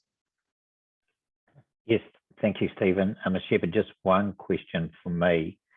And you made a comment earlier about that you don't consider that the existing proximity of residential in itself warrants more intensification in terms of potential reverse sensitivity and risk effects. And I've written that down and recorded that. I just wondered, in light of that statement, whether you had any view on the council's notification of the medium density residential area that runs along, I think it's, I'm not sure what the road is, but it runs to the west of, sorry, to the east of the seaport land. And it was shown on the attachment to Ms. Hooper's supplementary evidence yesterday, page 13. And there was also an addition, yes, if you can bring that up. There was also an additional area that Ms. Hooper mapped, which was more to the southwest of the seaport site. Harbour Street. Yes, that's the one. Yes, I'm just enlarging the map on my screen. Yes, Harbour Street. We're just getting the district plan map up so people can follow David. Yes, yes. The other area was the elongated area of mixed density along, is it Whiteley Street? I think those that's not the plan, no. I know, David, it's not the plan, but we've just gone to the planning maps just to orientate ourselves. Yes, Okay. Yeah, so Whiteley Street, you'll see running in a east-west direction. Yes, and I think because, that's located beyond the seaport site, it is a greater distance. Okay. Be of less concern. The one on Harbour Street is of a similar distance. So it possibly did warrant some consideration. So when you say similar distance, The Harbour Street to the south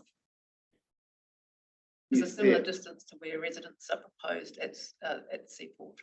yes, thank you. Between those.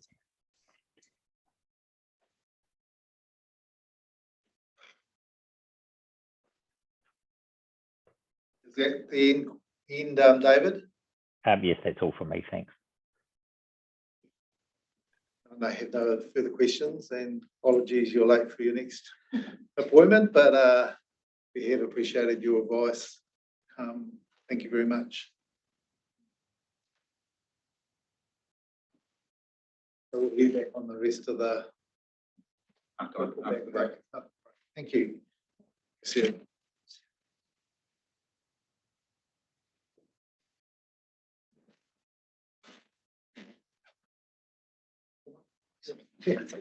You're going to adjourn us. No.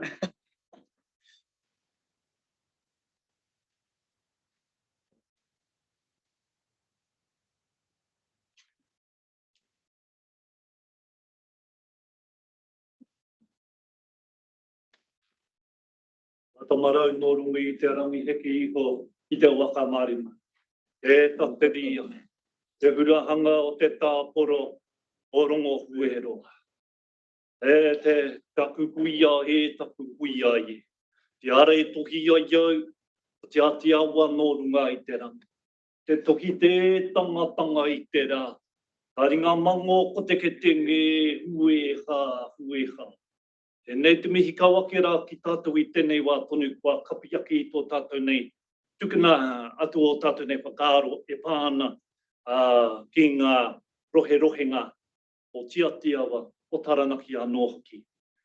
Tēnei te tū anō hoki, nā rungi I te rangi Māori ki koutou rā, ngā kumihana, te runanga koutou, e āta wiri wakaaro, wete, kōrero, ātaranga haua, e tehi o ngā kore no te kāinga nei o Taranaki tonu, e mihi kawake rā ki koutou katoa. Tatu atu rā ki ngā kaimai o tēnei kaunihira, e pai wakaaro, e wai mai anō oki, kia puta ai tātou ki te wai au ki te ao mārama. Nui rā, tēnei te mihi kawake no Tiatiawa, no Taranaki iwi anō hoki I tēnei wā tonu. Tērā pēr tēnei wā tonu, ka tuku atu rā te wā I kia Sarah, kia putai o na whakaaro I tēnei wā. Acknowledgements to the process that has been going on for a long time now, over the last 18 months, or it feels like 2 years or 3 years. But I thought because Sarah didn't have her final words beforehand, she can have at that time available right now, just to sort of close us off and to share her last words with the commissioners and with the council staff, and also with the iwi and those who are present today. Over to you, Sarah. Oh, well, tēnā tātou. Yeah, just final remarks from me, I guess. Yeah, thank you to the panel. I actually think it's been a really amazing experience. I'm still definitely not into policy. It's not my jam. I'm glad I've done it. And thank you to the council kaimahi as well. And Julie and Christine. Thank you everyone for being so patient with my uselessness. And particularly to our whānau, when you're still having a wānanga at 2 o'clock in the morning or something, I think the other day Julie and I were, our hapu have full-time jobs. So to be doing this, and some of them work night shift.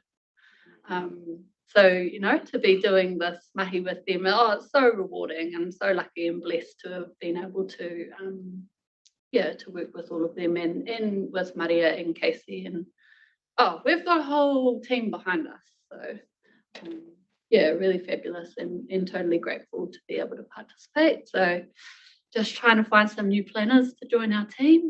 So Casey and Maria have moved into new roles as well. So I'm a lone soldier at the moment, but yeah, so if you've got any planners, send them this way.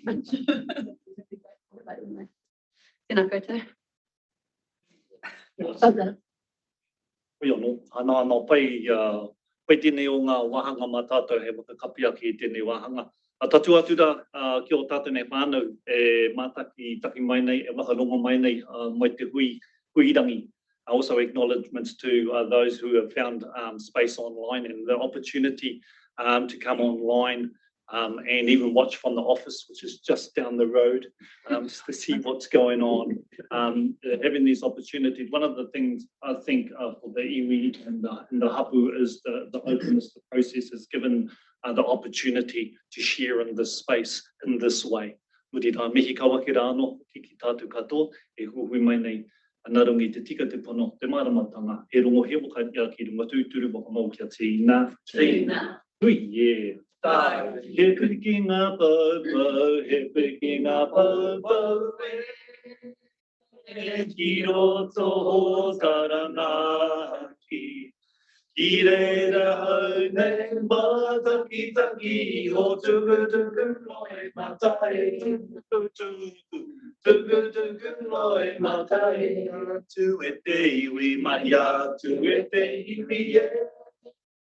Nā we ata iwi. O tira me we kei ngā romati ka ngā hana tau me ke amato me ke. Ana tau me ke. E te iwi no reira e te iwi e.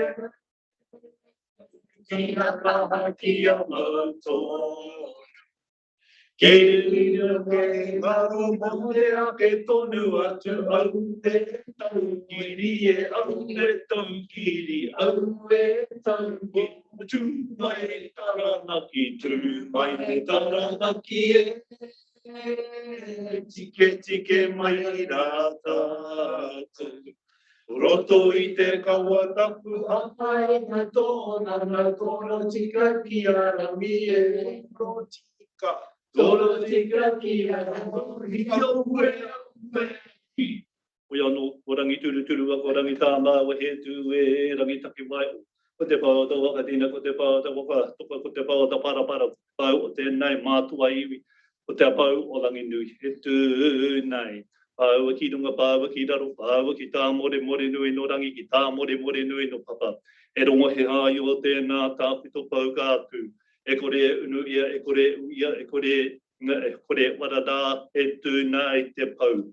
Te pau o te atiawa, e tū nei. Te pau o taranaki iwi, e tū nei. He rongo he waka ia ki runga tūturu waka māu kia tīna. Tīna, hui e. Tai, ki e nana. Kia ora mai.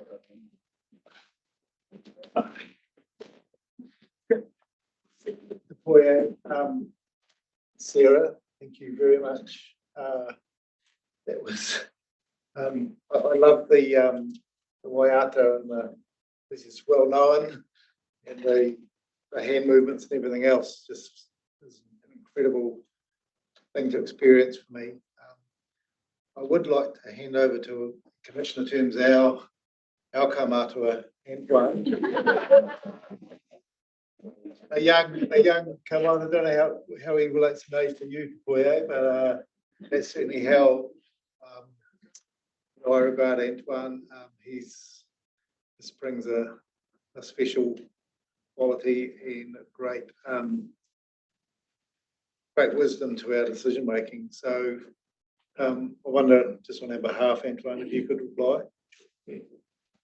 Ko te more, ko te weu, ko te rea. Ko te wā nui, ko te kone, ko te whea, ko te kore, ko te pō.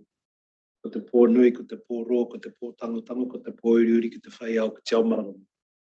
Karango te pō, karango te ao. Tui a te kāwaitanga, te heki mai he Hawaiki nui, Hawaiki roa, Hawaiki pāmamao. I hono ki te wairu, ki te whai au, ko te ao marama, a tihei mauri ora. Ka te timatanga kōrero māku ki E mihi kawana kia koe tarangatira, e te tūhunga koe wanganui a tātou, timatai tā ngā kōrero e pāna ki tō wairia o tira, e ngā kupu hei whakawātia e tēnei o tātou, wai tēnei wanareira, kei te mihi. E mihi kawana ki ngā kupu pai, e tukunati kia mātou nei, e haramai nei ki te noho i muri e tēnei o tātou tēpu ki te whakaronga ki ngā kōrero, nō reira he mihi kawana. Thank you very much for your kind words. I'm not sure if they're deserved, but thank you very much. But you know, Ti kāna te kōrero. E mihi kawana ka kōtau, Pouchaki, ngā Kaichaki, ngā kanohi ora o te iwi, patai mai nei kei waingoni a tātou, ki te whakawhiti ngā kōro e pāna ki te māhere arohe o New Plymouth o tira o ngā motu. Nō reira, he mihi kawana me o whakaro, o koha kia mātou nei o te tēpu. Nō reira, kei te mihi. E mahara nau ki te timatanga o tā mātou mahi. E ngā wāk paruke nei, ka huitahi tātou i roto i te tari o te kotahitanga o Tiatiawa. Kei reira Ngāti Maru, Ngāti Mutunga me Tiatiawa, hei tukunatu ngā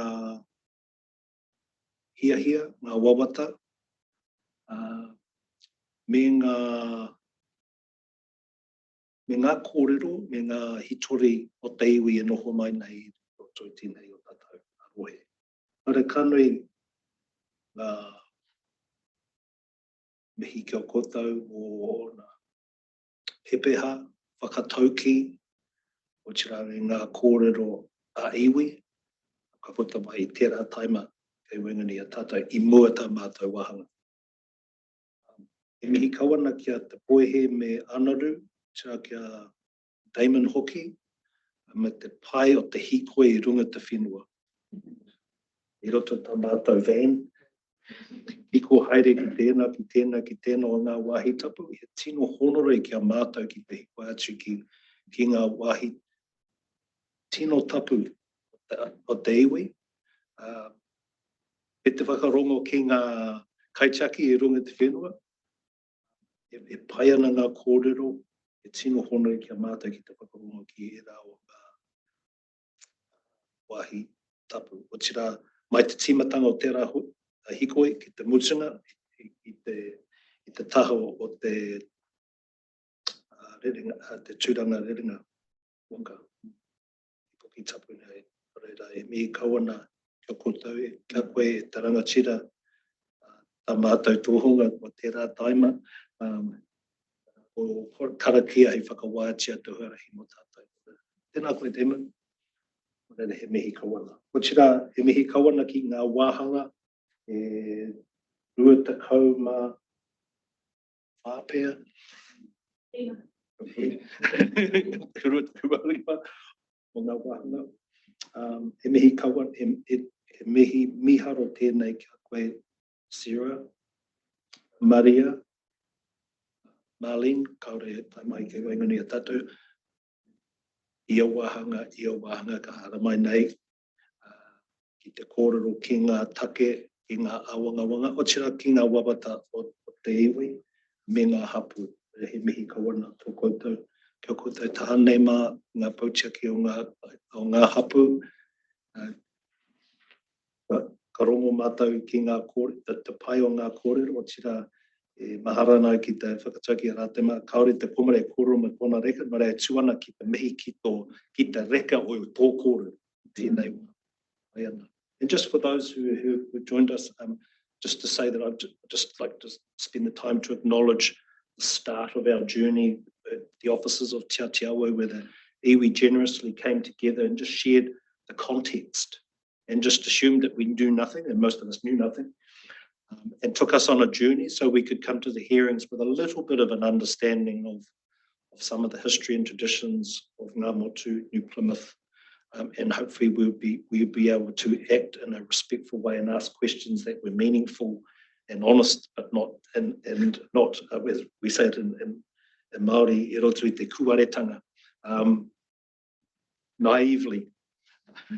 And so I hope that our questions have not been naive, but they've been honest and really searching.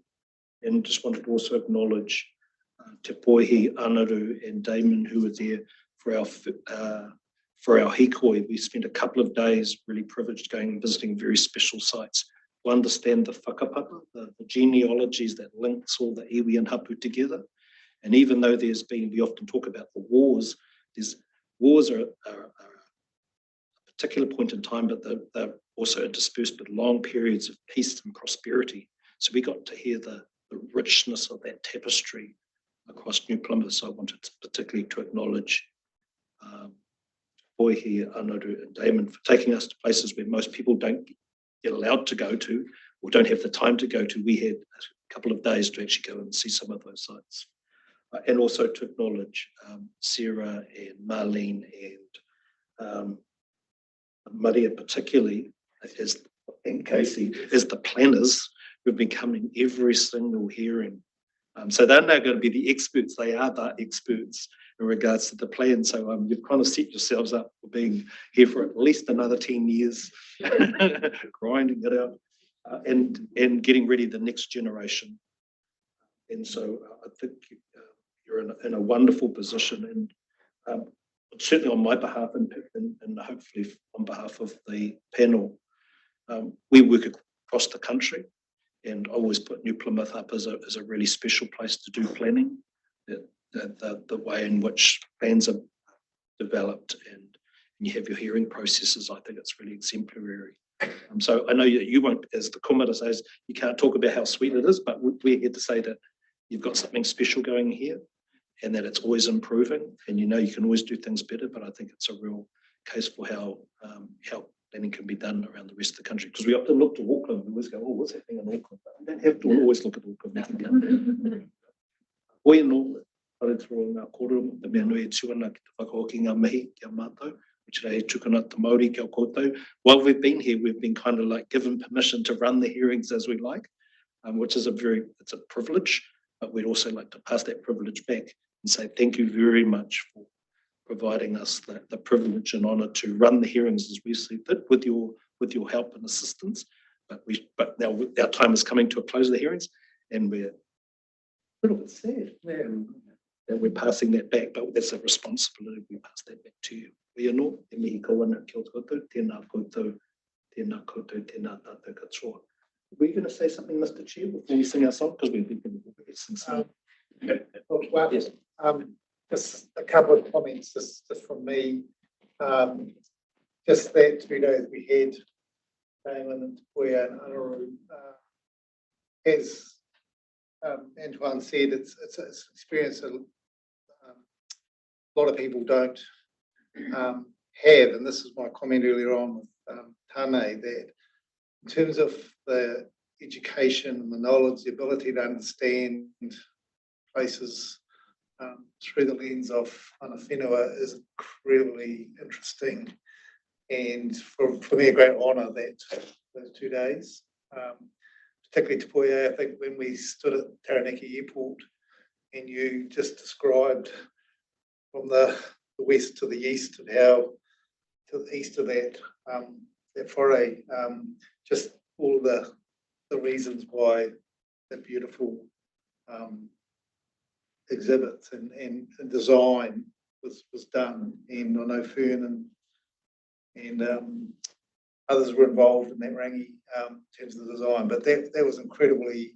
I always felt great coming in once that airport had been designed. I always felt great coming in there and thinking, look, there's a whole lot of stories in here, but the treasure of being able to be told about those and understand those will always stay with me. And when we do finish our business, there's a couple of things I'd like to do. I really love to, because we have to do our recommendations now and say, well, in-house and do those. But once our job's done, we pass the baton on to the council to make its final decisions. We're then free.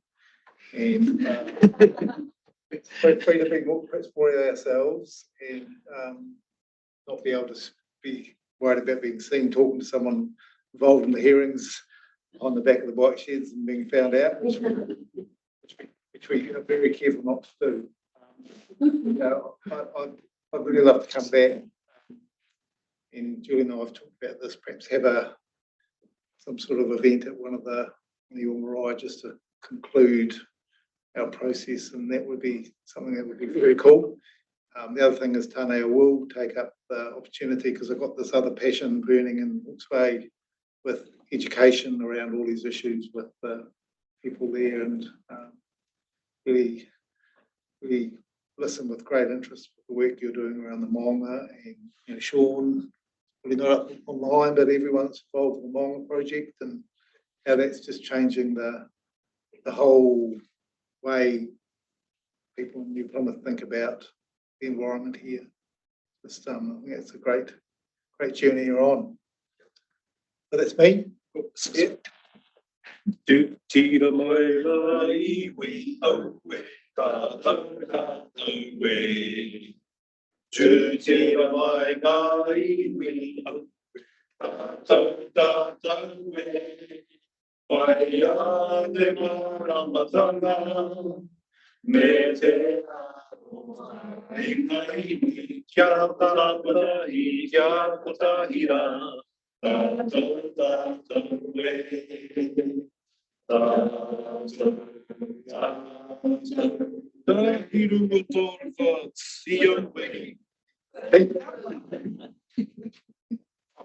Tēnā koutou te ana nā kauki mai te mauri, te tangata whenua nei kia mātou nei o te ati awa no runga I te rangi anā ki te piti.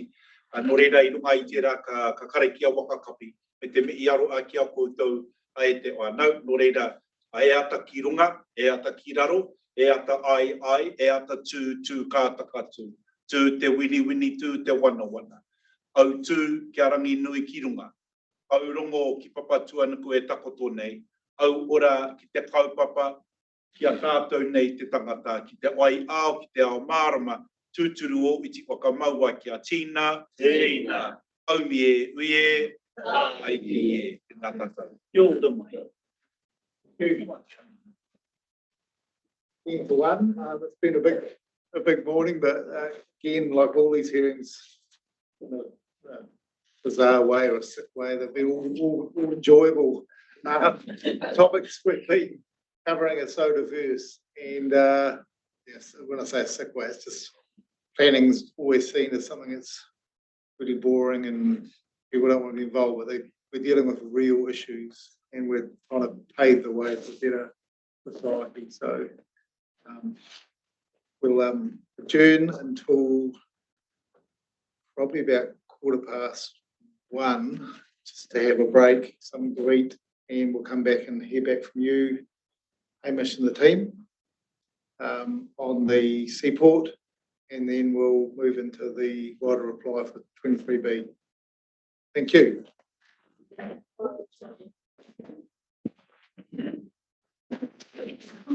Good. Thank you.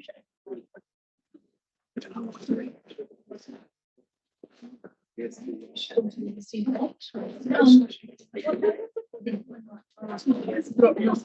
Finished like on Tuesday.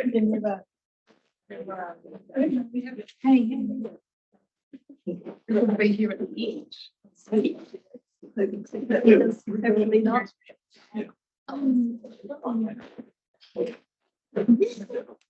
Almost done. The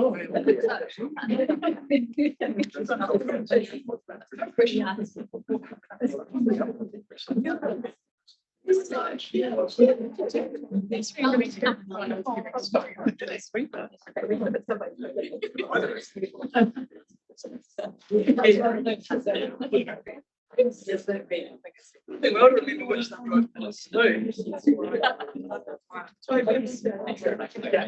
maybe just keep your shit. I just said, well, otherwise I'll just say it. So it would be sure to be saying you're always supposed to be an hour.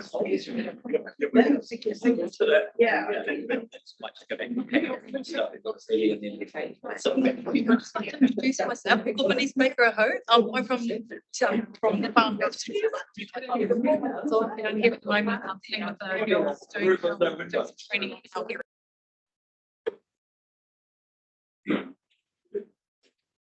Thank you, everyone. From my count, about the sixth reconvening of this hearing over the last 2 weeks, but we're finally at the end with a verbal reply from the section 42A team. So, Hamish. Hamish. I'll hand over to Beverly to speak first regarding noise, and then I'll follow that. So, Mr. Lloyd. Yes, good afternoon. So my name's Nigel Lloyd. I've done some notes overnight, which I'll speak to. So the main issue for the main issue for noise at this hearing has been the existing and future likely noise levels for the Seaport site. I also comment on the application of noise rules to trains and the use of no complaints covenants in the district plan. So looking first at the location of the ICB, the 65 dB LDN contour and control boundary. There is good agreement between the noise experts that the current noise levels at the Seaport site are of the order of 55 to 58 dB LDN. At issue has been the projections of Mr. Fitzgerald on behalf of Port Taranaki Limited that future noise levels could be significantly greater than this. In his evidence, Mr. Stiles went to some length to demonstrate that the future noise generating activities proposed by the port company and modelled by Mr. Fitzgerald in his evidence were either located on the Seaport site, that's the reach stacker, or outside the 65 dB LDN in the control boundary, and that was the container lift. In response to a question from the commissioners, Mr. Fitzgerald accepted that because Seaport was not going to be undertaking port-related activities, then there was no reasonable potential for port activity to grow on the Seaport site. He still considered that there is potential for increases in port activity noise in the port zone. And Mr. Dingle discussed the potential for roll-on, roll-off coastal vessel truck marshalling area in an area to the north of the Seaport site. But this was not included in the acoustic modelling. Mr. Dingle identified a new log scaling activity on land to the south of the Seaport site, but this is outside the port zone. So on the basis of the evidence presented at the hearing, the current and future noise at the Seaport site is less than 65 dB LDN, and the ICB can therefore reasonably be located, and that's just purely on noise grounds, on the north side of the Seaport site, between that site and the port. If the Seaport site is outside the ICB and inside the OCB, then noise S42 provides for any residential development on the Seaport site to be noise insulated and ventilated. This insulation will make it less vulnerable to noise than existing dwellings, which may not be noise insulated, which are located at similar distances to the port activity. The port noise standard provides that new noise sensitive activities should be permitted at noise levels between the OCB and the ICB, that's 55 to 65 dB LDN. It does not require noise mitigation for noise sensitive activities located in areas below 55 dB LDN. There is no differentiation in the standard between new residential activities in existing residential zones or in the formation of new zones that would accommodate residential activities. In his evidence, Mr. Fitzgerald draws a distinction between the sites already zoned residential, and that's involving ad hoc infill, and land being rezoned residential. But his opinion is not based on the guidelines in the port noise standard. Turning to train noise.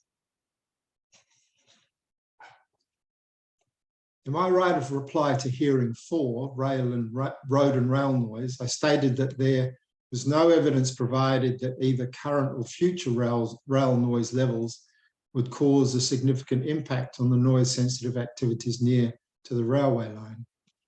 Currently, there is one logging train trip to and from the port. The train is small, low speeds through the city. And this is not expected to change in the next 10 years. Given the current and future predicted low volumes of trains through the district, I do not consider the train noise insulation standard a necessary purely on noise grounds. And there was concern expressed by Mr. Stiles that including the train noise in the port contours would somehow prevent trains from operating within the port zone. I also expressed concerns to Mr. Fitzgerald about the appropriateness of including rail noise in the manner he has. But the district plan rules do not apply to trains per se. And I just point out the noise rules 3 in the proposed district plan. And that basically, inclusion exempts trains from having to comply with effects standards or noise rules. So there's nothing in the proposed district plan or the operative plan come to that would stop trains operating. And you see that includes public or private rail lines.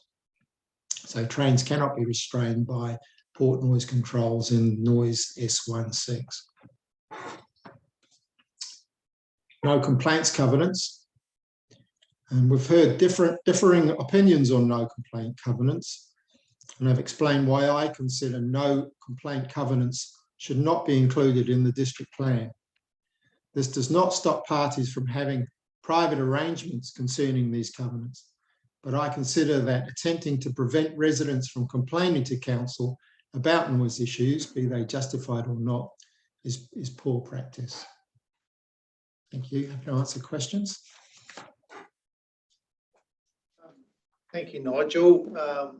That's very succinct and does cover all of the issues I was looking for guidance on from you. I don't have any additional questions because I think your opinion is clear and you have sat through all of the hearings and heard all the evidence. I'll just double check with David to see whether he has any follow-on questions. Yeah, thank you, Stephen. Yes, Mr. Lloyd, I have a couple for you. In terms of the ICE, and I apologise, I don't have your summary statement in front of me at the moment, so I've been frantically taking notes, so I may not have recorded everything accurately. But in terms of your first comment about the position of the ICB, you made mention of Mr. Dingle's reference to the roll-on, roll-off facility, and you acknowledged that it's not included in the modelling. And then you also went on to talk about the new log scaler, which you said is outside the port zone.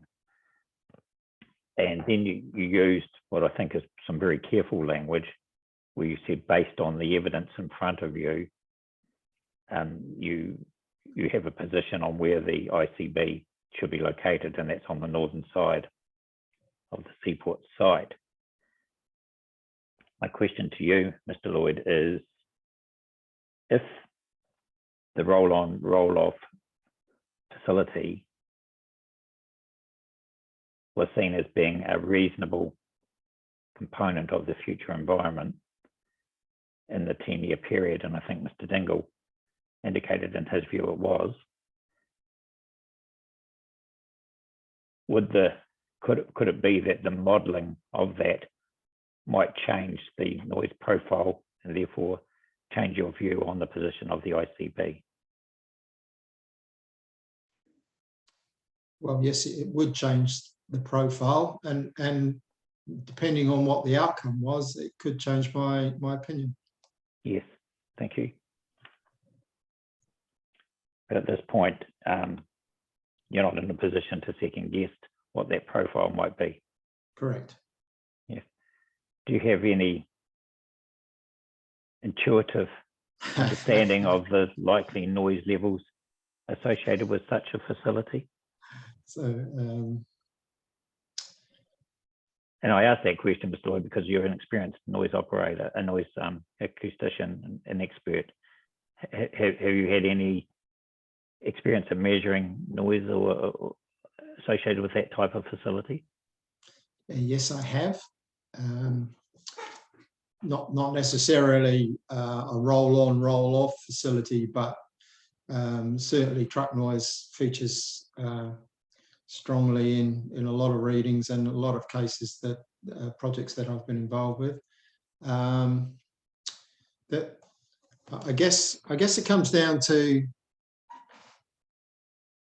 the frequency of the activity, and we heard, I think, two occasions a week that the roll-on, roll-off facility might be used.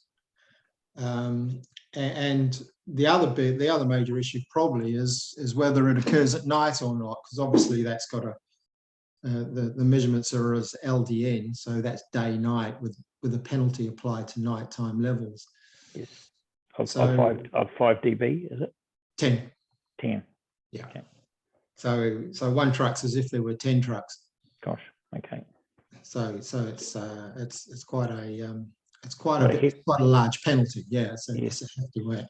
Quite different from the penalties applied for tonality, say in wind farm noise, isn't it? Yes. No, there's 5D. Well, yeah, depending which standard you use. Yes. 6802 provides a 5 dB penalty, but there could be anything between 0 and 6 dB for wind farm noise, and less than. But then you have. Let's not use wind farms. No. If you look at New Zealand Standard 6802 and in fact the district plan noise limits, you do have nighttime criteria which are generally 10 decibels stricter than the daytime criteria, and that factors that in as to giving a penalty of 10 decibels to things that happen at night. Yes. So, Mr. Lloyd, you've said it depends. I mean, and putting you on the spot, you said it depends on the frequency and the location and the timing. Frequency and the timing. What about the location? There's the roll-on, roll-off coastal vessel marshalling area that I'm looking at on the first of the Appendix 2s from Mr. Dingle. Is immediately due north of the seaport site. I'm not sure what the dimension is, but it's probably be within, I don't know, 50 meters, 70 meters. I've got that in front of me, and it does run right along the boundary of the site, I think. Yes. So it could be quite adjacent to the area.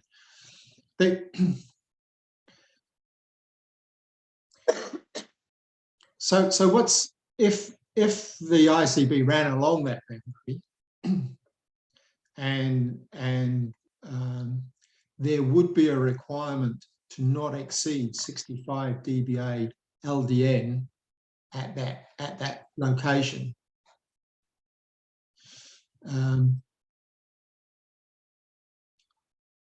So that may be a limiting factor as far as that activity was concerned. It is a 5-day rolling average. So if this only happened on one day, it would need to be averaged over a 5-day period. But there is also a nighttime criteria for it as well, yes, which could limit the activity taking place at nighttime. Yes. So that would be the main issue, I think, with putting the ICB along that northern boundary. It may well limit the use of that area for roll-on, roll-off coastal. Yes. Coastal trucks.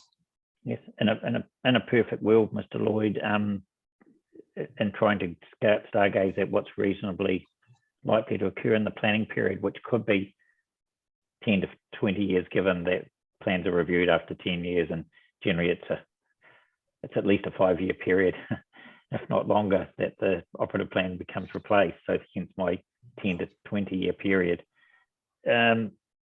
And making decisions about that and having the right information in front of us, what would your view be on the necessity to include that likelihood in the modelling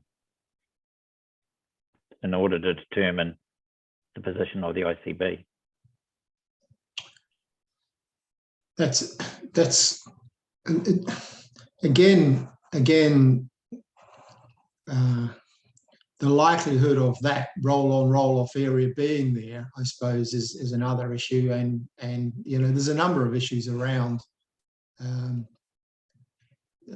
taking that into account. But I mean, this is a similar issue, isn't it? As far as the I'm just thinking back to hearing 4, where the KiwiRail were very keen to protect their network, even though the noise limits currently were not shown to be likely to cause a nuisance, but they wanted to protect it into the future. And I see that as a sort of parallel with the port, really. Yeah. And I can understand their desire to protect themselves from an encroaching noise-sensitive activities. I mean, we've sort of slowly moved away from the evidence into looking at what could possibly happen in the future, and I'm starting to get uncomfortable about pontificating along those lines. It's never stopped me before, I know, but yes, I understand that, and I don't mean to put you in that position. I guess what I'm trying to ascertain is if the panel thought there was a reasonable prospect of that noise activity occurring within the planning period, as a noise practitioner yourself, would it be good practice to model that source of noise? yes. Oh, okay. Definitely, yes. Okay, I mean, that's all I was asking. No, okay, that's yeah. Sorry, we sort of moved into there from me guessing how loud it was going to be. Yes, that was my starting point, and so I sort of gradually crept into areas where I started to feel uncomfortable. No, that's fine. There's a couple of questions that's come out of that. One is the hearing 4 matter, which I'm not involved in, but I've got a question for you on that. The other is, you obviously sat through Mr. Dingle's presentation yesterday. Yes, I did. And you've focused on, because you've identified these 2 noise sources. Were there any other noise sources that you heard from Mr. Dingle's presentation that you think might usefully be added into the mix in terms of modelling it? You've obviously mentioned the wood chip, the log. I can't remember what I called it. I'm trying to read my notes. The log scaling, which actually measure the logs. Yes. Yeah, because that's outside the port area. That's not in the tent, is it? No. Okay. And it's next to the school as well. So I think there'd have to be some sort of controls on the noise from that. Right. Mr. Dingle talked about a whole range of other activities, and one of the things he talked about was the access arrangements and the single access to the port through Hakarawa Street. And did you take any cognizance or do you have any comment on that in terms of truck noise? I wasn't concerned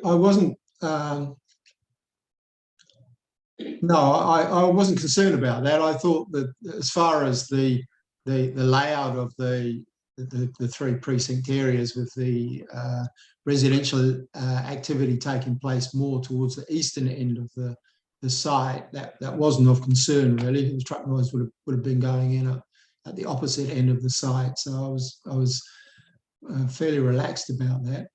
So the truck noise would be closer to precinct A than B or C. It would be at the end of precinct A. It would be at the western end. So on that basis. Yep. The other interesting point that I was thinking about was the layout for the offshore wind turbines and the potential for that to be on that land reclamation area to the northeast of the site. And of course, the noise, and this is a relevant fact really, is that the ICB actually runs right next to that land reclamation. So in fact, there is a tighter control on the noise that can come out of the land reclamation than anything we could do as far as the ICB around the seaport site is concerned.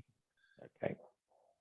So based on that, it's really the roll-on, roll-off coastal vehicle truck marshalling area that is something that's perhaps not accounted for at this stage.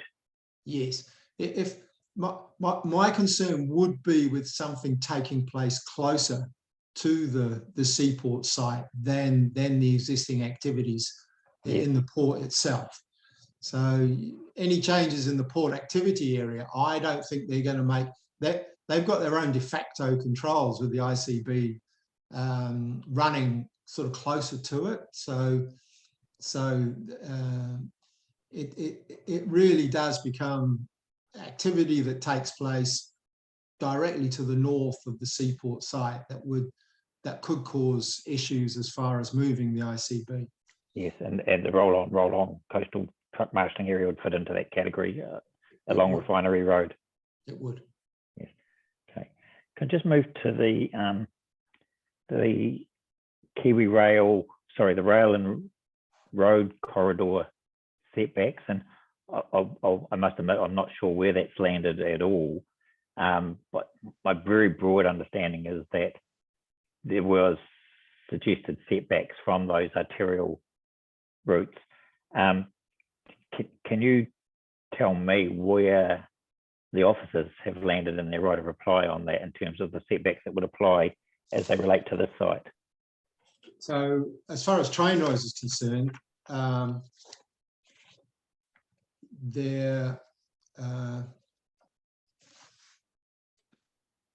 the officer's right of reply is that there should be no setbacks, and in fact no noise insulation requirements for train noise. Okay, so no corridor, no corridor. No actual setbacks, and in fact there's a move away from having setbacks anyway from both Waka Kotahi and Kiwi Rail, moving into just actually controlling the noise, the actual noise levels. Yes. The other matter is that if there is no need for controls where in those commercial areas where alternative controls are actually provided for, and that's likely to be the same with this site here, is that there will be alternative controls. There is already a need for noise insulation, especially if the mixed use zone is accepted and the noise insulation requirements that go along with the MUZ are picked up, then there would be no need to provide for any road, any state highway noise controls at the same time. Thank you. Just for completeness, Mr. Lloyd, you said that the officer recommendation was no setbacks and no corridor for train noise and no controls on noise for train noise per se. Does the same apply to the state highway travelling past the site? No, there's quite complex set of controls that where noise contours have been generated by Waka Kotahi throughout the district, which show where the state highway noise will occur, and they're different distances. There's 50 meters in the 50 kilometre an hour zone and 80 meters in the over 70 and above. It might be 80 and above. So and in those areas there is a requirement to reduce the noise to set internal noise limits based on LEQ 24 hours. Okay.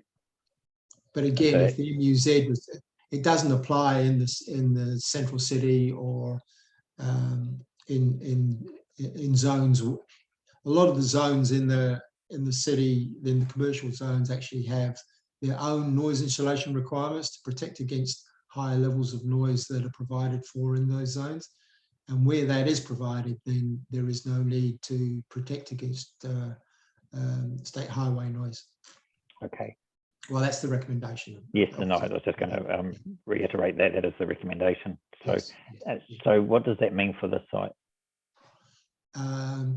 So that means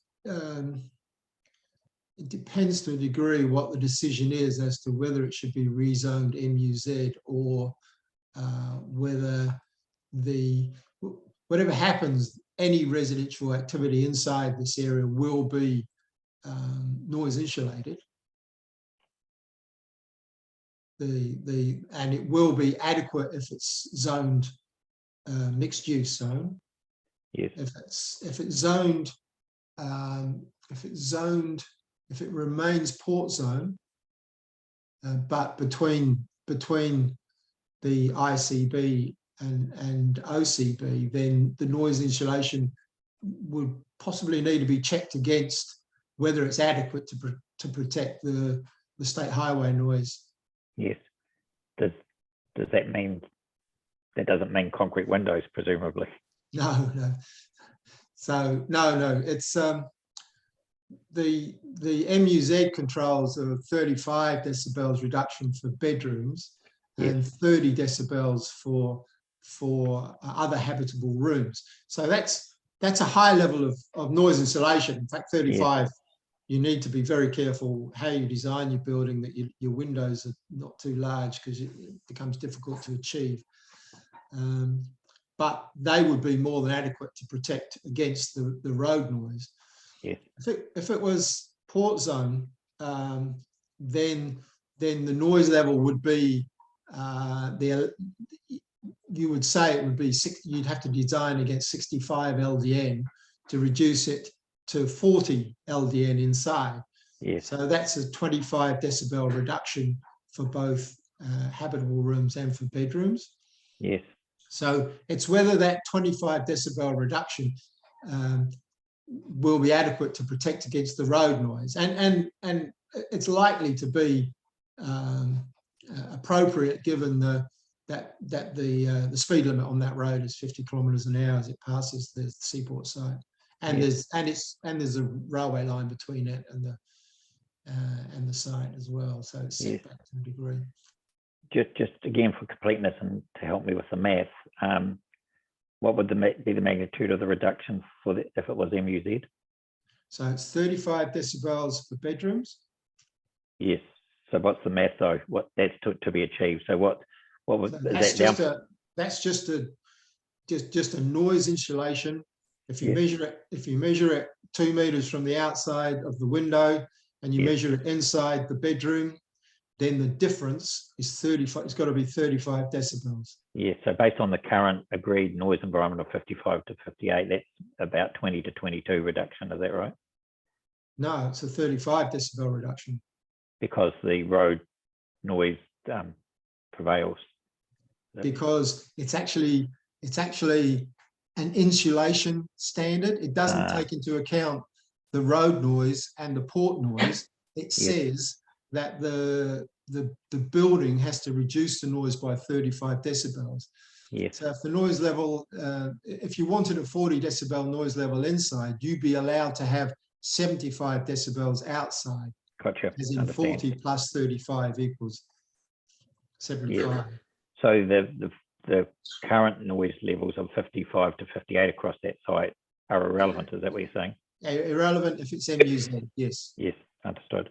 And those standards of 35 and 30 for bedrooms and habitable rooms will be more than adequate to reduce that level, or much greater, in fact. Yes. So the levels of reduction are 25 or 35, depending on what the noise source is.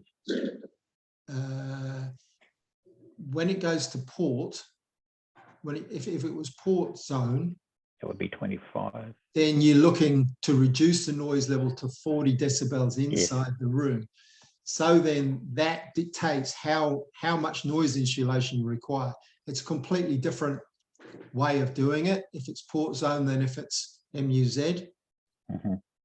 So if it's port zone, then the requirement is to achieve 40 dB LDN inside. So you say, right, it's going to be 65 outside. So that means you've got to reduce the noise by the noise insulation's got to be 25 decibels. Yes, understood. And that was it. Yes, that was an example that you gave. Yes. Yes. Okay. Just wrapping up this ICB issue, and I guess the port noise environment.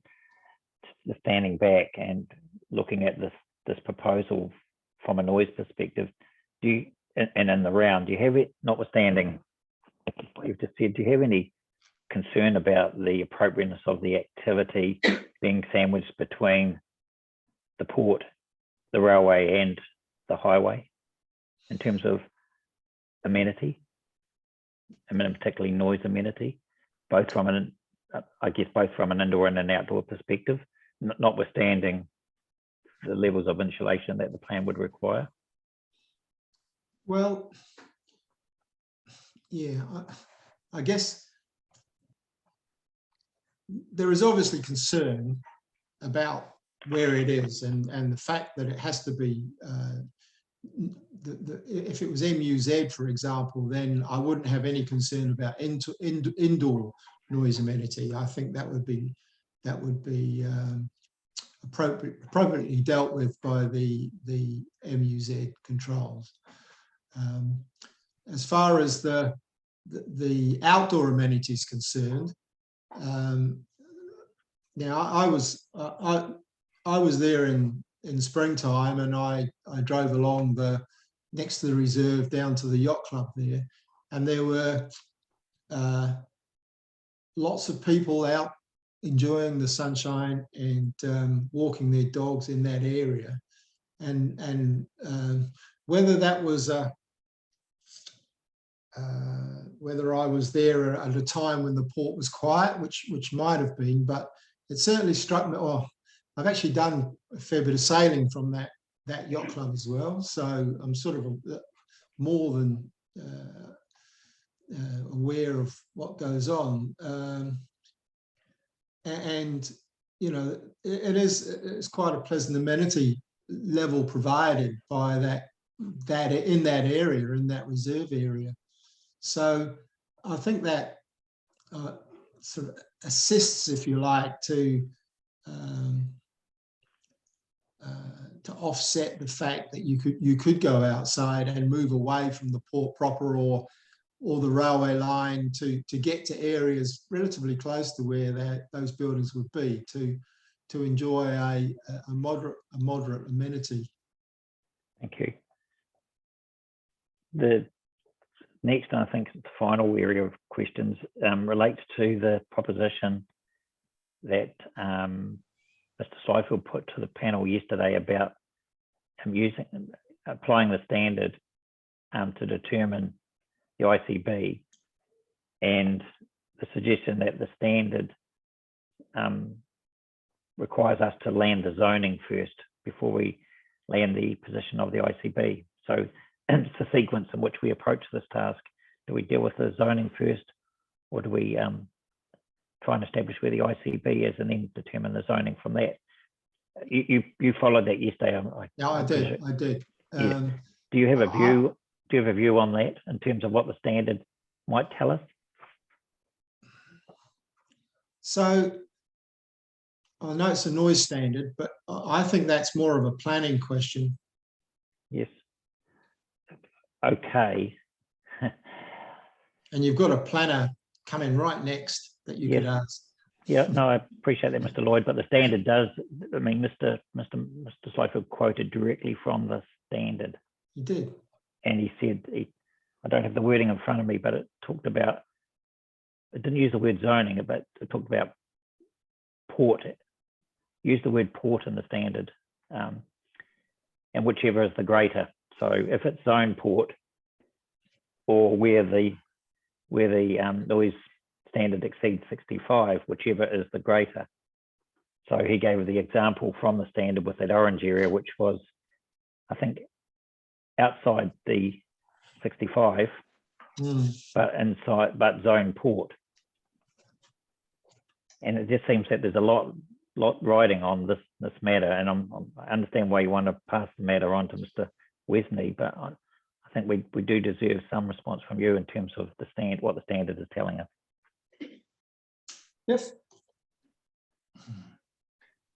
So my view on this is if it was port-owned land, and then the ICB should go round the port proper, if you know what I mean. Okay, but what's happened in this district plan is that you've got areas of land, not just the seaport site, but you've got other areas of land that are inside the port zone, but outside of the port proper. Yes. So straight away you've got a hybrid situation.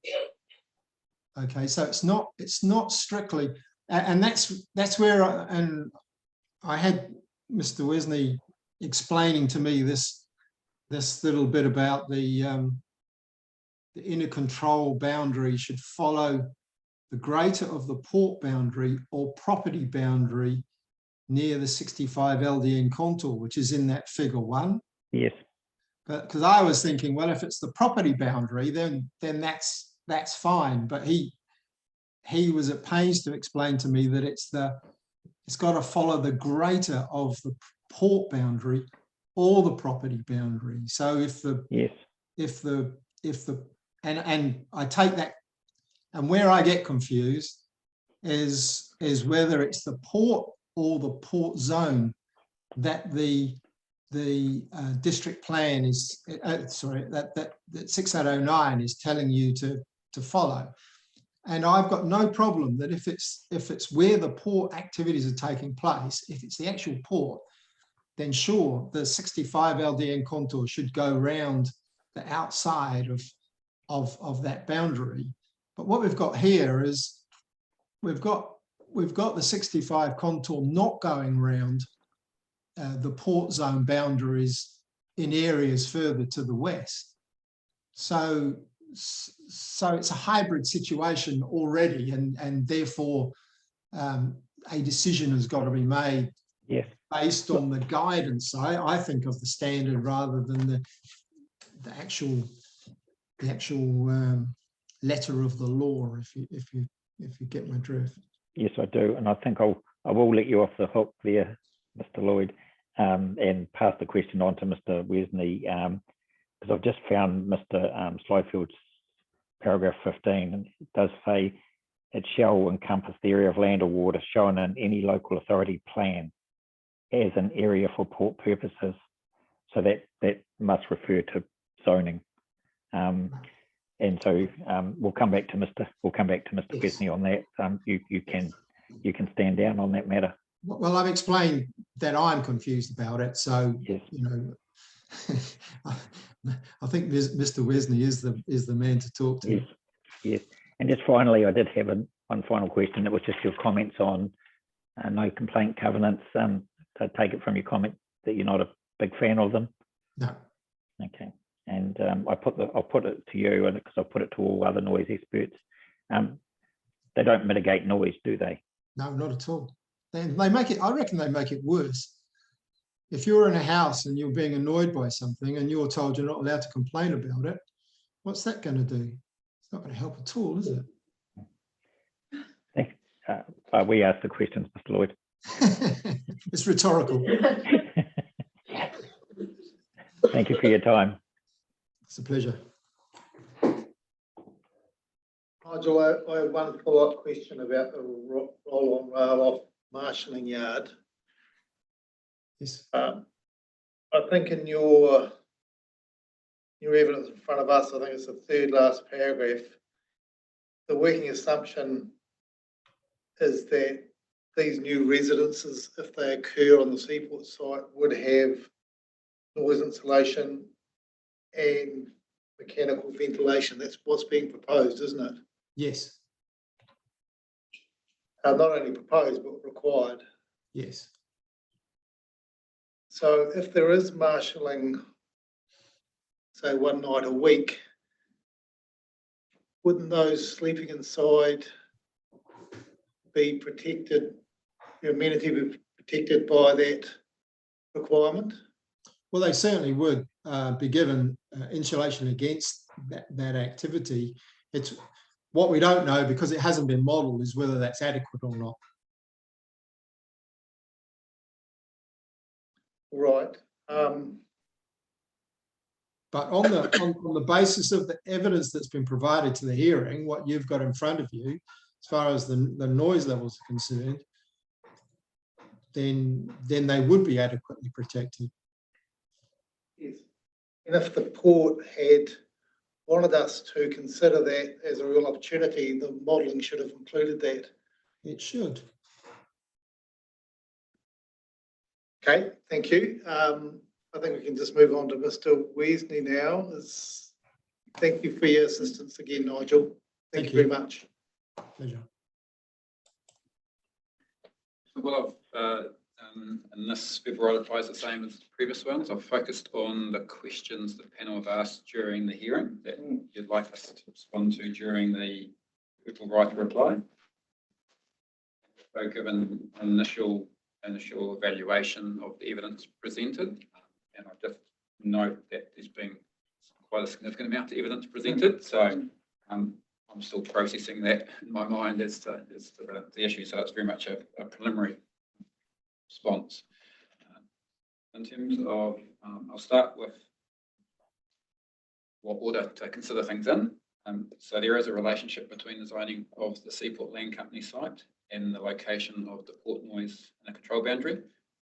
I'll respond to the establishment of the commercial and residential activities on the Seaport site first, so the zoning first, followed by the noise provisions of the port zone, including the location of the port noise ICB.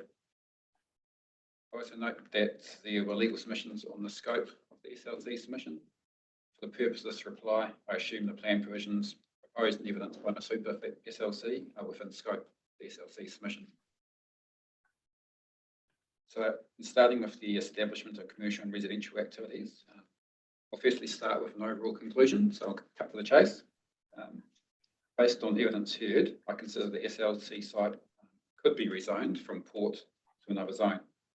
This conclusion is subject to a number of provisos. And I also say another zone at this point. It's based on my understanding and reading of the SLC provisions. I do not consider that they are a good fit for the mixed-use zone framework in the proposed district plan.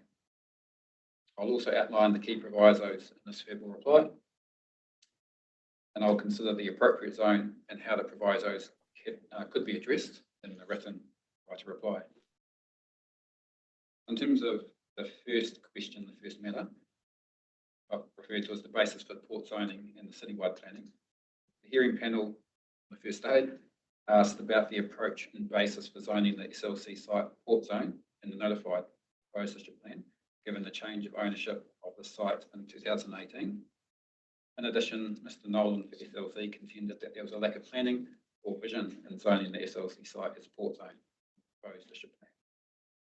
So in response to these questions and comments, these are answered by the higher order planning documents, the council strategies, and the strategic direction objectives in the proposed district plan. The foundation and key influence on the proposed district plan was the 2015 Plymouth District Blueprint. At the time of the district plan review, the district blueprint set out the vision and outcomes for the district, and this was developed through extensive community consultation. Blueprint has 8 key directions, with many of them relevant to the port and seaport site. These key directions are: enhance the natural environment with biodiversity links and clean fluids, strengthen and connect local communities, enable engaged and resilient citizens, direct a cohesive growth strategy that strengthens the city and townships, strengthen and manage the rural environment, the rural economy, industry, the port and the airport, grow and diversify new economies that attract and retain entrepreneurs, talented workers and visitors. Next matter, champion a thriving central city for all. And lastly, build a world-class destination. The district plan review and the proposed district plan were the key tools for implementing this blueprint. The key directions from the blueprint informed and are reflected in the strategic directions chapter of this district plan. The direction and objectives then flow through the zones and district-wide chapters. Given the blueprint direction that rural industry, the port and airport should be strengthened, This was the focus in the review of the operative district plan and preparing the new district plan. The first draft district plan in 2016 and second draft district plan in February 2018 both signalled that major facilities, including the port, should be able to operate effectively and efficiently while ensuring the adverse effects were managed. The use of special purpose zones for major facilities, port and airport, in combination with concept plans, now called precinct plans, was determined as the effective and efficient way to implement the blueprint direction in the district plan. Accordingly, the port and surrounding land zoned Industrial D, heavy industry, in the operative district plan was zoned major facility in the draft district plan in 2018. And then later, with the arrival of national planning standards, we changed the port zone in the proposed district plan to implement this vision and direction of strengthening the port and industry. Seaport purchased the site in September 2018, and then in June 2018, Seaport also applied for resource consent for the combined subdivision and land use consent. This application was later revised in July 2019, with the consent decision released in September 2020. I understand the change in ownership of the SLC site and the resource consent application were taken into account in the lead up to the proposed district plan notification in September 2019. However, as the future use of the site beyond industrial activities and the outcome of the consent application were uncertain at that time, Council considered that the port zone is the most appropriate zone for the site based on the strategic direction. So moving to the next issue, comparison with other locations. There's been much discussion and reference to other waterfront locations, setting precedent examples of what the SLC site and surrounding area could become. These other locations were primarily the Wynyard Quarter and wider waterfront close to the operational port in Auckland, waterfront in Wellington, Napier, and the port in Nelson. I agree with the general approach of looking at other locations for successful planning frameworks and then applying them to new locations. In doing so, it is important to consider the context, influences, and outcomes sought in each case. As a general observation about these other New Zealand examples, the development that has occurred within previous port areas has been based on well-established planning strategies. These strategies generally commence at a large citywide scale and then are more refined or developed at a smaller scale in specific areas. As part of these strategies, a common feature was a key decision to change the nature, purpose, or role of the specific areas. In addition, a key element of these strategies is that spatial areas are defined in which compatible activities are proposed and incompatible activities are restricted. Mr. Marler's evidence attached a Seaport mixed-use framework, which he presented at this hearing. SLC are to be commended for engaging Mr. Marler, Rainomani, to develop this framework as it provides the foundation to assess the plan provisions now sought by SLC. However, I noted that this framework and the evidence from Mr. Marler made no reference or apparent consideration to the district blueprint, which I referred to earlier, or any other regional or local strategy, including the Regional Economic Growth Strategy, the Taranaki 2050 Roadmap, both of which identify the strategic importance of the port and Taranaki's future. Therefore, it is uncertain and challenging to understand how this proposed Seaport framework fits into the wider strategic context of New Plymouth. Notwithstanding this lack of consideration, based on the evidence presented, it appears many of the key directions in the blueprint and Seaport framework are aligned. However, there's one area of potential misalignment relating to the strengthening and managing of the rural economy, industry, the port, and airport. I will return to this misalignment later in this reply when discussing reverse sensitivity effects in the port. Another common feature in the preparation of strategies in other locations cited by SLC was the high level of community engagement, which can often include conflicting views which require resolution. In response to questions, Mr. Marler stated that all parties needed to go towards the future together, and he also stated it is important that correct process is followed. Mr. Marler referred to the diagrams in section 3.1, stakeholder engagement of the Seaport mixed use framework, which identifies key stakeholders. These stakeholders are Te Atiawa, Ngāti Te Whiti, Port Taranaki, adjoining landowners, and the Plymouth District Council. At this hearing, we have heard from Te Atiawa, Ngāti Te Whiti, and Port Taranaki, but not from the Regional Council as owner of the port and regional authority for this area, nor have we heard from landowners and the general community. SLC have indicated in the proposed plan provisions our Ngāti Te Whiti whole and further master planning process. However, no reference has been made to any of the other parties or the wider implementation of the framework. For example, the issue of access was highlighted as needing resolution in terms of what Mr. Dingle raised yesterday. Given the success that has been achieved in other locations referred to by SLC, and having heard the reservations from Port Taranaki about the residential element of the SLC proposal, I have reservations about whether all parties are working towards a common vision for this area due to the opposition, lack of commitment, and awareness from other stakeholders. I agree with Mr. Nolan when he said someone has to start the transition. However, given the opposition to the SLC proposal from a major stakeholder, being Port Taranaki, and the lack of commitment from other parties, I consider further work is required to develop and confirm the vision, including any transition for this area of Motoroa. I'll just add just a little here in terms of when a transition like this, Wynyard Quarter is probably a classic example. We're just focused on the district plan in this hearing. There's a number of other aspects that need to be considered to be implemented.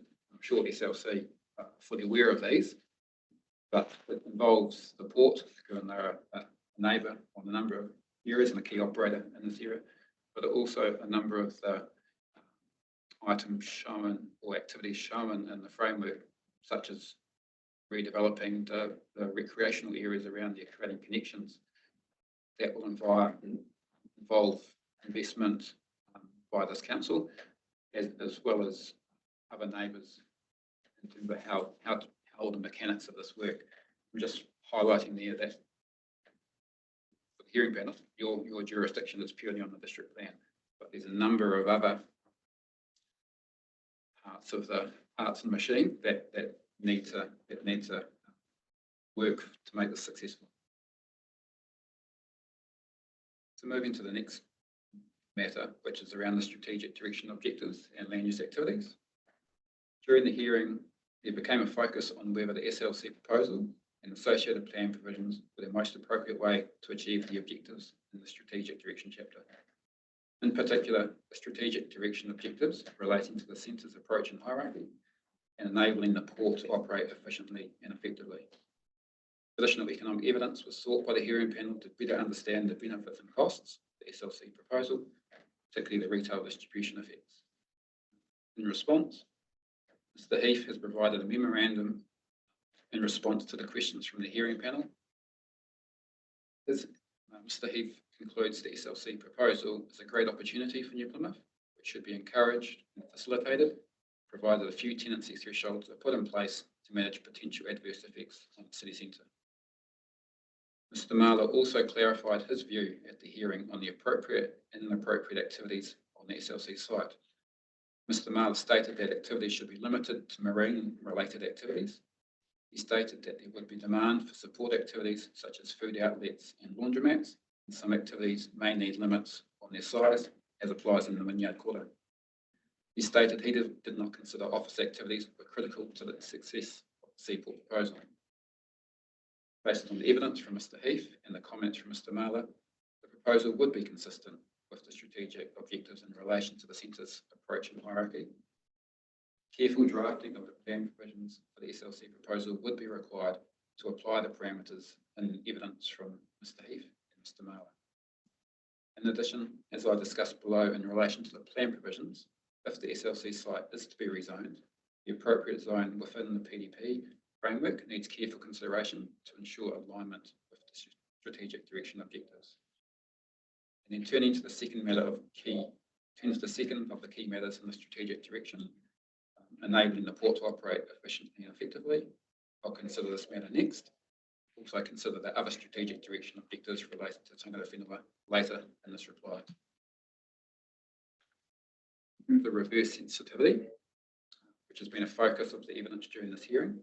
In response, I found the evidence presented by SLC's experts and Port of Taranaki and its experts helpful to better understand the nature and magnitude of effects generated by port activities and the potential sensitivity of receivers from the SLC site.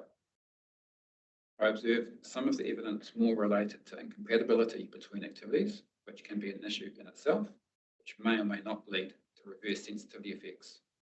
I thought Mr. Slyfield's explanation of reverse sensitivity effects, where he described them as having two layers, was helpful. But firstly, a person is affected to the point where they complain about an effect. To me, that's the issue of incompatibility. And then secondly, to be a reverse sensitivity effect, this complaint then leads to restrictions on the operation of the effect generating activity. In this case, it's the port.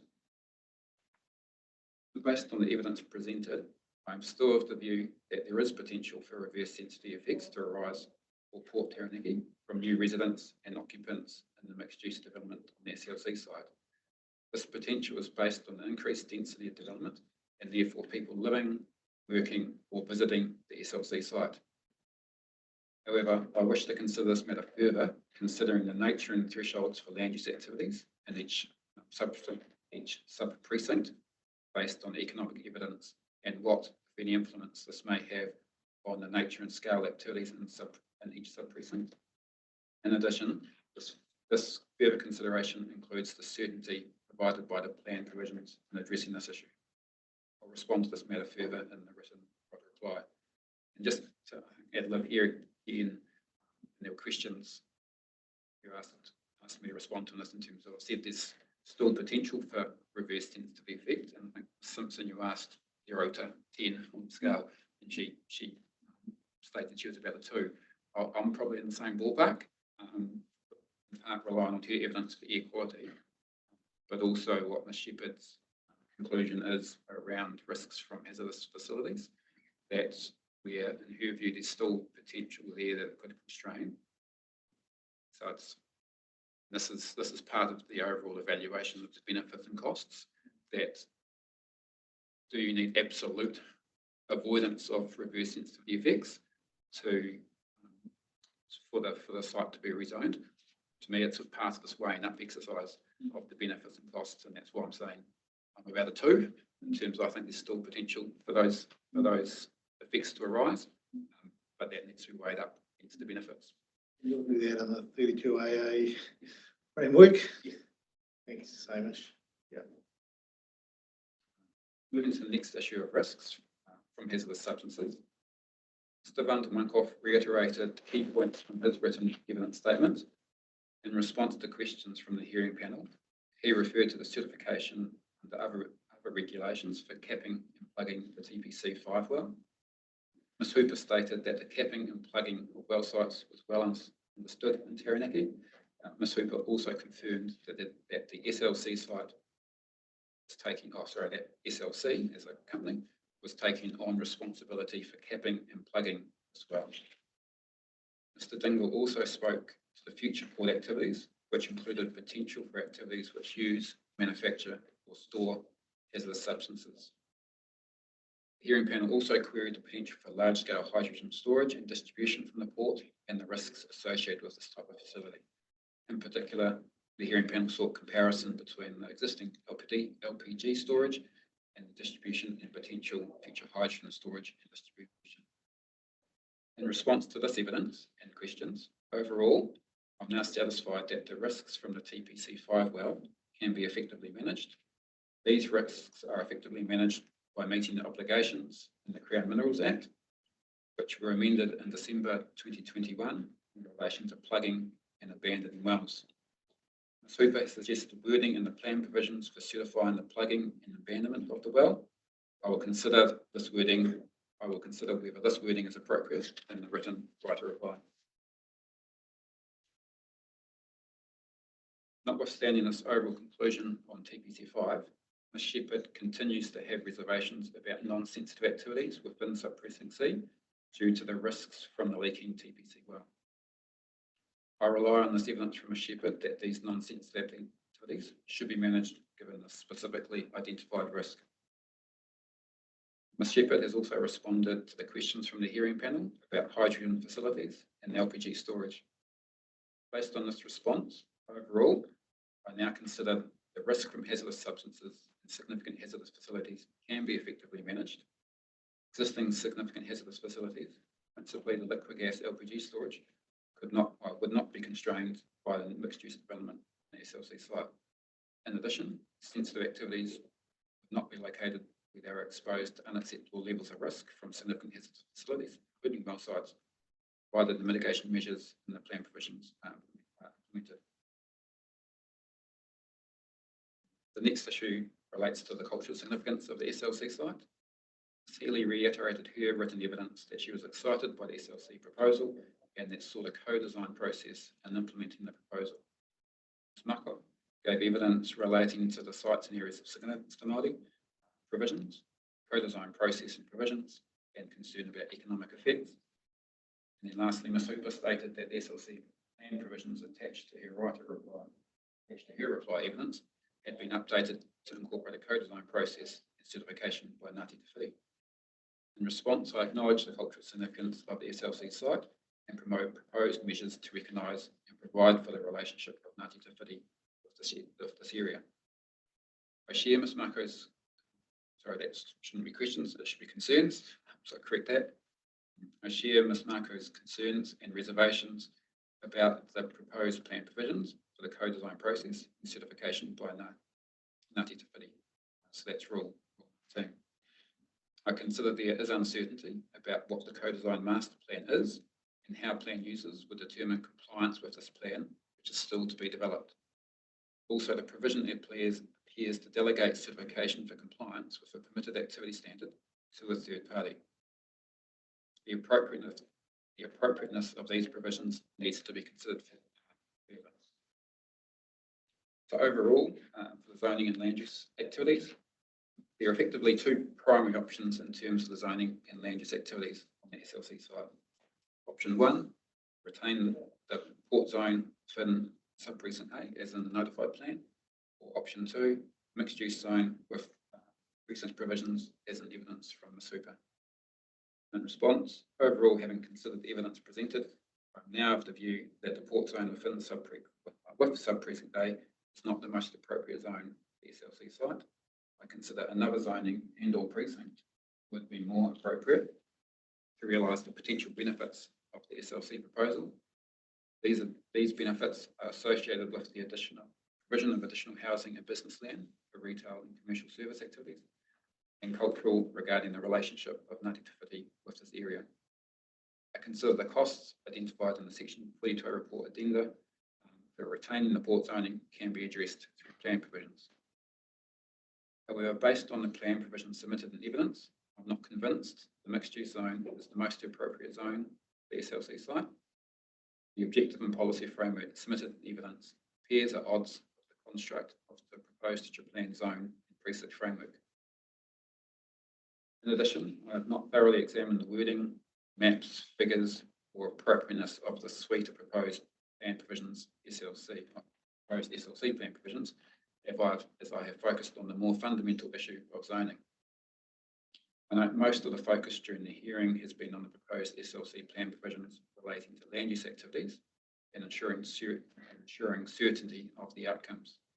Very little evidence has been presented on the built environment outcomes and the associated plan provisions, including the surety of these outcomes presented in the Seaport Mixed Use Framework. I'll consider these aspects and the plan provisions further in the written right reply. In addition, I'll also consider the reverse sensitivity effects on the port further in the written response. However, the hearing panel requested I respond to a few specific plan provisions in this verbal right to reply. And the numbering I refer to is the 24th of August version from Ms Hooper. Rule 19, building activities.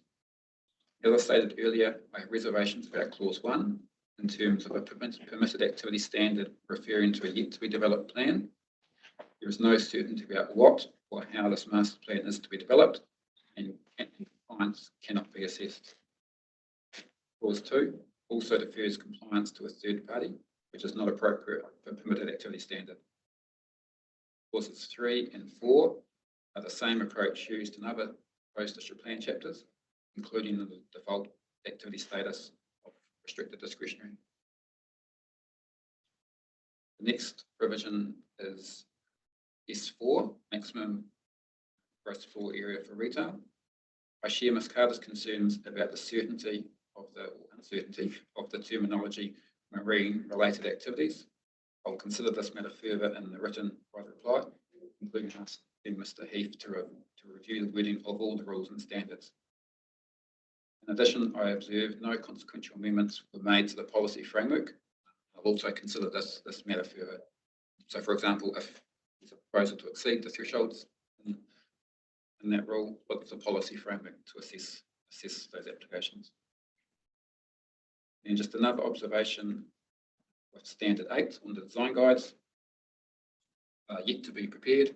So I have the same reservations about this standard as I've expressed earlier about the building activity rules. And then lastly, in terms of the relationship to the district-wide rules, there are a number of overlays for district-wide matters that would apply to the development of the SLC site.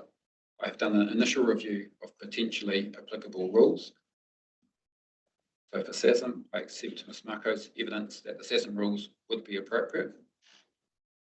For the coastal environment, 2 specific rules that would apply to the SLC proposal.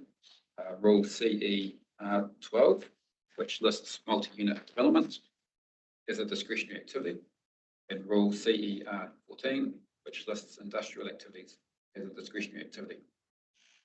I note in the coastal environment hearing that it's recommended that these 2 rules do not apply to the port.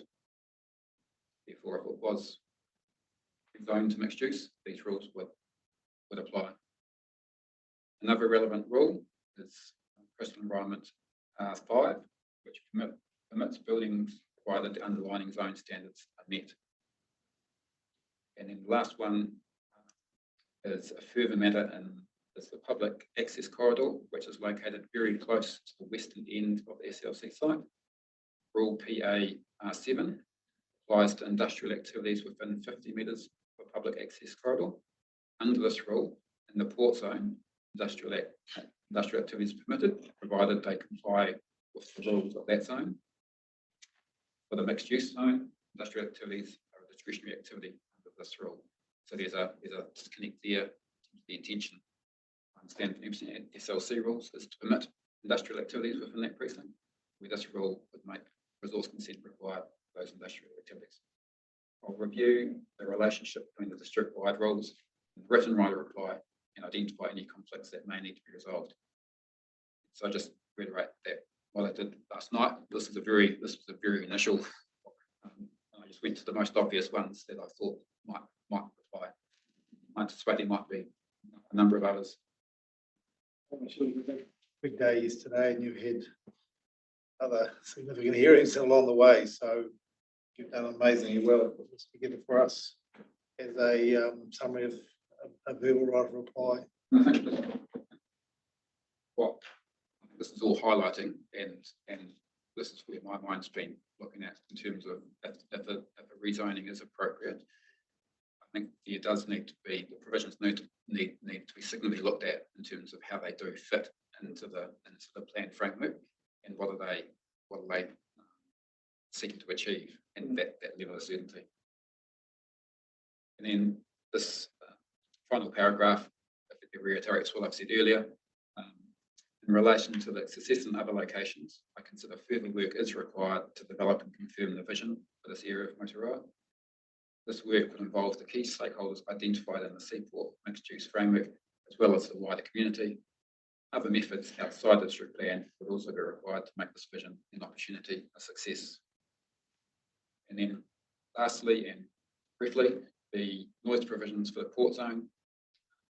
In terms of the location of the port noise ICB, the evidence on the port zone noise provision has focused on that location. The key question related to the future port activities and whether noise generating activities were appropriate and reasonable on or in the vicinity of the SLC site. The hearing panel questioned the 3 acoustic experts on this question, particularly whether the proposed future noise generating activities in the Marshall Day acoustics modelling were appropriate, reasonable, or fanciful. So in response to this evidence and questions, Mr. Lloyd concludes that the current and future noise at the SLC site is less than 65 decibels, and the ICB can therefore reasonably be located on noise grounds on the north side of the SLC site, between that site and the port. I agree with Mr. Lloyd's conclusion. In addition, as I concluded earlier in relation to the zoning of the SLC site, as I no longer consider the port zoning to be the most appropriate zoning, I no longer consider the ICB should be retained in its current location based on zoning. For noise and zoning reasons, I consider that ICB should be located on the north side of the SLC site, between that site and the port. So I'll address other few matters in the written response. Thank you, Hamish. David would have been, David, have you haven't got a copy of this, or have you by now? Yes, Christine's nodding. So you've been managing to follow through with a version in front of you of Hamish's written verbal reply? No, I haven't, but I've been taking extensive notes. So if it had been emailed through to me, I've missed it, but that's not an issue, Stephen. I've listened very carefully to Hamish.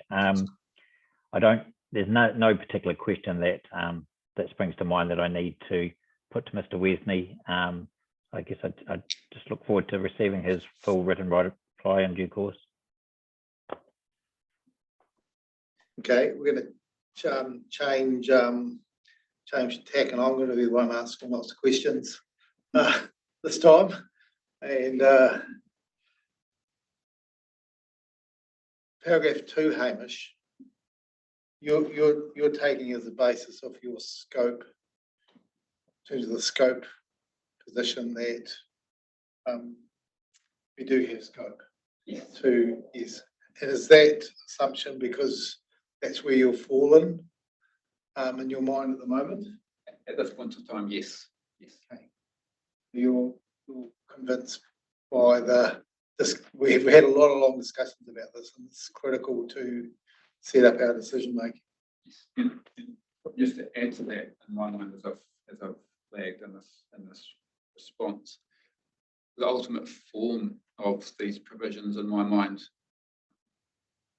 I think there's some room to move there, because I think the SLC provisions are a starting point in terms of what they're seeking, but to address the provisos I've identified, they could be different, and that might narrow this scope question. I think Mr. Slyfield was referring to it. Would you agree it was a pretty important discussion that we had, and certainly the advice we've had is very comprehensive. I think it's given you plenty of guidance to make a decision. I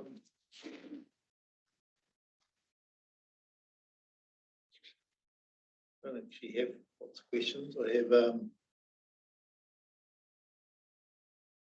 paragraph 27.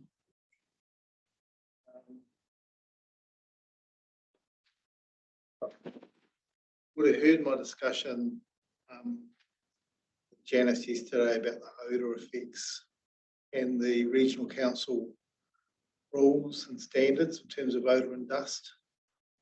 And I suppose my working assumption that under those regional council requirements to emit odour across the site or dust across the site, you need a resource consent to do that. Yes. So there's a performance standard in the regional air quality plan. Yes. That it's offensive additional at the boundary. Yes, at the boundary. So, are you aware of any resource consents held by the port to emit odour or dust past the boundary?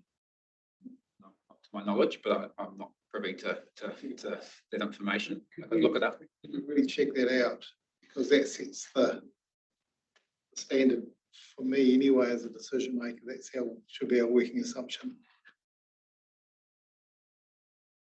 They're just air discharge consents. Yes, yes, in terms of odour and dust, and how that relates to the regional plan performance standard. And it's like all the other ones I'm aware of around the country will be no objectionable odour or discharge beyond the boundary of your own land.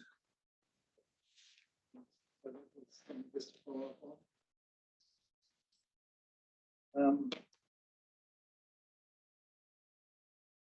44, when we're talking about the design guidelines, is there any potential to tie in the central city or residential design guidelines into this area? They just not really fit for purpose.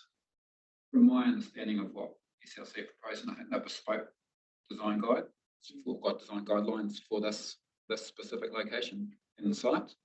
There might be some commonality in the matters they address, and some possibly some similar guidance. But my reading of what SLC were proposing was that they were bespoke to this site. And developed with Ngāti Te Whiti. Yes. Which was a criticism we had of the other guidelines because they weren't. We didn't undertake that, but there's been some further conferencing, I think, about those to see how they might get some input. Well, I'll just let you know for the record that I do also share the concerns about the third party certification in the way that setup that does seem quite unusual. Just whether it's a VIRES issue or not, doesn't sit comfortably, and I think you've reflected that in your advice. What we need to consider is how to address that, given the significance of this area to Ngāti Te Whiti, how to resolve that. So I need to turn my mind to that very question. Do you have any fundamental planning concern about the principle of the co-design? No, I support the co-design. It's where we're at in terms of the level of development of the plan for Seaport site, and in my experience, you'd incorporate more of the relevant details into the plan provisions that needed to, and have if there was another process with Niru Hapu, that would occur outside the district plan, or that there would be some specific provisions that set out this is exactly where and when and what for engagement with any other party. But I understand why that hasn't happened to this point, because of the fundamental issue around zoning is a key question that needs to be determined first. Okay. And my final question relates to your paragraph 45. So you're thinking about further work being needed to confirm the vision for the area of Pontaroa. So is that the area broader than the Seaport land, or is that? Yes. I think the framework that Mr. Mahler attached that considered the wider context and the wider area and suggested some changes there. So that would be the scale that I would suggest that you'd start at.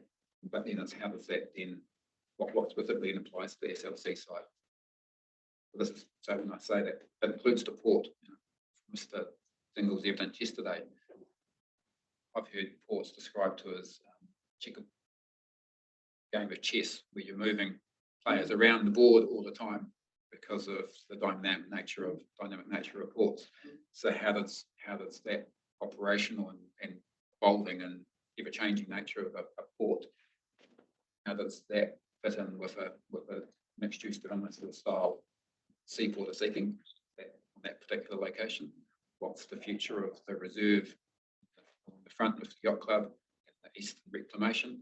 So that's what I'm just highlighting, that all these parts on the checkerboard needs there needs to be a more refined plan around that. So then the district plan is a framework for enabling development to occur, but also the port and all the other parties with interest in the area. They all understand what everyone else is doing.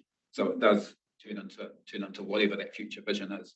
Is it a mixed use area with the port sticking to that area and not that area? That's what I'm flagging there.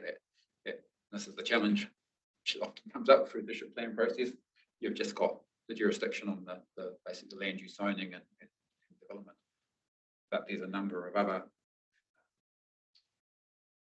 decisions that get made in terms of what happens in different locations. You've made the statement, this work would involve the key stakeholders identified in the Seaport mixed use framework, as well as a wider community. That includes the port and everyone involved. Yes. The two questions I've written down is when and then how.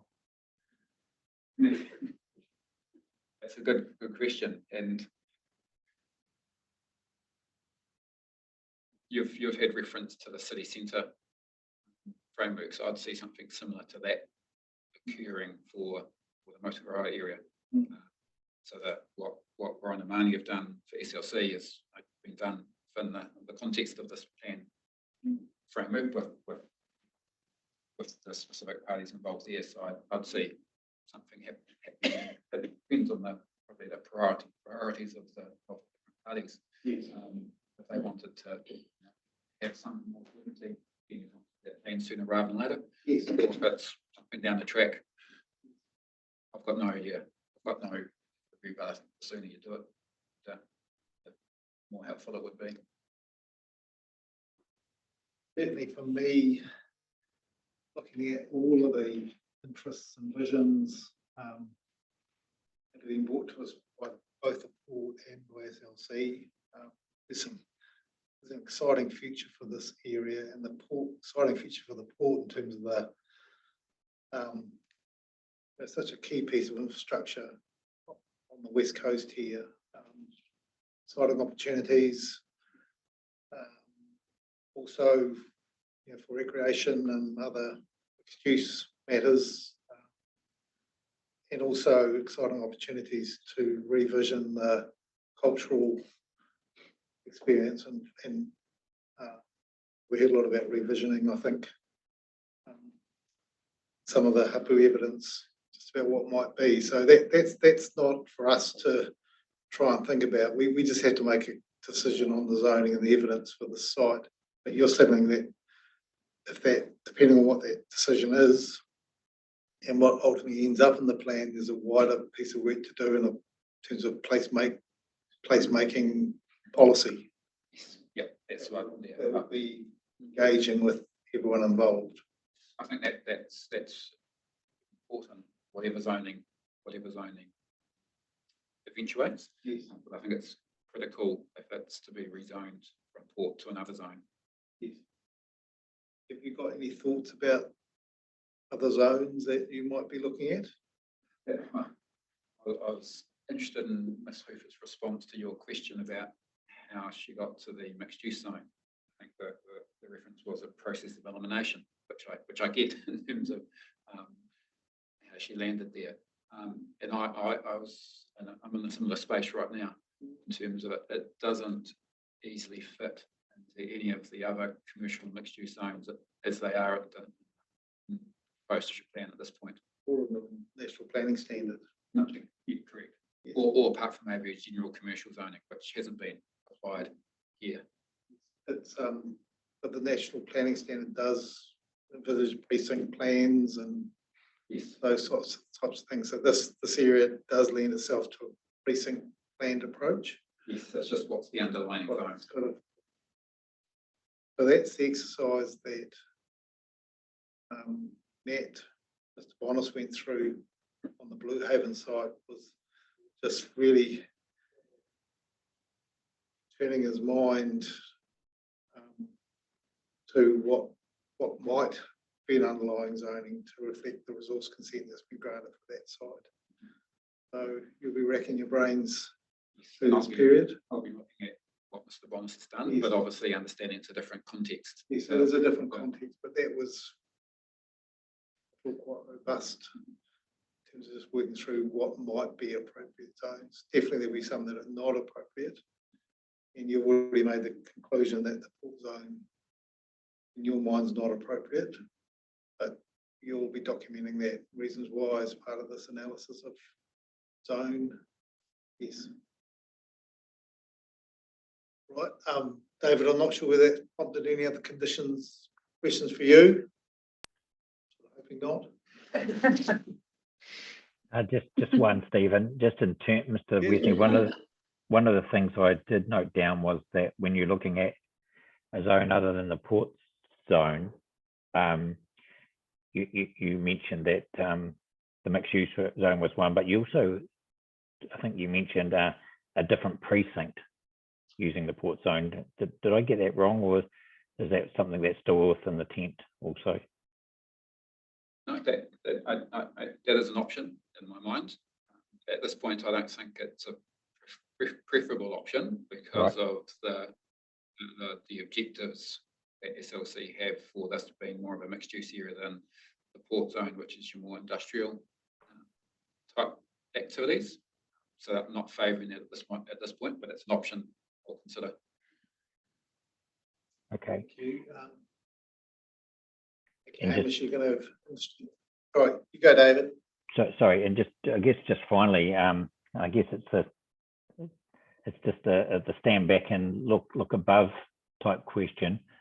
There's a number of sub issues rotating around this rezoning request, and you can break them down into individual components: reverse sensitivity, noise, strategic objectives, central city, engagement, how it fits with strategic objectives, how it fits with visions, and those sort of things. As a planner, I guess what we're relying on you to do is to sit above all of those and try and bring those together in a synthesized manner, and determine based on that what is the most appropriate outcome. And is that really where you're at in terms of identifying the future matters that you want to go away and reflect on and come back to us on? Is that really what you're saying to us in terms of your preliminary response? Yes, and it's those number of provisos I referred to. There are some substantive matters in those provisos around reverse sensitivity effects as one, as to how do the provisions, how do they effectively address, still achieve that port zone objective, which will still apply, obviously. So yes, no, that's still a live, relevant question I'm still considering. Yes, and is that in particular the objectives that are found in the strategic objectives around? Yes, that's the high level guidance I'll be referring to, not just as you referred to as a. Yes, because that's the test, isn't it? Individual. Yeah.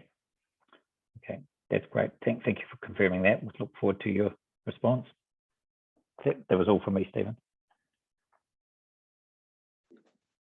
Right, I think we can close this hearing now. Just like to say a huge thank you for everyone involved. This has been one of the most interesting hearings I've ever sat on, and it's part of a plan making process, but we are down to a very specific site based issue. So just like to thank everyone involved, the quality of the legal submissions, the expert evidence, the participation of everyone has just been fantastic. I couldn't really ask for more in terms of expert assistance for our decision making. And I think, as I said yesterday, it's not going to be an easy one. Quite often, you'll know that when you hear evidence, it does, really come down to being reasonably straightforward. But we've got these matters, as David said, just to carefully work our way through, and we'll do that with every diligence we have. So thank you very much. We'll close the hearing. Just stay online, Christine, because I just want to talk about next steps. I've been called out. I do have a 3 o'clock 10-minute meeting I have to attend. So we will need to take a break, have a stretch, and we'll return for the writer reply from the staff on hearing 23B at 3:15. Thank you.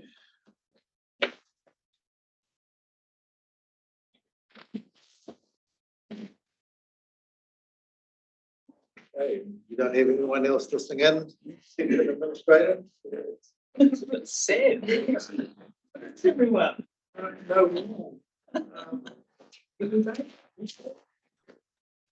So this is the verbal right of reply for hearing 23B, and I've got a batting order that Christine's given me from you, Sarah. So we'll just get into it, eh? So I'll just say, yes, just reiterate what we're here for. So this is our right of reply on the sweep up hearing. And first of all, we're going to start with Jacob. Sure. Kia ora, Commissioners. So I'm just going to start us off by briefly speaking about the definition of living activities. So Mr. Campbell for Kāinga Ora submitted evidence indicating that the PDP defined term living activities should be deleted, as all of the terms listed within this can be subsumed by the definition of residential activities. As I noted on Monday, this matter was also raised through the commercial and mixed use zone hearing, where Kāinga Ora made a similar submission on specific provisions containing the term living activities. Within this hearing, it was recommended the submission was rejected on the basis that both the terms living activities and residential activities have a place. After hearing from Mr. Campbell, I maintain the position put forward in the 42A report that living activities is a useful way of grouping together various terms of a similar nature for efficiency. As was discussed on Monday, the term is only used in zones where it's useful and appropriate to group these activities together. And to demonstrate this more clearly within the written right of reply, I'll provide a table that shows where it's used and how it's used. So I think this reflects the point that in some chapters, the use of the overarching term living activities is an efficient way of identifying and grouping all residential type activities together. And then in other chapters, it's a more nuanced approach is required. Therefore, there's the differing residential type activities have different activity statuses. Just a final note on that Bruce response is that I don't have any fundamental issue with what Mr. Campbell suggested. I think both options work in my mind, but just on balance, I prefer the approach that was taken in the proposed district plan. Happy to take any questions on that point before I hand on. Thanks for thinking about that. Yeah.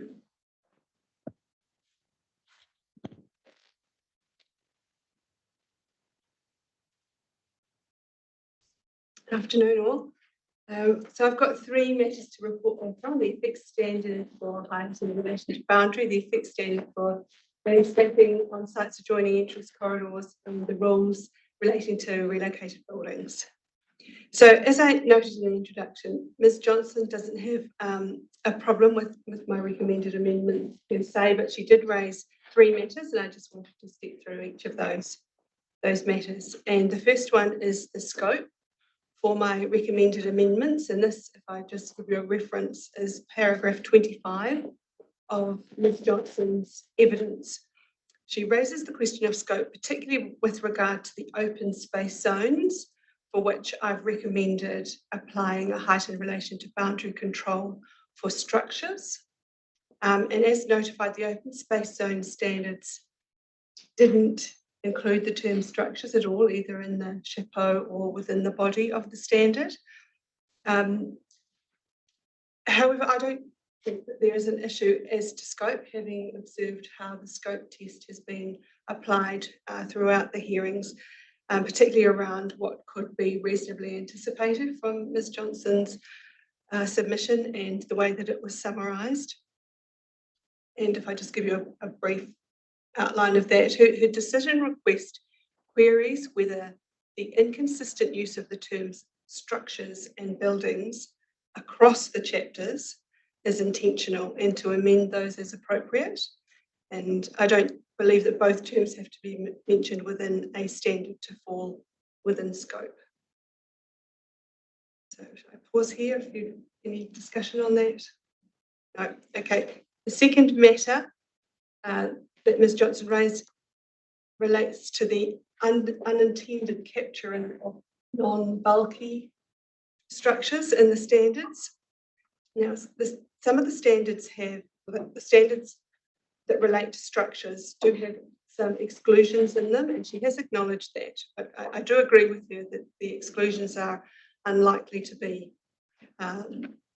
fulsome, I guess, and that it is a limitation of the standard and could result in resource consent being required for a narrow structure that doesn't generate any effects. So the cost of this is obviously a consenting burden, but in my view, I think there's a potentially greater cost associated with Ms Johnson's recommendation, which is to define a bulky structure within the standard, and she suggests 5 metres, a structure greater than 5 square metres and greater than 2 metres in height. It sounds arbitrary, but it has been lifted from the definition of a building in the operative plan. But in my view, I think there could be structures smaller than that, but for reasons, say, of site topography or of the elevation of a site in relation to its neighbour, that could generate shading effects that are more than minor.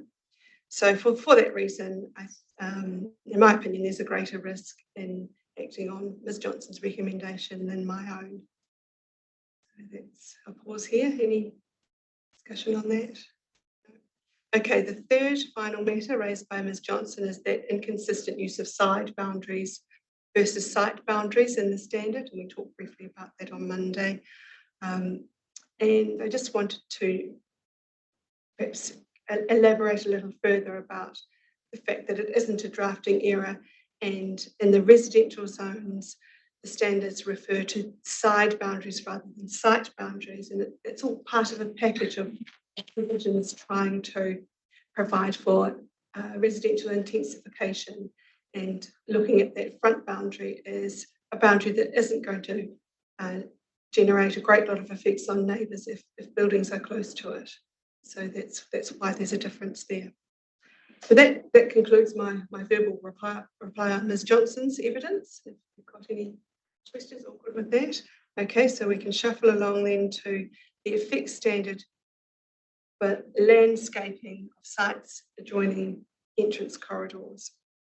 And putting the drafting of the standard to one side, the essence of the matter here is really whether grass on its own should achieve compliance with a landscaping standard, or whether shrubs and trees should also be required. And as you know from the report, I agree with the submitter that grass alone is a very low minimum standard, and that I'd like to see some trees and shrubs added to that in all zones except the rural production zone. And we've heard from Federated Farmers representatives this week that they consider the standard onerous and that they'd like to see the rural production zone deleted from the standard, or not having to comply with the standard. And I think they pointed out quite effectively that there is a small amount of rural production zoning that is affected by entrance corridors. But despite that, its inclusion was a careful and considered decision. It was based on the entrance corridors surveys that were undertaken by the council's landscape architect back early stages of the district plan review, so it does have some good robust Section 32 work behind it. And just as an example, Airport Drive, which is predominantly rural industrial zone, rural production zone, really is one of the most stunning entrance corridors from an airport into a city across the whole of the Motu, I think. So that would be one to point out. So really, I disagree with Federated Farmers that the rural production zone should be deleted from the standard. I think that the landscaping standard, like the other two standards in the overlay, is a light touch, and it provides considerable flexibility for working farms. Mr. Matic and Mr. Hooper talked about the presence of maize crops, shelter belts, stock loading facilities, mustering yards, and rotational cropping. And none of those activities would trigger the need for resource consent within that 30-metre setback. Maize crops, other crops and shelter belts would actually contribute to compliance with the landscaping standard, and stock loading yards and races are exempt from the setback standard for structures. What else do I want to say about that? I guess that begs the question, doesn't it, that if you can undertake all of these rural activities in the setback, what is the point of having the rural production zone affected by the standard?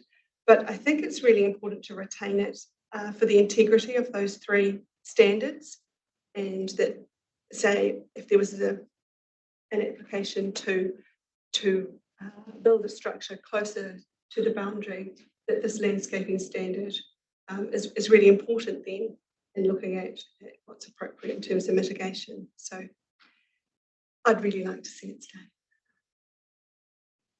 There we are. That's any discussion on that one? No. I'll say is that when I was looking at Peter's map, the Airport Drive entrance way, you've got that stunning airport coming into town. But yeah, so you'll obviously clearly lay that out in the written reply, because what you've said is important. Mr. Matic came up, spent 2 days driving around. Obviously, it's a thing for them. So yeah, obviously, is carefully explaining the rationale, which you've already done, but reconfirming your position will be important. That's right. Yes, just outlining carefully that flexibility that they do still have. Operation. Okay, which brings me to the rules for the relocation of buildings. And we heard from Mr. Barner-Thompson. He's largely supportive with the recommended amendments, and he's just raised those two matters relating to the permitted activity standards. And the first one relates to the use of the term permitted activity in the first standard, rather than the building will be used for something specific like residential units. And I agree with Mr. Barner-Thompson that standardisation is appropriate, and it will eliminate what he pointed out, an awkward interplay between the permitted activity standard and the note in the standard as well. So in the second matter was the request to include an additional standard in the residential zones, so that buildings are located on permanent foundations within 2 months of arriving on the site. And as Commissioner Daysh pointed out at the residential zone hearing, it's unusual for an industry body to request a more restrictive provision. So it was really nice to see. And I'm comfortable to recommend the changes based on Mr. Barner-Thompson's evidence. Now, I've given, just as a final comment, I've given some thought to the question posed by Commissioner McMahon, that a permitted activity status for relocated buildings in the city and town centre zones will mean that design guides are not able to be referred to or considered when relocated buildings occur in these zones. And I mentioned that relocated buildings are uncommon in these two centre zones, and I'd just like to back that up with some interesting figures. So between 2015 and 2020, there were 330 resource consents issued for relocated buildings. Of these, none were in the town centre zone, and 2 were in the city centre zone. And these 2 relocated buildings are somewhat unorthodox. One is a relocated shipping container that's being used as a food truck in the food truck area, Meardit Street. So that's not a permanent structure. And the second one was the Habitat for Humanity relocated house that was temporarily located down near the foreshore as part of a sort of exposure and promotion campaign. So really, I'm of the view that the likelihood of relocated buildings in these zones is so low that regulation is unnecessary. And without a sound resource management issue, I think we would risk being out of step with common practice that's based around case law. That's it from me. Questions there? No, those are more for, I mean, to some extent, they're more for David really, because he's focused on those particular zones. So in the current scenario, those 2 examples, if the rules that you're recommending now applied, they could just turn up. It would be a permitted activity. It would require a reinstatement works report as part of that suite of permitted activity standards. So there is some ability for the council to consider the vision. I guess it's a permitted activity path. Yeah. Provided it met the standards as well. So it'd have to meet all the effect standards, all the bulk and location. Yes, quite. Is there a section in the town and centre design guidelines that deals with containers? Shipping containers? I'm going to say no, because I do know that. I think that's quite fun. Okay, all right, fair enough. Piece of containers, piece of land where the neighbours plonked 2 containers right on the boundary, and is building, wants to put one of those big hoops over the top. Is building little sheds to sell on. And the containers just proliferating all over the place. It's a common planning issue. Yes. Because it's cheaper to sell them locally than put them on a ship and take them home. There's about 1 million of them in New Zealand at the moment because they can't find homes for them. Yes. My uncle got a container which he's using as a shed for $1,000. Yeah, it's great. It's a nice container, but it's very big. Yeah. It's going to be a sleep out next time you're there. Okay,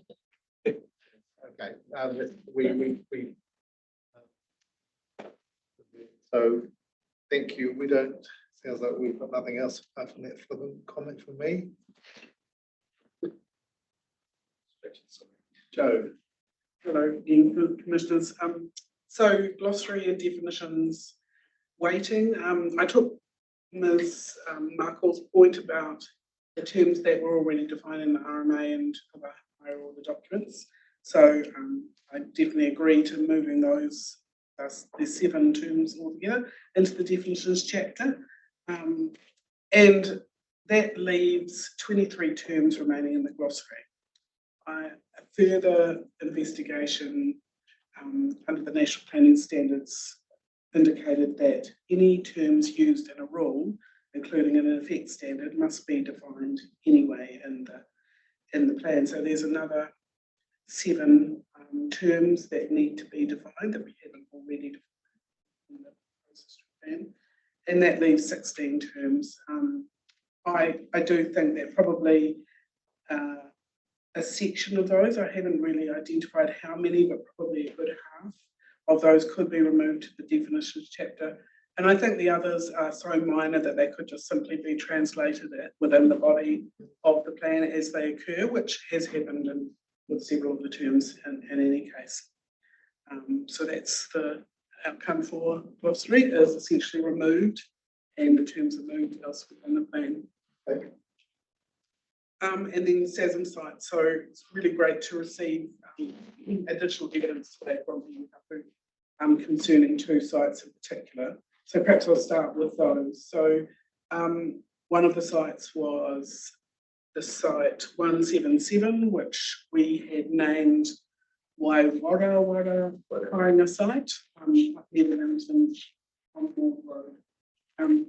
The owner of that site, Mr. Morrison, as I understand it, is divesting himself of that property, and in fact, the person who was leasing that property, Mr. Jordan, who is also the owner of another site, is in the process of buying that property. So it makes sense because he was already leasing it. So very good to see additional evidence. I'd like to just take a bit more time to have a look at that evidence that's come in today, but that's very helpful, and especially the recommendation from Ngāti Te Witi to remove the extent that was originally intended for that site. The other site that I was waiting on additional evidence for was site 2593, which is actually on Mr. Hooper's property in Elsham Road, and that relates to we already had one decent item of evidence, a map, and Mr. McCurdy referred to that in his evidence. And today we received additional evidence for that site, so that's very good. Really convincing.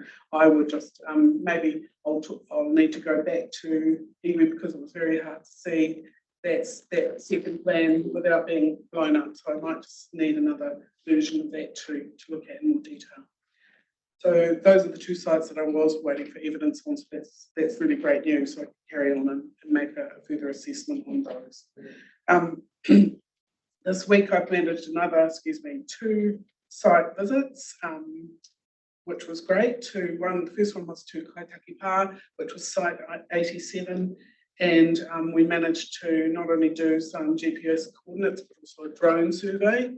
And so we will be identifying through the written reply, we'll have a map, and we will have been able to have a discussion with Hapu about that and make sure that they think that's looking okay, so that we can put that forward. So that doesn't actually change the location of that site, it's simply that the coordinates have altered. So it's still on the same property, with the same owner. The second site we've managed to get to was site 201, which we have named Atua Iwa, and I noticed Mr. Coffin made a comment about that name in the SASM hearing. I think we could possibly alter the name, so I got to have further conversations with Hapu about that name.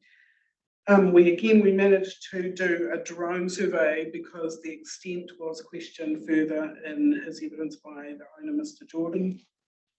We do think the extent could be reduced in size to the top of the hill. It's a very large hill, it's quite an unusual feature in the landscape.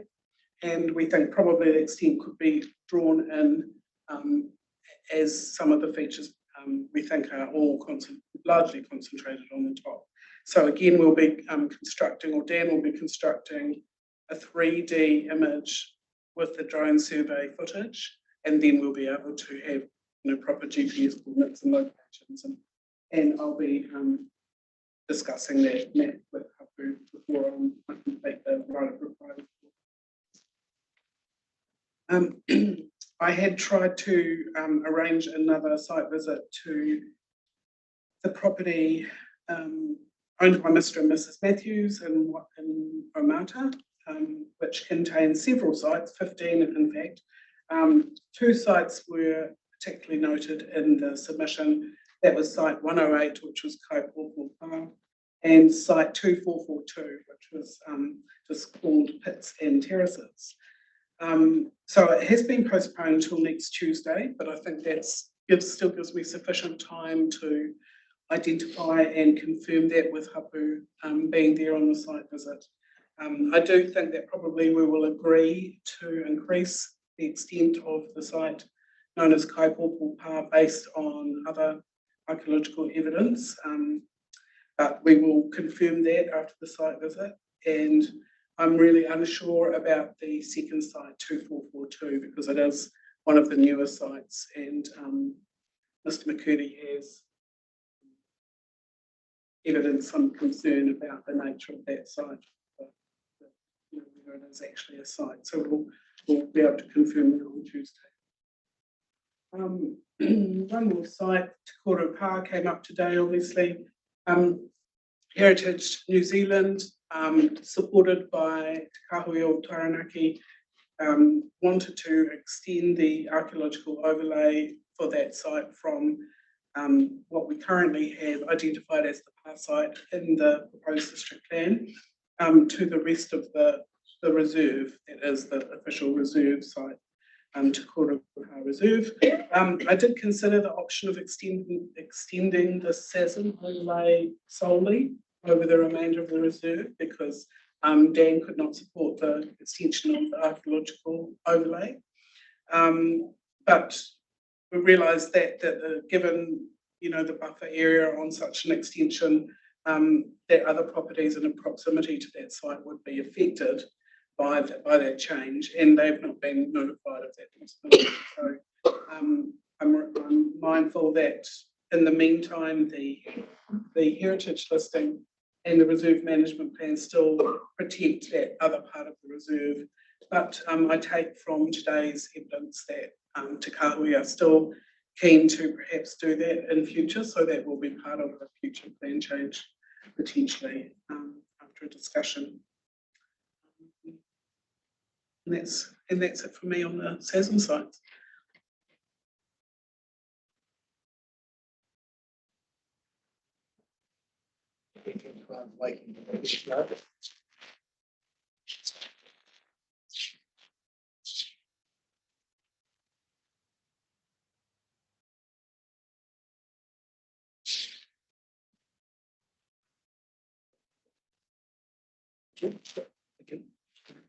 Just have one question and one comment.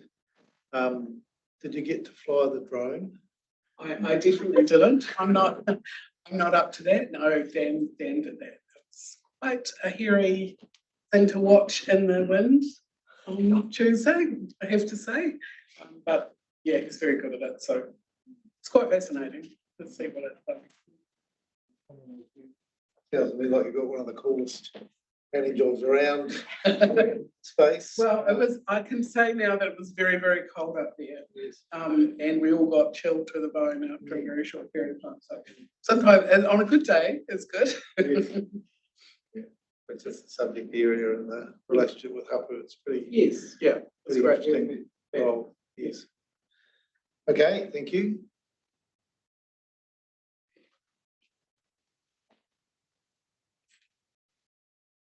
Being the last to report back, I'm going to be really brief if I can.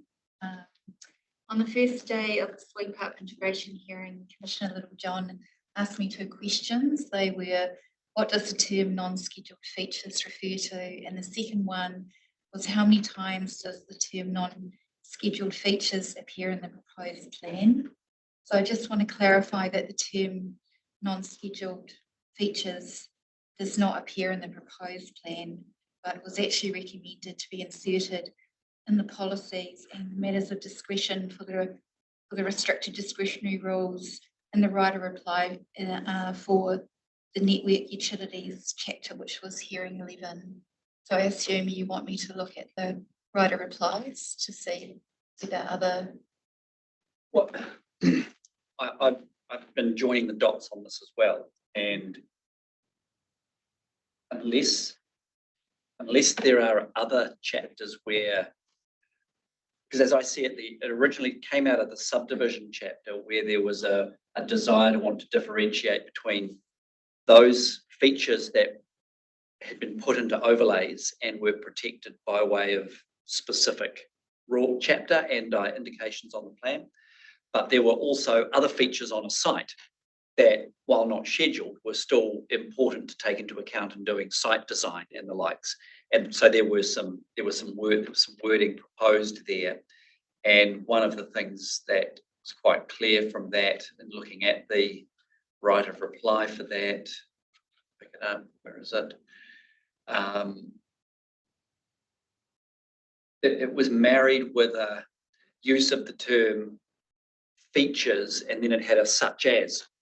And the such as were effectively a summary of the types of features that were otherwise within the overlay. So the such as gave some sort of understanding to what was the feature that was being talked about.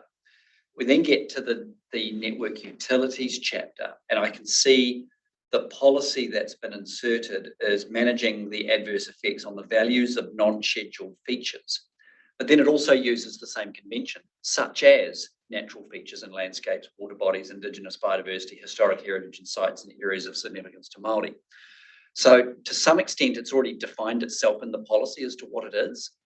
And then the policy is referred to in matters of discretion as a way to look back to, let's not miss the things that are still valuable as features, but we just haven't mapped. And so then to some extent, I can see where logically the report writer said, oh, let's just include a definition, but the definition actually does less than what the policy says, because it doesn't have the such as.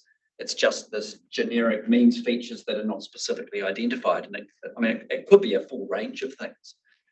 And then I guess the next question is, well, if it's only used once in that one policy, what benefit do we get from including a definition for it? I think, unless we're going to use it as a term generally across the plan, if there are other chapters where we want to not only make sure that scheduled features have a regime that applies to them, but there's also some other stuff that deals with non-scheduled.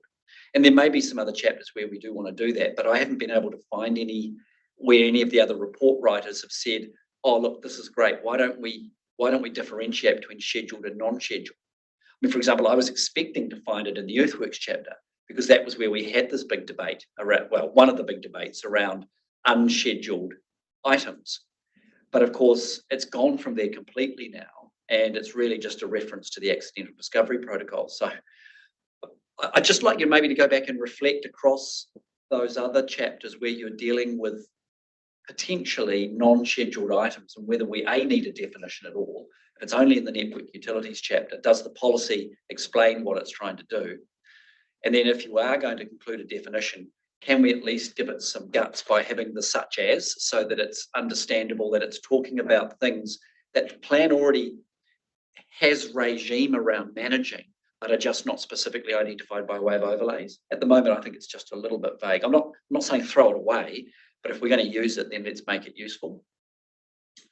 Yeah, I just can confirm I did the same analysis Yeah. as well. Yeah. Did a table, and it's only, I did actually, I agree with you. I think the such as is really good, because non-scheduled sites to me doesn't mean anything. So I did. Features, it's not even sites, it's features. Sorry, features. So I did find comfort, and I thought that would go good direction to a resource consent planner. So I did. It's also the same. You see the same policy in the only other writer reply that has picked it up is in the energy policies, and then but I'll put down my findings in my written writer reply. But I did see the same problem that it's used in 2 chapters, and then the other writer replies haven't addressed it. They've got their own way of describing these things. So either that's valid or so I understand. So thank you. Yeah, I think it's still valuable in the subdivision chapter, for example, and anyone where you're going to be physically altering the land, where there may be some features that aren't mapped. And I think that's, and maybe the best way to capture that is not by way of a defined term, but just to keep it within the process of the assessment of that particular activity. Anyway, that's just some thinking off the top of my head. Yeah. Okay, and just my final matter is I'm just going to talk a little bit about the evidence we heard today from Ms. Marco about the term cultural advice. So I acknowledge the concerns that Ms. Marco raised in terms of that the term cultural advice may pigeonhole or limit the advice that tangata whenua can provide in relation to a resource conservation. I said the comment from Commissioner Coffin that the wider use of the term cultural could be misunderstood. And in my written right of reply, I will consider the appropriateness of removing the word cultural from where I've used it in 31 provisions across all the recommended right of replies, noting Commissioner Littlejohn's comments about the importance of examining the context where it's used. So is it used in a policy or a matter of discretion?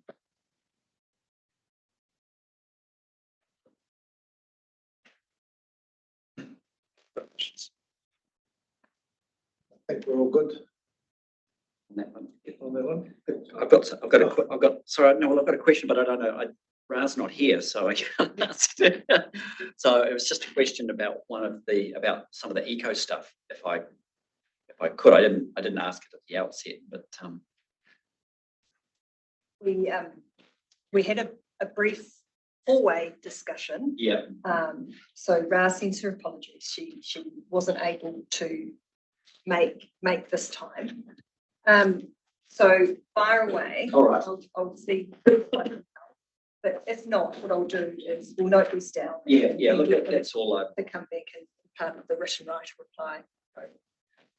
It's really just some, I'll start really with what's proposed, and then I'm going to ask some questions at a slightly higher level. If you look at Appendix 11, which is the recommended amendments, and I think if you go to Appendix 11C,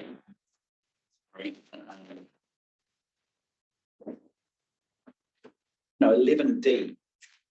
So 11D is an appendix where, if I'm interpreting it right, these are areas that are already identified in the plan as SNAs. Just finding the appendix.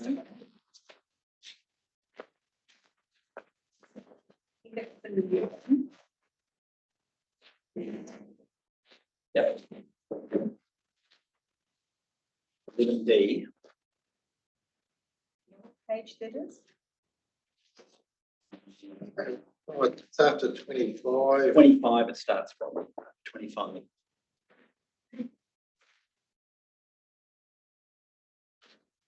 About 20 maps here, Sarah. Yeah.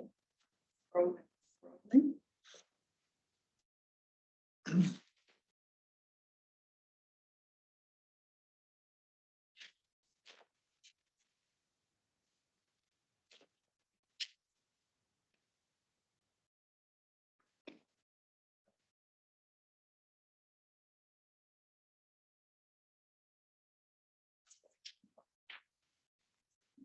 here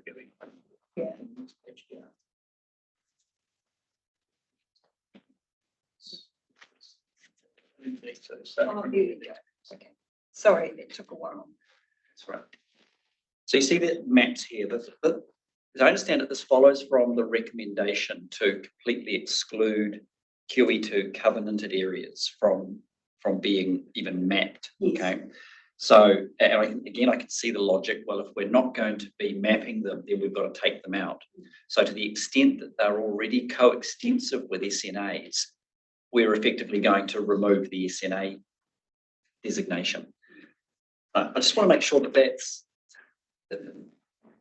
because the outcome of that in some instances would be, for example, we've got SNA 242. So the covenanted area is not coextensive with the SNA. In fact, it's slightly larger in some instances than the SNA. So is the intention then that if this recommendation is accepted, the only portion that would remain as SNA would be these tiny little slithers around the edge?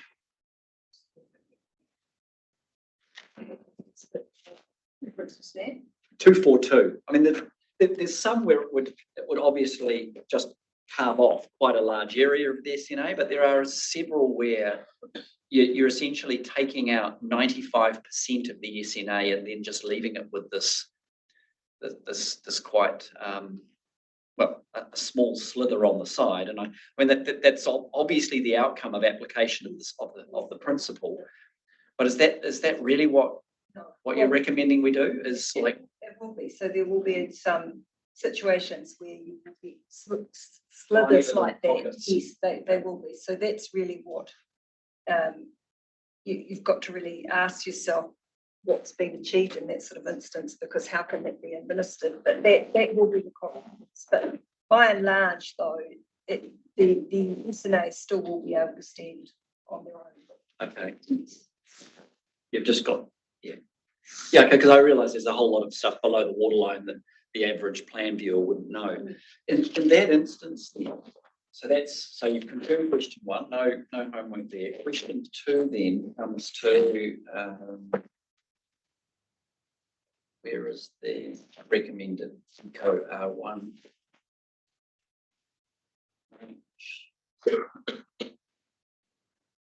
Which is the appendix revised. Yes, sorry.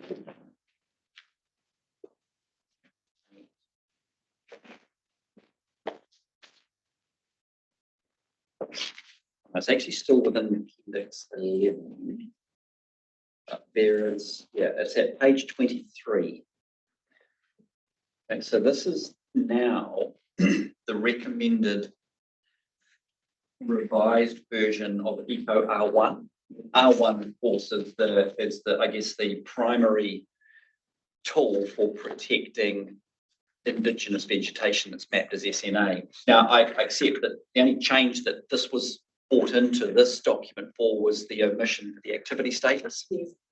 But if you go over to the permitted activity status now, criterion 1 is that the Indigenous vegetation disturbance is provided for in a conservation covenant.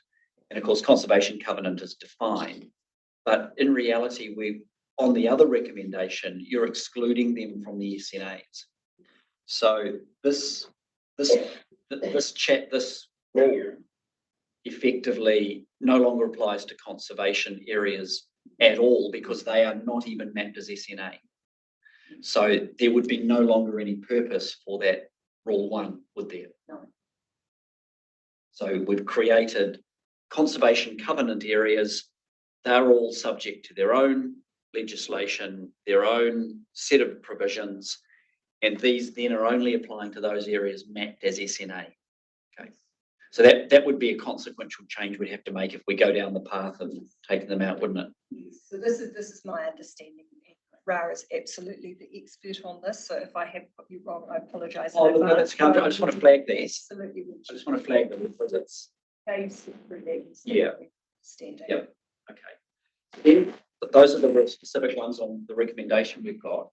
I guess the bigger picture one comes back to the general proposition about whether this is the right way to go in terms of the mapping. And it was really good to read Lauren's submissions. Thank you, Ms. Wallace, for that. That was took me a little while to find them, but they've been put into the Hearing 5 folder rather than the Hearing 23 folder, but I got them in the end. And yeah, it's probably moot one way or the other, and it's something we're still deliberating on. But in terms of that, I guess I got to ask the question: are all of the areas that we would describe as conservation covenant, are they all mapped currently in Council's GIS layers? There is some that are underway, so it's up to date as we've got, and there's been some reporting that Ra has given you with some QE2, for example, we're still working with them, and they were very, very close. Some by Mount Messenger, for example, but to the best of my knowledge, that's as up to date as we've got. Okay. So they are all there, and what's the process then of a landowner deciding they're going to do this, and they go to the QE2 Trust, they get a survey plan done, they register it, they register a covenant with LINZ. How does the council learn about that?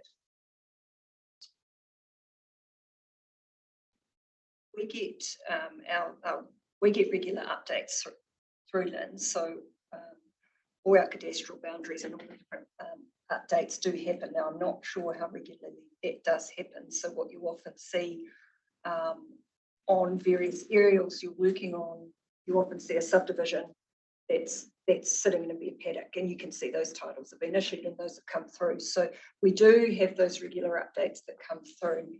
I think there is also a process that goes on that works directly with QE2, with the local representatives. So there's information sharing in that regard as well. There is any that side of things. I'm just going to look around if anybody else has got any understanding. Do you know, Lauren?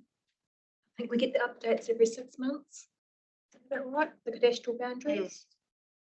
That's all I know on that. So you would pick up then whether a new conservation covenant has been registered. It's not ideal. It's sort of relying on chance really that's picked up. But you've said that they're all captured now. So presumably the system's working. It does. Okay. And the Ashley also might be able to help with the refreshing of the maps with, sorry, just if I can. When Wade receives that information and it refreshes automatically, because it ties in with many systems that with rates databases and all those sorts of things, we have a lot of parts of council that rely on that type of data. How does that sit? Does that come into IT, or where does that information go? I need to check that with Wade, where it sits and then the frequency. Yeah, sorry, we're not sure of the mechanics of how it comes through, but my understanding, it's pretty robust. Sometimes it's a slight lag in the information in terms of being able to show what's actually happening on site, but it's reasonably regular that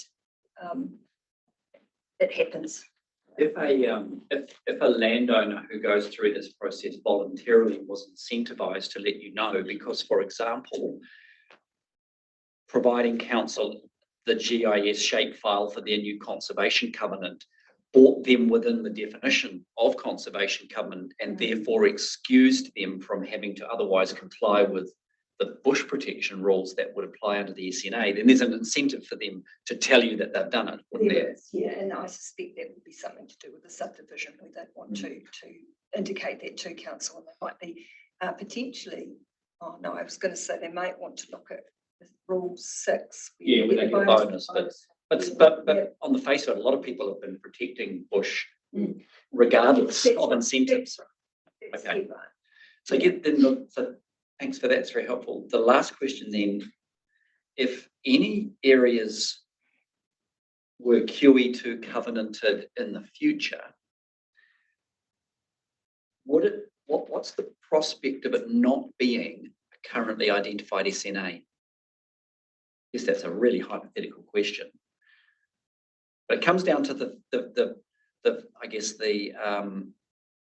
confidence we put in council's SNA identification process to some extent, doesn't it? I think that happens. Absolutely, yes, because and this all comes down to the journey that council's actually been on, working with landowners. It's always been for many years. Council has part of the consultation on this matter has put these options out to landowners that there's regulation through the district plan, or there's the side of it to go down the QE2 path. So yeah, I think that's absolutely probable. It wouldn't make too much difference if the area wasn't SNA, but QE2 saw it as valuable and protectable. Then the landowner's under no SNA obligations at the start, and that's also under no SNA obligations at the finish, are they? And then it would just be a case of whether council wanted to pick that up and include the covenant in its GIS. Okay. What I will add to this is with the exposure draft. So this is what I was thinking about. Yeah. Well, we would look for that guidance to come through. So her observations are that we're in a pretty good position. Yep. When we have that exposure draft, there will be some work that needs to be undertaken, and I guess this net will come. Potentially not, because to some extent Forest and Bird have already have already laid the challenge down really, which is if you're going to have these areas recognised, then what's the harm of putting them in the district plan? I didn't hear Forest and Bird say that both sets of rules ought to apply, merely that they all ought to be identified. And there's nothing wrong in principle, I don't think, unless you tell me, in having them all identified, but a different set of provisions applying to them. That's right, and again, that comes right back through 10 years worth of work. Work with farmers as to where or landowners where we've got to with that. And that point that you've raised by Forest and Bird has also been picked up by Te Atiawa as well, who would like to see that come through. So yes, you're right. The outcomes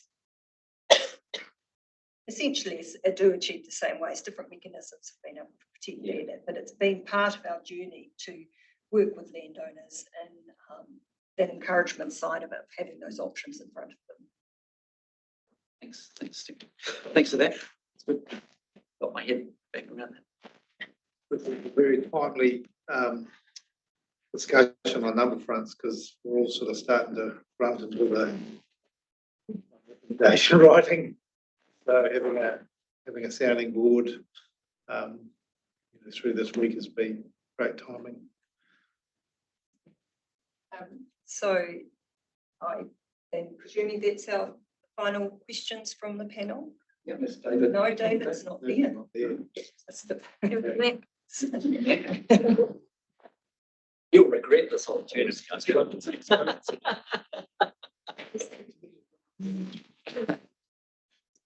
So with those final questions, that does conclude our verbal right of reply on the final plan change integration. As discussed, there are some matters that require further consideration, but overall I can sum up by saying that in general the majority of the recommendations made in the change. I'd just like to ask questions on the right of reply. Our assumption would be that it's the standard 2-week turnaround from there. And just going back, one hearing back, when we started this on the Monday, it would be a 2-week turnaround with the general industrial zone rezonings as well. And this is to do with the Bro Devon. Sorry, there's been a lot of submitters this week. So this is to do with Bro Devon and the Hamlin site. So we've got 2 rights of reply that are due there. So our presumption is that 2-week timeframe starts from that Monday to the 2 weeks from there, unless there's you have some further views on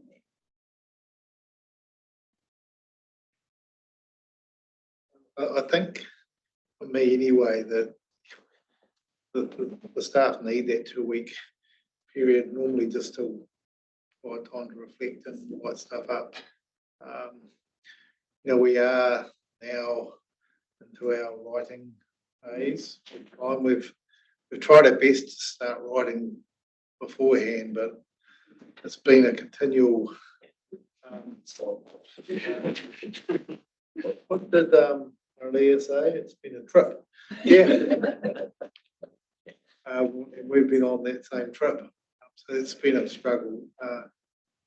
We are working on a best endeavours to have everything wrapped up by the end of October. But at the same time, I'm certainly don't want to kill anyone on the way. So I think you should take the 2 weeks, unless you feel. This report especially is in our mind reasonably straightforward. And with the other one, they will need the full 2 weeks, because there is a little bit of work that Matt Bonus would like to undertake there with some of the parties, so he needs a little bit of time. But that will be the loop up of that. Ellie, have you got anything further on your side of things? No, just that I would appreciate those 2 weeks, especially for.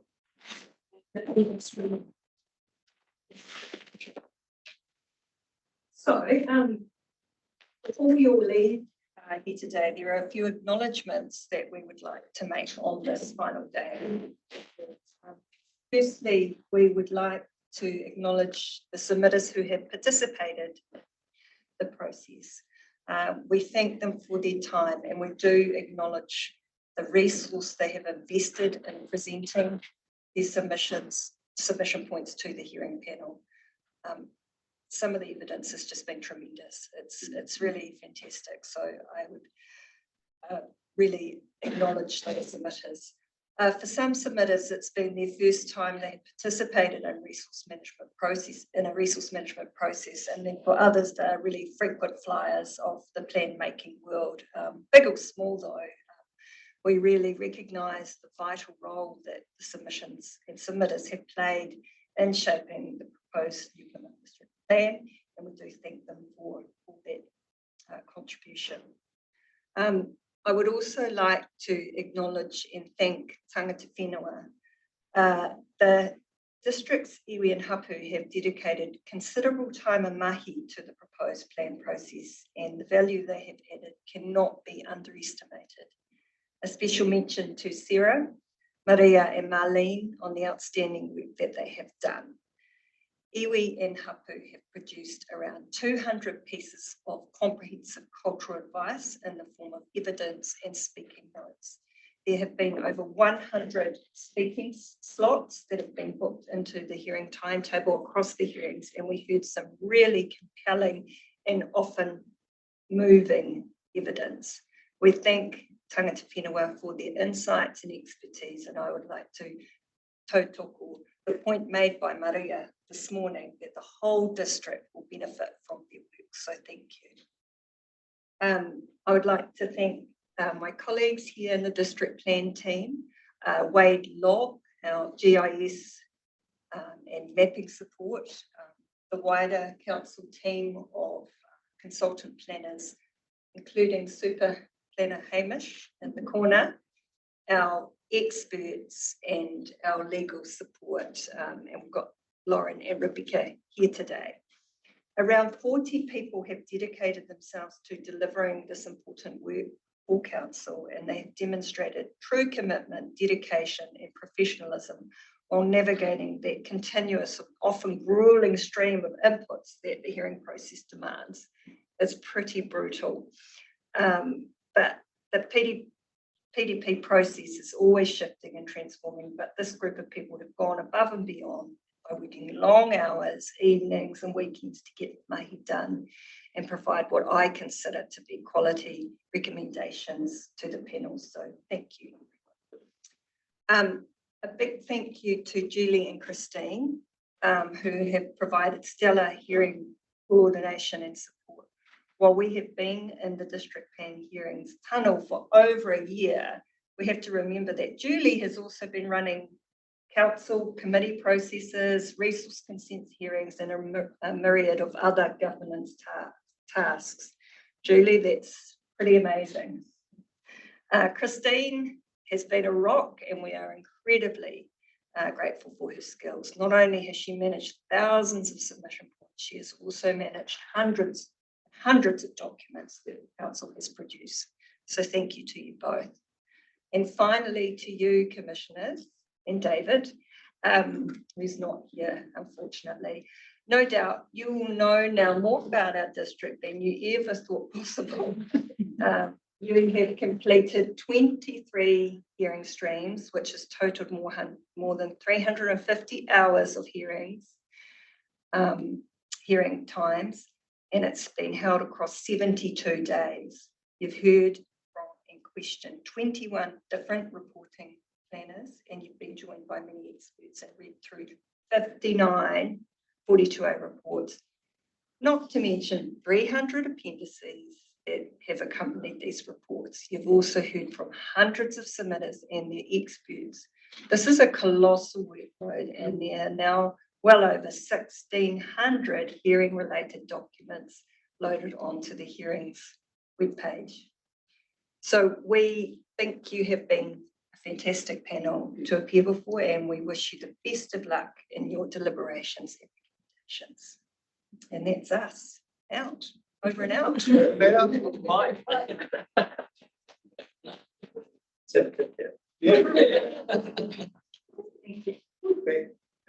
Thank you so much, Sarah. And no, around the room here, you're a very special crew.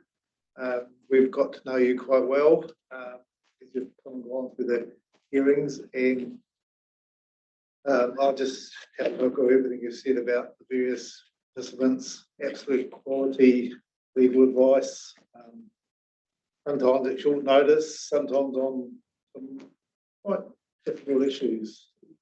Lauren and Rebecca, that's, we couldn't have asked for more from you. It's just been very, very helpful. And the planning team, Sarah, I don't know quite how you've ended up with such a stellar bunch. It's perhaps a bit of a history and a bit of cajoling busy people to step up when you really need some help. And certainly the team and Hamish, and when Matt came in on the Blue Haven case, his value as someone outside the region who come in and really just grab that challenging hearing was fantastic. And it goes without saying, Christine and Julie, it's been very cool for us. We've got these very diligent, friendly people on the end of the emails and phones, and we've made a pretty good team, I think, between us on the governance side of these hearings. And the comments about iwi is phenomenal. I've said it before, the quality of the planning advice through Sarah, Maria, Marlene, Casey, I think that's going to set certainly the planning team up for a lifetime of great work, just with having worked their way through all these different planning issues. So I think that's a real treat. I've greatly enjoyed coming over here. We felt a bit ripped off and we couldn't come. We had to do things on Zoom, but managed our way through that very well. And I don't think we've really missed a beat too much with people not being able to participate the way they'd like to. I think we've heard everything everyone's wanted to say, which from a public participation point of view is what these processes all around. Denise, you being here the last few hearings, that's an incredible opportunity for you to listen from the very best team that could be put together, and good luck with your upcoming hearing process as well. The last thing I'll say is I'd like to give Sarah on the screen, I won't try and pronounce her surname again, the last word with karakia, and any final thoughts from you, Sarah, as a finish up. Oh no, kei te pai, I'm driving, so ko mātua Antoine, maue tuku karakia, pia. Yes, Sarah. Kia ora. Let's stop using that word. Distinguished elder person. Distinguished, I'm not sure about that. Hui anō e tautoko ngā mihi kua mihia. Ko tēnei, ko taku nei mahi, hei whakakapi a tēnei wāhanga o tira e mihi kawana kia Damon, I whakakapi te nuinga o ngā mahi ko puta mai I tēnei o tātou wāhanga. So just like to acknowledge that I'm going to have the karakia just to close our day, but Damon had the privilege to close all of our mahi that has happened during this hearing. Wachira, ka te māngai, kia tatu mai no koutou ko wainganui ka tēnei whakamui a mātou hei tātaringa ko kātua whakapū kia nana mātou rautu ko te kororingitanga, ko te māngai no hei tautuku mai ai ni ākini ai. Ai te māngai no puno Dr. Tapu, mana ki tia mai mātou I rautu tarano, pai heri tia ki tarangi mārenga wākatoa, ai anei ākini, āmene. Kia ora everybody.